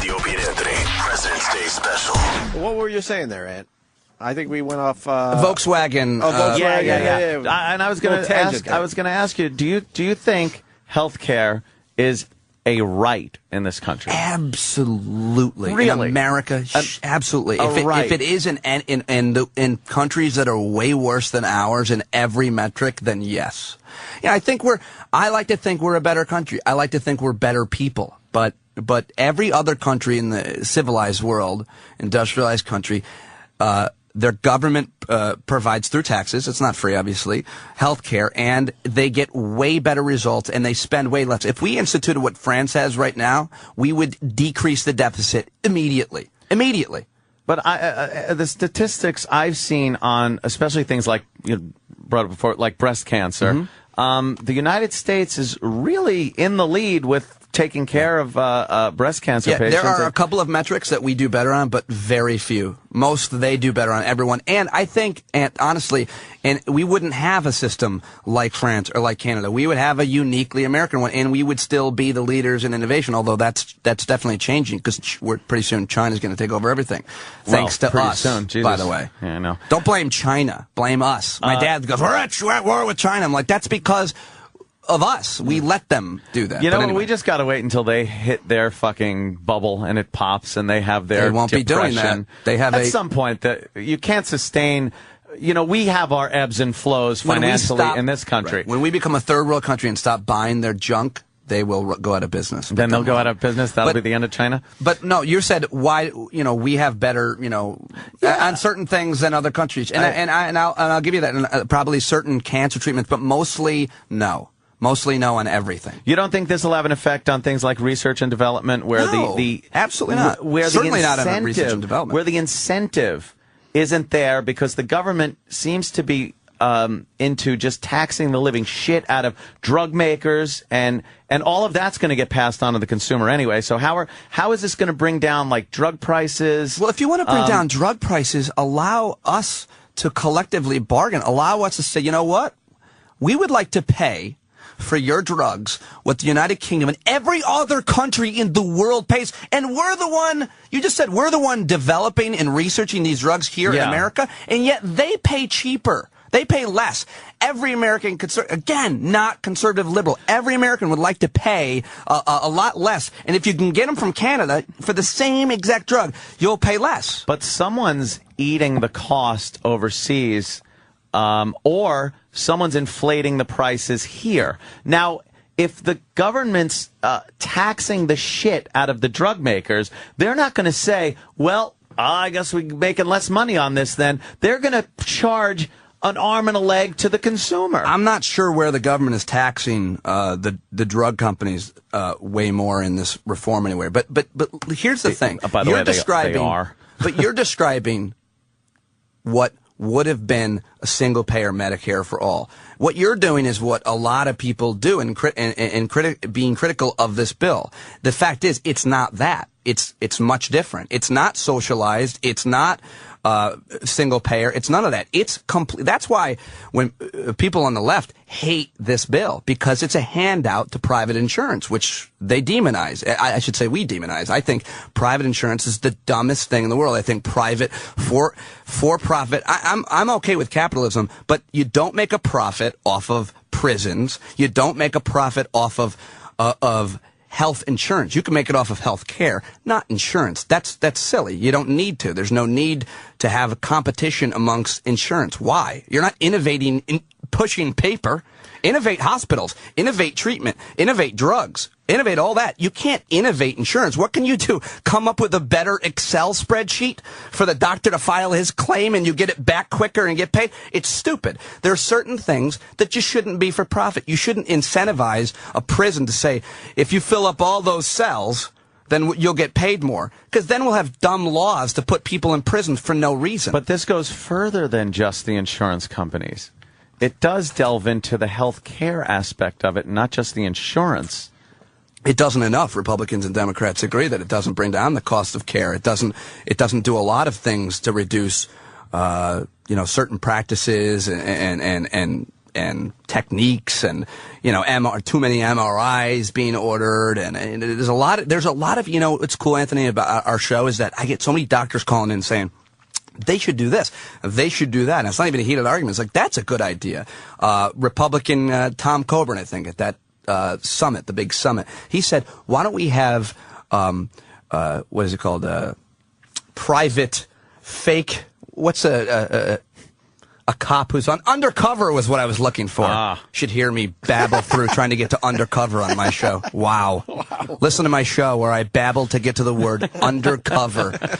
He said undercover patients. And the patient can then say, they're wasting on Medicare. They're doing this. That's a Republican idea. That's a brilliant idea. That's a brilliant idea, and Obama's going to do it. And there's a lot of really cool, innovative ideas like that to bring down costs. I think a good way would have been to bring in a lot of people that are experts in the fields, all of them. They did, medical and stuff, and really, did they really listen? They really did, yeah. They brought in healthcare economists. Yeah, really. I brought one. You guys know Aaron Carroll. He's been on a couple times. That guy comes on my show every week. He's a healthcare economist. He's also a pediatrician. He's also a bore. He's a bore. He's a snooze. I love him on our show because what we're talking about. Yeah. But well, let's take a few phone calls here.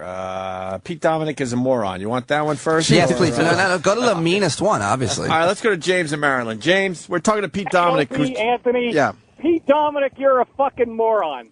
I'm from Canada. My father was a doctor in Canada, OBGYN. I once had to wait 12 hours in an emergency room in Guelph, Ontario, Canada, which is north of Toronto. If you know, I've never had to wait in an emergency room. When I go into an emergency room, they go, "Oh, hey, you're the guy. Take it right away. Go ahead." I've never had to wait here. Let me ask you a question. A broken hip. Let me ask you. We had to wait 12 hours. Let me ask there you. There was one doctor, Pete, on duty. Mm-hmm. One. For the city of Guelph. If you want to Google Guelph, there's a big university there. I don't. It's a city of about 100,000 people. I don't. Well, I don't know how to spell Guelph. First of all, let me just ask you a question, because you'll hear Canadians, being critical of there. So why doesn't Canada rise up and repeal their health care situation? Because the most famous Canadian, like the most famous American, like Abe Lincoln or George Washington or Martin Luther King. Who's that guy in Canada? Yeah, that guy in Canada is a guy named Tommy Douglas, who is the premier of a Saskatchewan province. He's also, this will make it interesting, Kiefer Sutherland's grandfather. He's the most... Their favorite Canadian of all time. He brought them their current system in 1968. They love him. Canadians, there are problems, as this caller's saying. There's problems. It's got problems. Pete, do you know anything about Canada at all? I've been to Nova Scotia. Okay. Hey. The only thing great from Canada right now is when we won the Olympic gold, and we have great... Boo! Yeah, I don't know what to tell you. This guy is not speaking for most Canadians. Why not repeal what you have there then? Why don't you elect someone in Canada to get rid of it? Yeah. Pete, there's a conservative right now. He's a Republican. His name is Stephen Harper. He's kind of a Republican. He's hated by Canadians. Okay. The biggest... He's their George Bush. Okay, the biggest province of Canada is Ontario. Mm-hmm. Okay?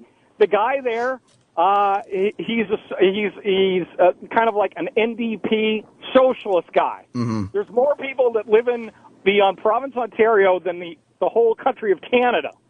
Okay? The city of Toronto, right now, there's about 6 to 7 million. The healthcare system is screwed. You have people sitting there waiting in bed. As opposed to ours currently? As opposed to ours currently. Detroit, Burlington, Vermont, Bangor, Maine, Detroit, Michigan. Pete, you're a friggin' moron. You don't have anything. You know what you're doing, okay? You don't have anything. You know what you're doing. Well, first of all, that guy started with you're a moron and closed with you're a moron, but in between was fairly civil. I appreciated him. He tried to make some people good points. really want to talk to Pete Dominick.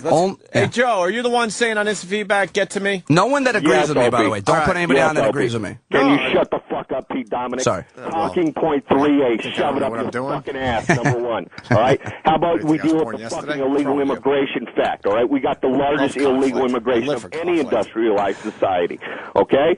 So why don't we deal with that fucking issue? So now let's get to fucking the emergency room costs, okay? So we deal with fucking the illegals and the fucking immigration costs, right? Then you say that was the highest cost for fucking medical care? Okay, and here's your counterpoint to your fucking point, you dumbass.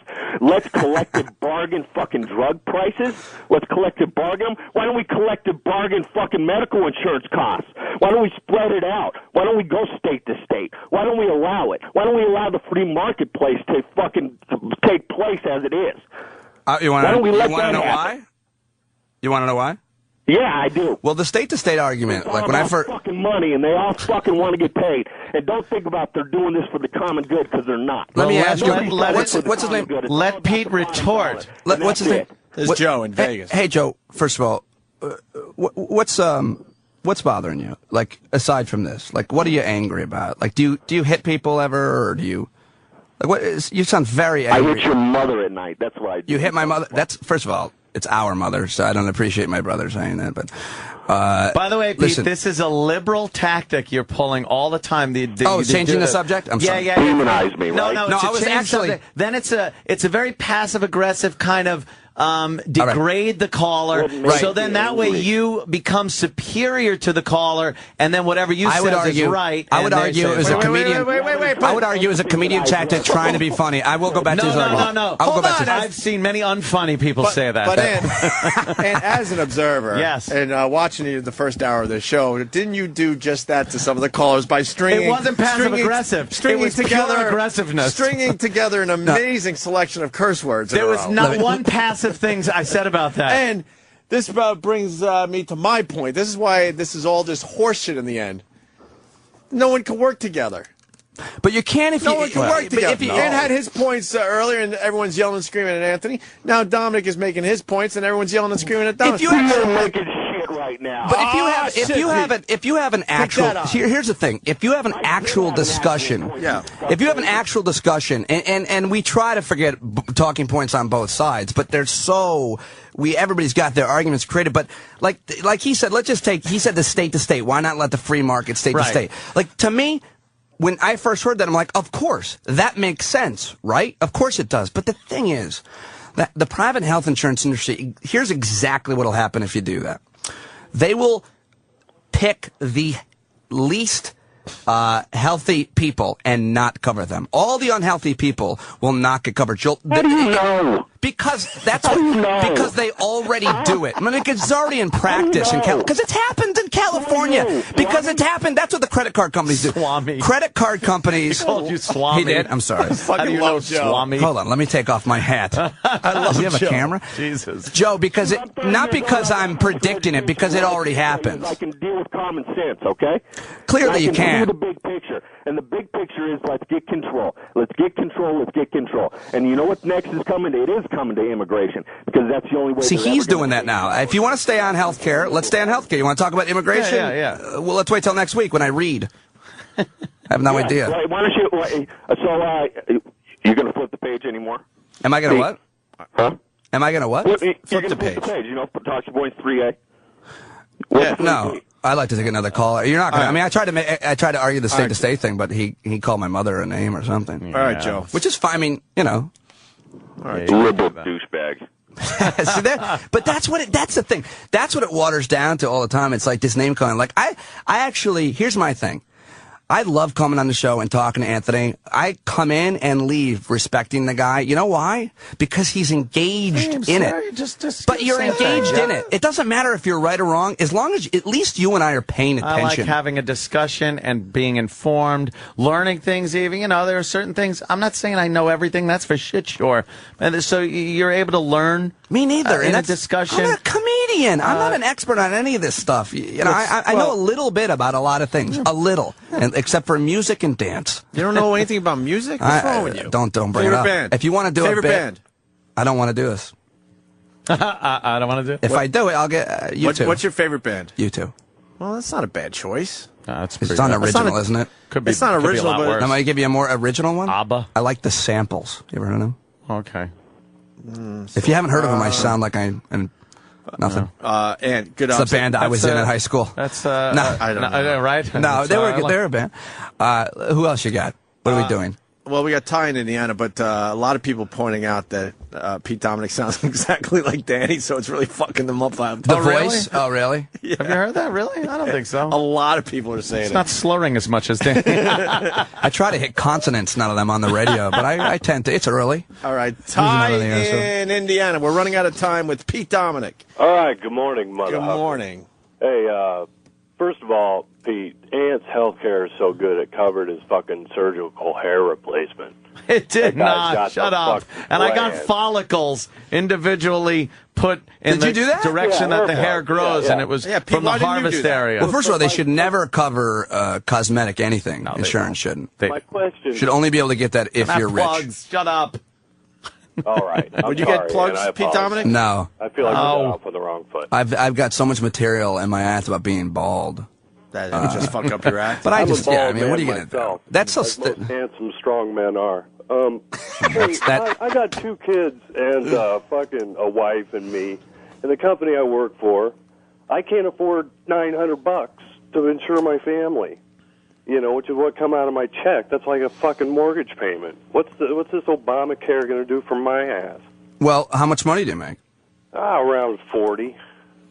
Yeah, you I should live be. in This is fucking really to help. Indiana, which that's doing all right, believe it or This not. should help you. You'll probably qualify for subsidies, and you'll be able to afford health care. I mean, I was making at one point doing just stand up $80,000, and I had 2 kids and a wife who was working a little bit, and my health insurance premiums because I'm a comedian. There's no union. Right. I would argue I was working as hard as anybody who wasn't doing manual labor and working outside, and my health care was $13,000 a year. Now I afforded it because I'm responsible and I paid for it, but I couldn't save up for a house. I couldn't afford a car. I couldn't afford a lot of normal stuff. Now then I started working at Sirius and got health care, and now I can buy organic berries. But I mean, the truth is, there's a lot of people out there that freelance. Yeah, if you're a freelancer, If you want to promote, if you're a freelancer, you're fucked because you got to get your own insurance, and it's a nightmare. if you're the fiscal costs. conservative and you want to promote entrepreneurship and being able to start, one of the things here is people get locked in jobs and they only stay in their awful job because of the health insurance. They have skills that they would love to start this business. They might even have capital. On CNN last night. I heard this. Yeah. Did Wolf say this already? I steal all my talking points from Wolf now. But I mean, don't you want to encourage people to pursue their dreams or whatever, even especially if they have like money to open a business? But they can't do it because they can't cover. And only an irresponsible parent would take a risk. Well, and hopefully, let me tell you something. Hopefully, that entrepreneurial spirit. Entrepreneurial. Oh, well done. Spirit will let somebody grow their business and achieve the American dream, so they too can get the fuck taxed out of them and have to stop hiring people. Like I have, by the way, I've had to stop. Because hiring of your certain taxes? People. Yes, Come on. because of my fucking taxes. They're I am over 60% now when you take everything into consideration. I am paying more to my government than I am getting myself for already, by the way, already. But for some reason, that's still not going to be enough. And I have to be taxed more. And you know what? I don't pay enough, according to a lot of the people that fucking don't know me from a hole in the wall. Well, I don't know what your personal situation is, and I want to get a violin out for you. But Exactly. But that's what a lot of people say. But here's the thing. Good, get chastised. I hope everyone in this country can make it so they could see that you will all of a sudden become the beast of burden for everybody that hasn't you made it. have really victimized yourself with the beast of burden. Yeah, that's it. Phrase. It's on my fucking back. Fucking back. I understand. No, you know what? I don't think that you're wrong. I don't think that there's anything wrong with that complaint that you're too taxed. But things don't come for free. Taxes for free. There can only be such mismanagement of funds to fuck up the amount of taxes that are paid in this country. Well, why don't you get a pilot's license and fly it into the IRS building? That's been done. All right. You want to be original. I like. What are you going to do? Doing something original. What will your terrorist act be? Because you're an original guy. I don't he doesn't know. Want he doesn't want to play his cards. I on think that I'll just burn illegal movies. and watch him. Yeah. like that's. I'm thinking like you setting fire to movies. No, I'm like, no, why that would you would be do that? dangerous. I'm just talking burn him off the computer and then watch him and chuckle. Here's the thing. If you're 50 years old and you've been working in a steel plant your whole life and providing for your family and you just lost your job because the steel plant moved to Saw that China, movie. you shouldn't be penalized. You can't afford health insurance for your family. No one worked harder than that guy, and he's getting shafted. And this will change that. This will change for the hardest working Americans. Everybody thinks this is for poor blacks. It's not. This is for hardworking whites, blacks, and everything in between. We already have health care for poor people. It's called Medicaid. This is going to help the people like that caller who fell through the cracks, who are working their asses off, liberal or conservative, making $45,000, $50,000, $60,000 a year. Their ages 40 through 55. They've been working their whole life doing everything fucking right, and their kids now are getting fucked, and their dad has to come home and say, I'm sorry, not only can I not afford your college, you can't go to the doctor because I lost my job at the plant, which I've had for 20 years. That's not right. It's not right. See, if you would never say that to the steel plant guy's face because he put you in a molten lava. That sounds very noble, and but that's I what hope it works is. out. But that's what it is. Well, and you might not get your pool cover. Let's all say, I got a great solar pool cover. You could put an elephant on it, and it's not supposed to rip. That's wonderful. With that, fascinating. With that, Jeff from Hoboken, it says here he wants to attempt a conversation with this clown. Hey, Danny. You're actually a great dancer. You keep dancing around the truth. Danny. Well, it's Pete Dominick. Some people say he sounds like Danny, but it's Pete Dominick who does a show here at SiriusXM on POTUS, and he's going to be on CNN. Tell me the truth. Doing a regular thing. Tell me the on truth. John King's honestly, CNN show. I don't understand most of what's in the whole health package. All right. But I don't think you know what you're talking about as far as Canada goes. I've driven through the whole country. Oh, well then. I'm an American, and they hate it. Oh. There's no one in the country. It's empty. But many people on the... This is one of the dumbest people I've ever talked to on my show or any show. This guy says because he drove across Canada, because he drove across Canada, he actually knows what people think about an issue because he drove across. You have to stop and talk. Well, why don't you look at the studies done on Canadians? Maybe he hit people and then saw what their health care was. If you went to Canada and got hurt, the fact is, look at my ass finger. See this finger that looks like an ass? I was in Canada when this happened. They took care of me. You're a liberal talkover. That's what you do. You talk over. Go ahead. people. I'm sorry. Go ahead and tell me about what you learned driving across Canada, you douchebag. In Canada, how the system does not work. They wait months. What other countries did you take a field trip in and decide what their problems are? Are you done talking? Well, on my show, by the way, I would never do this. I'd allow the guy to hang himself. But I don't get to call people names on my show, so listen, stupid. Where else have you gone on a field trip? Is this what you do at home? You go to the mirror and you say, hey, stupid. No, I build myself up in the mirror and say, you can have hair. Talk over people. Try and No, listen. not on my show. Only on this one because you're that dumb. Tough guy. You're not on I your am not guy. tough. I am not tough. That's a misnomer. Tough guy. No, I'm not tough. If you and I wrestled or tickled each other. Listen for a moment. Okay, go ahead. All right. Canada's a mess. Additionally, The road says there's potholes. He knows. He knows from his field trip. Potholes, the signs are wrong sometimes. Additionally, what happens when we stop subsidizing all the health care on the planet? Our overpaying has paid for the drugs, has paid for the equipment, has paid for everything that everybody This bill else gets rid of that waste in Medicare. It fixes that. But you don't know because you said you don't pay attention. That's okay. It's okay that you don't. And I'm telling you that it helps that. Explain it. Don't make your blanket statements and then talk over somebody. Explain it since you're a genius. Explain how it cuts Medicare, the waste in Medicare. When a country like Denmark has health care, and they have these fabulous drugs and equipment, who do you think pays for that? Their cheapo health care that costs nothing to the people? We pay for it. We pay for Denmark's MRI machines? We pay for these. No, they bought them from our capitalist, innovative technology companies. Stop it, Mr. Liberal, talking over people. We pay for the research and Now, development. did you go hiking in Denmark and stay in a hostel in 2001? Tell me about your trip to Denmark, the country with the happiest people. When did you go there with your backpack? You're bad comedian and a bad arguer. Well, those are both accurate. Over people. You're a bore. A bore, and you're stupid. Well, he's got the phones lit, so I don't know if he's a bore. Show is Stand Up with Pete Dominick. Yeah. It's on POTUS, 3 to 6. Boring. Your show's a bore. You're a bore. And you got nothing to say. Have you ever listened to my show? Have you listened to the show? You're a boring show, and thank God there are 200 other stations. Yeah, you should check out. Why don't you try and have a conversation instead of talking over people like that woman in Congress last night? That woman. I actually, just to be fair, if it was my show, I would have. I'm unleashing on people on here. On my show, people get to talk as much as they want. All right. Sound like that boring guy from Canada who says, Google it. Keep saying Why don't you boring. Google yourself and find stupid, boring, and retarded. Should I Google Pete Dominick, stupid, boring, and retarded together with quotation marks? You'll find You know what'll come up? Your Facebook page, dummy.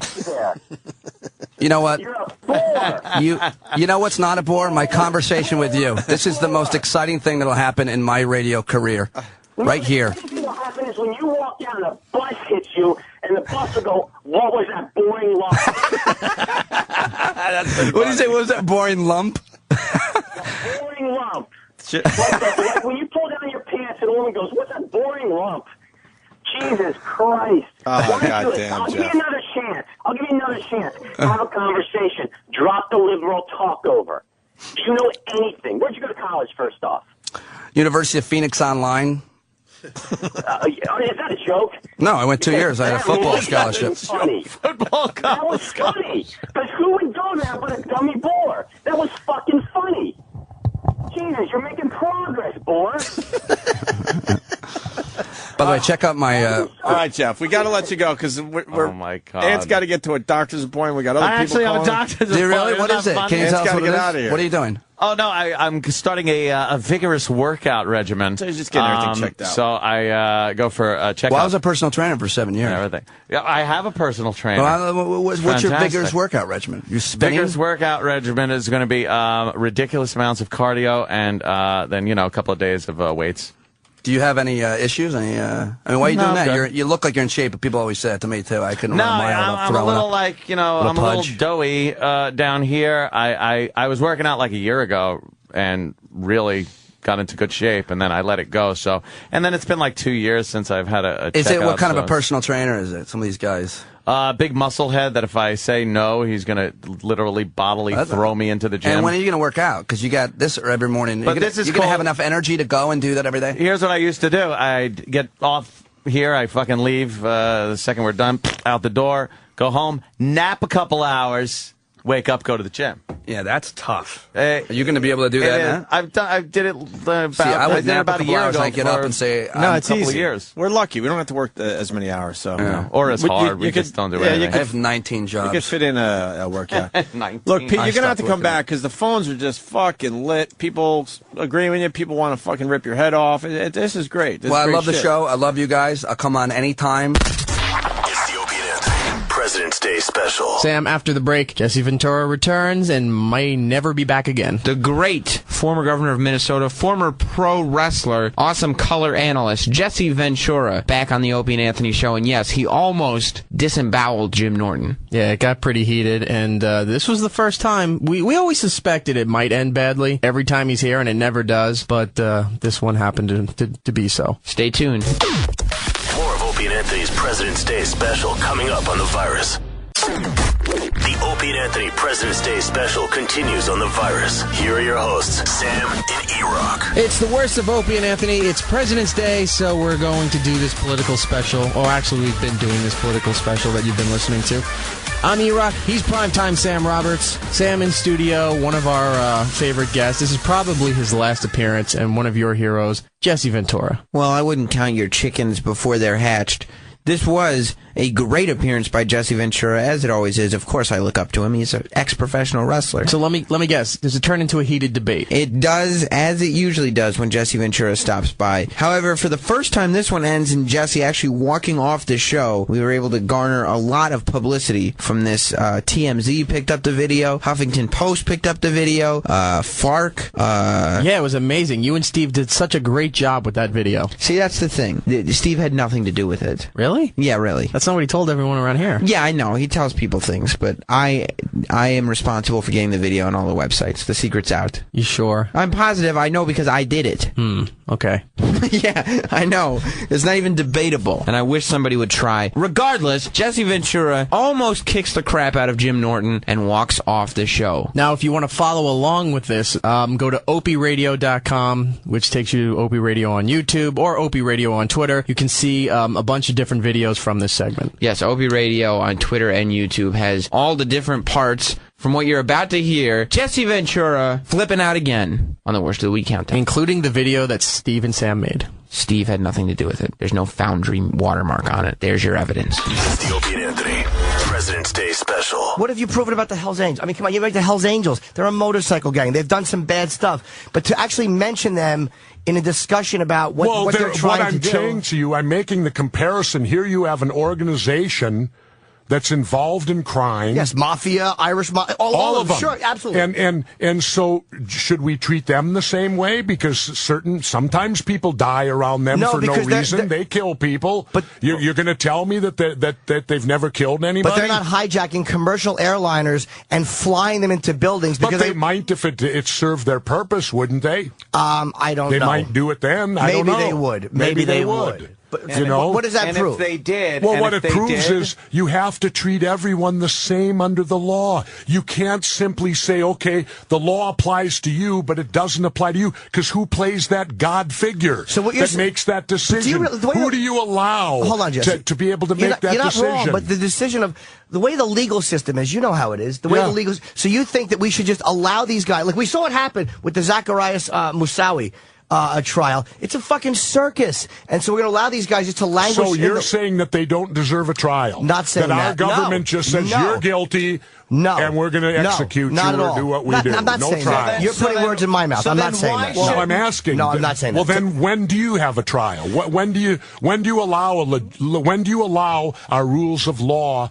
Is it only for our citizens? It's hard to. Honestly, in this situation, I don't know, because we've never faced this type of an enemy before. Then why? This country has never faced this before. Why wouldn't you take POWs from any war we've ever been in and bring them over and try each and every one for murder of U.S. citizens? Because they represent a country. All right, we're in a different situation. These people don't represent a country. Bin Laden did. He represented the Taliban. We're back to the Hells Angels. They don't represent a country. They're like a gang. Yeah, they're a gang within the United States. They're American citizens. Well, what difference does that make? The difference is our laws apply. You don't have to be a citizen to have our laws. But when otherwise, what would we do to tourists? When we're at war with somebody, the rules are different. The rules of engagement are different. For military.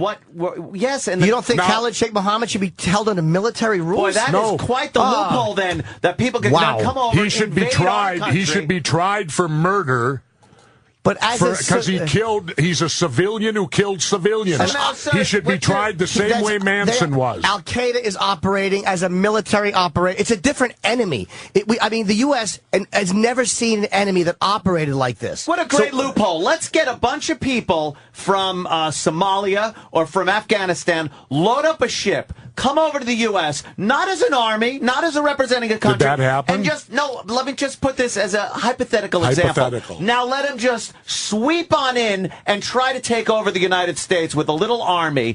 And now, instead of treating them as military combatants, we have to try each and every one of them as a criminal with the same rules and regulations. No, I would say you don't give them any rights. You simply take them out back and execute them like the Wild West. That's silly. No, that's what you're telling me. No, you're telling me there's no, now a loophole for invading our country. No, who's invaded our country? I'm saying there's a loophole now, the way you put it. If some entity wants to invade the United States, they can now do it without the repercussions of not having due process. They will then have due process? The same things that we're afforded? Yeah, not in our country. Yeah, it's crazy. Absolutely, I agree with you. You would allow... By God, take them out back and hang them. No, we should do is because you know that you're not going to be a victim of terrorism. So what we should do is just allow citizens to be slaughtered while we're not allowing anything. It's called great police work. No, don't violate those civil liberties. Do not violate civil liberties. Absolutely. Do not profile. Do not investigate Muslims because they're Muslim, because that's a profiling, and everybody on the left goes ballistic when you profile, because that's not affording citizens due process. You're profiling them. You're judging them guilty before they were tried. Well, so you can't let's do not that. leave it there either. We're also profiling the Mexicans. We profile the Italians for the mafia. You profile bikers for hell's... Profiling works to a certain degree as long as citizens are afforded a certain amount of respect while being profiled. And I like the fact that now we don't even do it at the borders. Where are Mexicans being profiled? Well, I drive across every year, and now the last time I drove across the border, I showed my passport at the border, and I was 2 hours into Arizona on the freeway, and I had to do a 2-hour stop there because the cars were backed up, because it was an immigration stop in the middle of Arizona. Not at the border. But that seems logical. Really? For the people that got across. They do DWI checkpoints. It only goes against our Constitution, but what the hell? DWI checkpoints do too, technically. No. Our Constitution says you can travel freely inside the United States. So DWI checkpoints also? No. Why? Because that's driving a car and a license, and you're dealing with a cop. Same thing here. No, it isn't the same. This is immigration. So what? You're checking to see if... So what? You're a citizen. You're not being hassled if you're a citizen. Yes, you are. You're asked to produce. I already did it at the border. Same as DWI checkpoint. You're asked to prove your sobriety. No, it's different. It's not different. Yes, it is. It's different because it doesn't prove your point, but it's not different. Because driving is a privilege. Yes, they weren't stopping citizens walking. No, they were stopping them and exercising their privilege. No, driving is a privilege. I don't have a right to drive. Right, exactly. It's a privilege. So they were stopping. But you have a right to be a citizen. It's your right not to be questioned inside the United States if you're a citizen. So you think we right to ask this isn't the police. This isn't the police. You're talking about the Border Patrol. This is immigration. Immigration. Oh, okay. So what right does immigration have to pull me over in the middle of Arizona and ask me to produce papers that I'm a citizen? Well, you a little shifty. Yeah, but if they were shifty. stopping people because they wanted to make sure that there weren't illegals, they weren't looking for you. So what if they asked you to produce? And I mean I refused. Of course you did, because you're a because I recognizable believe guy. in the Constitution. So do I. But again, it's not a suicide. No, you don't, because you're saying that this is okay. You're right. I don't believe in the Constitution. Stop it. Stop it. I don't believe in the Constitution. You're violating it. No, I'm not. I'm exercising my free speech. Boo-hoo. No, Jesus. And time. Wow. I love the Constitution. It troubles me because I don't like the perverse use of the Constitution. We're out in the middle in the United States, and you're asked to produce your citizenship when you've already done it at the border. And our country has never made us have to produce any type of thing like that just to freely travel about the country. Where are your papers? Do you have to produce your... where are your papers? Can you leave Minnesota into South Dakota? And I foresee in the future they're going to have... Right at the borders, state to state, where you're going to have to produce paperwork to go from one state to the next. It's called Easy Pass and that's called taking away your freedoms in light of keeping us safe. Slippery. That's what you'd say to the police doing honest police work. Let's keep us safe. That's what you'd say about the police doing hard police work. I said you would. That ain't police work. That's immigration. But if it was the cop, say the cop had done it. No, it ain't a cop. You said it's all police work to stop terrorists. So if they started questioning people in a mosque, you'd say, "Oh, that's racist." Or that's don't put words in my mouth, please. Why? You've done it to me. You did it to me. You said I don't believe in the Constitution. Bye, guys. Bye, Jess. Governor. You always just sulk and walk away. Why? You put words in my mouth. There's a fucking guy here telling me I got a schedule, asshole. You're using dirty language, asshole. Yeah. Oh. Bye, tough guy. Bye, tough guy. And thanks for your service to our country. You're welcome. Thanks for touching me with your fucking stupid riff-raff from fucking Rocky Horror hairdo. You're bigger than me and stronger than me. So what? I don't give a shit. You want to beat me up? Go ahead. I'm not going to fight a guy like you. That means nothing to me. I know. I argued with you. You put words in my mouth, and you didn't like when I did it to you. You put words in my mouth saying I didn't believe in the Constitution, and that's bullshit. It's not true. I don't agree with abusing it. Thank you for your service. Oh, you're welcome. You're a bigger patriot than me. Godspeed. Fuck out of here. Wow. What happened? He's a fucking baby. That ended on a fucking baby. nice note. Who gives a shit? A big fucking guy that doesn't like the little guy yelling. You scared him, Jimmy. No, you scared him here's away. what that is. He wanted to knock my fucking block off, but he knows that he shouldn't or he can't because of the law or all this stuff. Fuck you.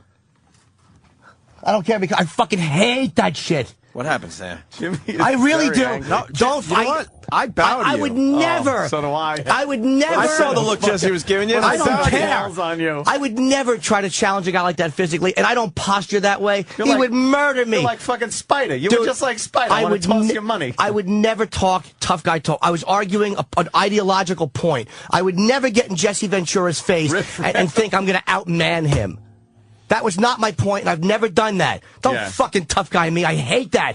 He was tough guy. Fuck him. I don't care how strong he is. I hate that. You Dude, are bravo to Jim. That drives me nuts, man. That's my fucking pet peeve. I hate it. suicide by wrestler was what he was trying. Holy shit! Do I fucking? wrestler. But it's Jimmy not, was trying dude. It's suicide not a by tough guy thing. The guy would. It's not about that. I'm not gonna fight Jesse Ventura. I can't be bullied. It makes me fuck you. I hate it. How'd you feel when he tapped your shoulder? Annoyed, not intimidated. Annoyed. And it said, annoyed. Thank you for your service. He didn't do it hard. It wasn't a threatening. Yeah. But it was. Don't try to alpha male me, stupid. Danny just put up a picture of the crypt keeper. Danny's real brave. Jimmy's the only one that opened his mouth like a man. Dude, like a man. that drives me crazy. That was a great ending. That drives me nuts. Wow. What is he saying down the hall there? Who cares? Who cares? I'm just curious. I asked him if when his book comes out in April, he'd be happy to come back because despite the tumult, that really sounded well. He goes, nope, not doing it. Good, fuck you, bye, don't. We're done with him? Don't. We've had intense He's a baby. discussions with the guy. I walked with him to And he the always elevator, comes back. and I said, Governor, I know that your feelings may have gotten hurt, and you don't like Jim. Who cares? I don't like him either. He He's said, a sulker. I don't respect that little shit. I don't respect him either. I respect his military service, but I think he's a fucking. I don't respect him in a debate because he's a baby who pushes his microphone. Aw. What's the matter? You're not used to being challenged by a small guy, you fucking big dumb wrestler? I fucking hate that shit. I mean, by the way, it's not like I stood up and go, what? I would never do that, dude. People are saying best ending ever. By the way, yes, we did get that on video, and boy, will that video be I don't give a shit if he comes back. That's a big one. I That's don't a biggie care. right there. That's a big one. I swear to God, I don't care if he comes back. Wait till you see Jesse's face. He's on that video. honest to God, he I wanted to strangle you. Too bad. I know. Then don't argue with me on the radio. Just bully me in an alley like you probably would have if you weren't a dumb fucking wrestler.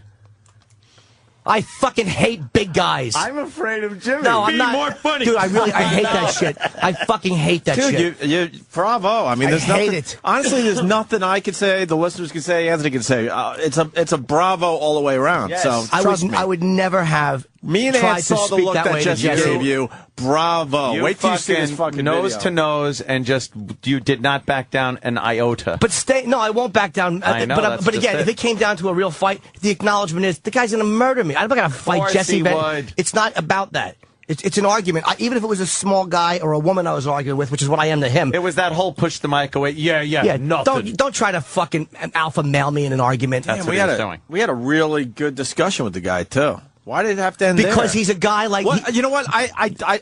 I'll tell you what. I know started why. fading out. I'll be completely honest. What got to him at the end there? I didn't like when he goes, well, you don't like the Constitution. He doesn't like me because I don't agree with him, and he I'm said, fucking. Don't put fucking words in my He mouth. put fucking words in And my then he put mouth, words in and your- then he called me an asshole, and I called him an asshole. And when Jimmy called him out on putting words in his mouth, he had no defense Because for that's it. what he is. He's one of those big bully motherfuckers who likes to use his size and his weight, and he talks over everybody, and he's not a dumb guy. shit, I'm not he's going to coming say, back. so what? Fuck him. He's not a dumb guy. He's not a dumb guy. I just want to see Jimmy look. I just disagree Don't with turn him. around, Jimmy. I Don't turn respect the around. guy's military service. I respect the guy. He's a bright dude. He's not a dumb guy. He's just more radical than I am. But when you're arguing and that disagreeing, that fucking... like that's all of a sudden the atomic bomb. I'm going to use my fuck you, man. You know what you should do? Bend him over and humble him. You fuck in the ass. I fuck you in the ass and humble you. I don't care if that little shit. That's what I think of you, you big fat motherfucker. Beat it, Steve. There was a point. No, I'm Anthony, sorry. I thought you Anthony, meant- there was a point when Jimmy turned all the way around. Jesse was at the doorway. Jesse was debating. I'm coming back in. So what? Yeah, I he know, was. it No, was I'm just saying. saying. I know he was. I'm just painting the picture for everyone. There was a moment there where Jesse's like, at all. I think I got to go back in there and hit this scared guy. for you. And then Because- at the last second, turned and walked away. When he drank his water Yeah, and that's- finished the yeah, bottle, yeah. I thought he was going to throw the bottle. And I would have thrown mine at him and got the shit beat out of me. Oh my Believe me. God, that's what I was thinking. That's why I started getting afraid. And then Kenny would have had to come in, and it would have been awful. Kenny, I want to talk to Kenny for a minute. Because I want to know what Kenny was thinking. I've been boxing lately. I would have tried something. Dude, Would you knock it Dude, off? I would be annoyed at a small guy for pushing the microwave during an argument when Jesse was having a lot of time to say what he had to say. Yeah. We were arguing back and forth. He felt I put words in his mouth. I felt he put words in mine. But then to drop it like that, goodbye. I know. Fuck you. We were Goodbye. promoting your show for the last 20 done. minutes. Asked plenty of legitimate questions. Yes. Let him get his point across over and over again. Oh, it drives me Kenny, crazy. Yeah, where would have been that fail-safe point where you had to jump in? Because you held off. You didn't do anything. You didn't get in between anybody. What were you thinking during that whole thing? I was keeping my eye on him. Yeah? Now, what would you think if you had to go against Jesse Ventura? Bye, Jim. Ronnie B's in studio. We almost lost Jimmy today, Ronnie. I swear to God, true story. I'm downstairs and saw Ventura go through the turnstiles twice. He just kept, I'm not even fucking making it up. He just kept walking around and pushing it. I guess he was pushing it so hard he didn't realize how to get out the other Fuck side. him. Deal with it, bully. He was angry. Jimmy? Deal with it. I fucking hate bully. Jimmy, you didn't serve. Jesus Christ. You know what? In that argument, that drives me nuts too because I'm not one of these. I have nothing but respect for the military, and I've said it 50 times. Pull them out of everywhere. Fuck the rest of the world. Don't get our guys killed for fucking North Korea or anybody. Fuck all of them. It makes me sick. It was amazing, Ronnie. Holy the shit. look. The He did look that last time. The look that Jesse gave, the look that Jimmy gave. It's a pretty good impression. There were some good looks going on. Wow. Well, I guess everyone's going to tune into his show tonight. Hey, watch the show. It's probably a good show. 10 As long as you p.m. don't on watch True it TV. Thursday What the through hell? Sunday when I'm in Caroline. I don't care what you do. And the video, I was angry. The video of the confrontation later on this afternoon. Oh, you gotta got to see it. this one. Holy shit! I saw it live. I had to turn my head at one point. I was scared. I did not want to see you get hit. Not that I didn't want to see it happen. I literally did not want to see it. So I turned away, thinking you absolutely were going to get fucking. Hold on, it was intense too because Sam's on the video, and I go whispering to Sam, get closer, and Sam's like, no, fuck no. Oh, you got a fucking close-up of him? It's got a zoom lens. Opie. Look What at year the is look. this? Show Ronnie B the look. The good thing, though, is if you would have got hit, it would have been fake hit, where they hit their And then if you needed to, you could just start going like this to the audience got behind you. We'd all start clapping. Yeah. Hold some signs up. Jeez. You see that beat look? it. Let me see Hair's his that look. stupid hairdo. Jimmy, everyone's saying bravo. Simple as that. It's not even that. It's God. the, No, I know, I but would you know never. what? I would never come at the guy physically. You know what? You stood up for a lot of people out there that have been in that situation with a big tough guy, and you know what? You fucking stood right in there with because the guy. I would never yell at a guy who That's weighed why 100 people are pounds. saying Like, bravo today. like I would never. I don't bully people who are most people smaller in your than me. situation walk away. Trust me, they just do. You have no choice, and you walk away. Patty. I'm always nice to Stalker Patty. That was a pussy. That was. I gave her an How do you make orgasm. him defend himself. That was amazing. I love Patty. That was amazing. I love her. I rub clear stuff on I her. love the girl. She's fantastic. All right, we got to go home, man. More of Opie and Anthony's President's Day special coming up on the virus.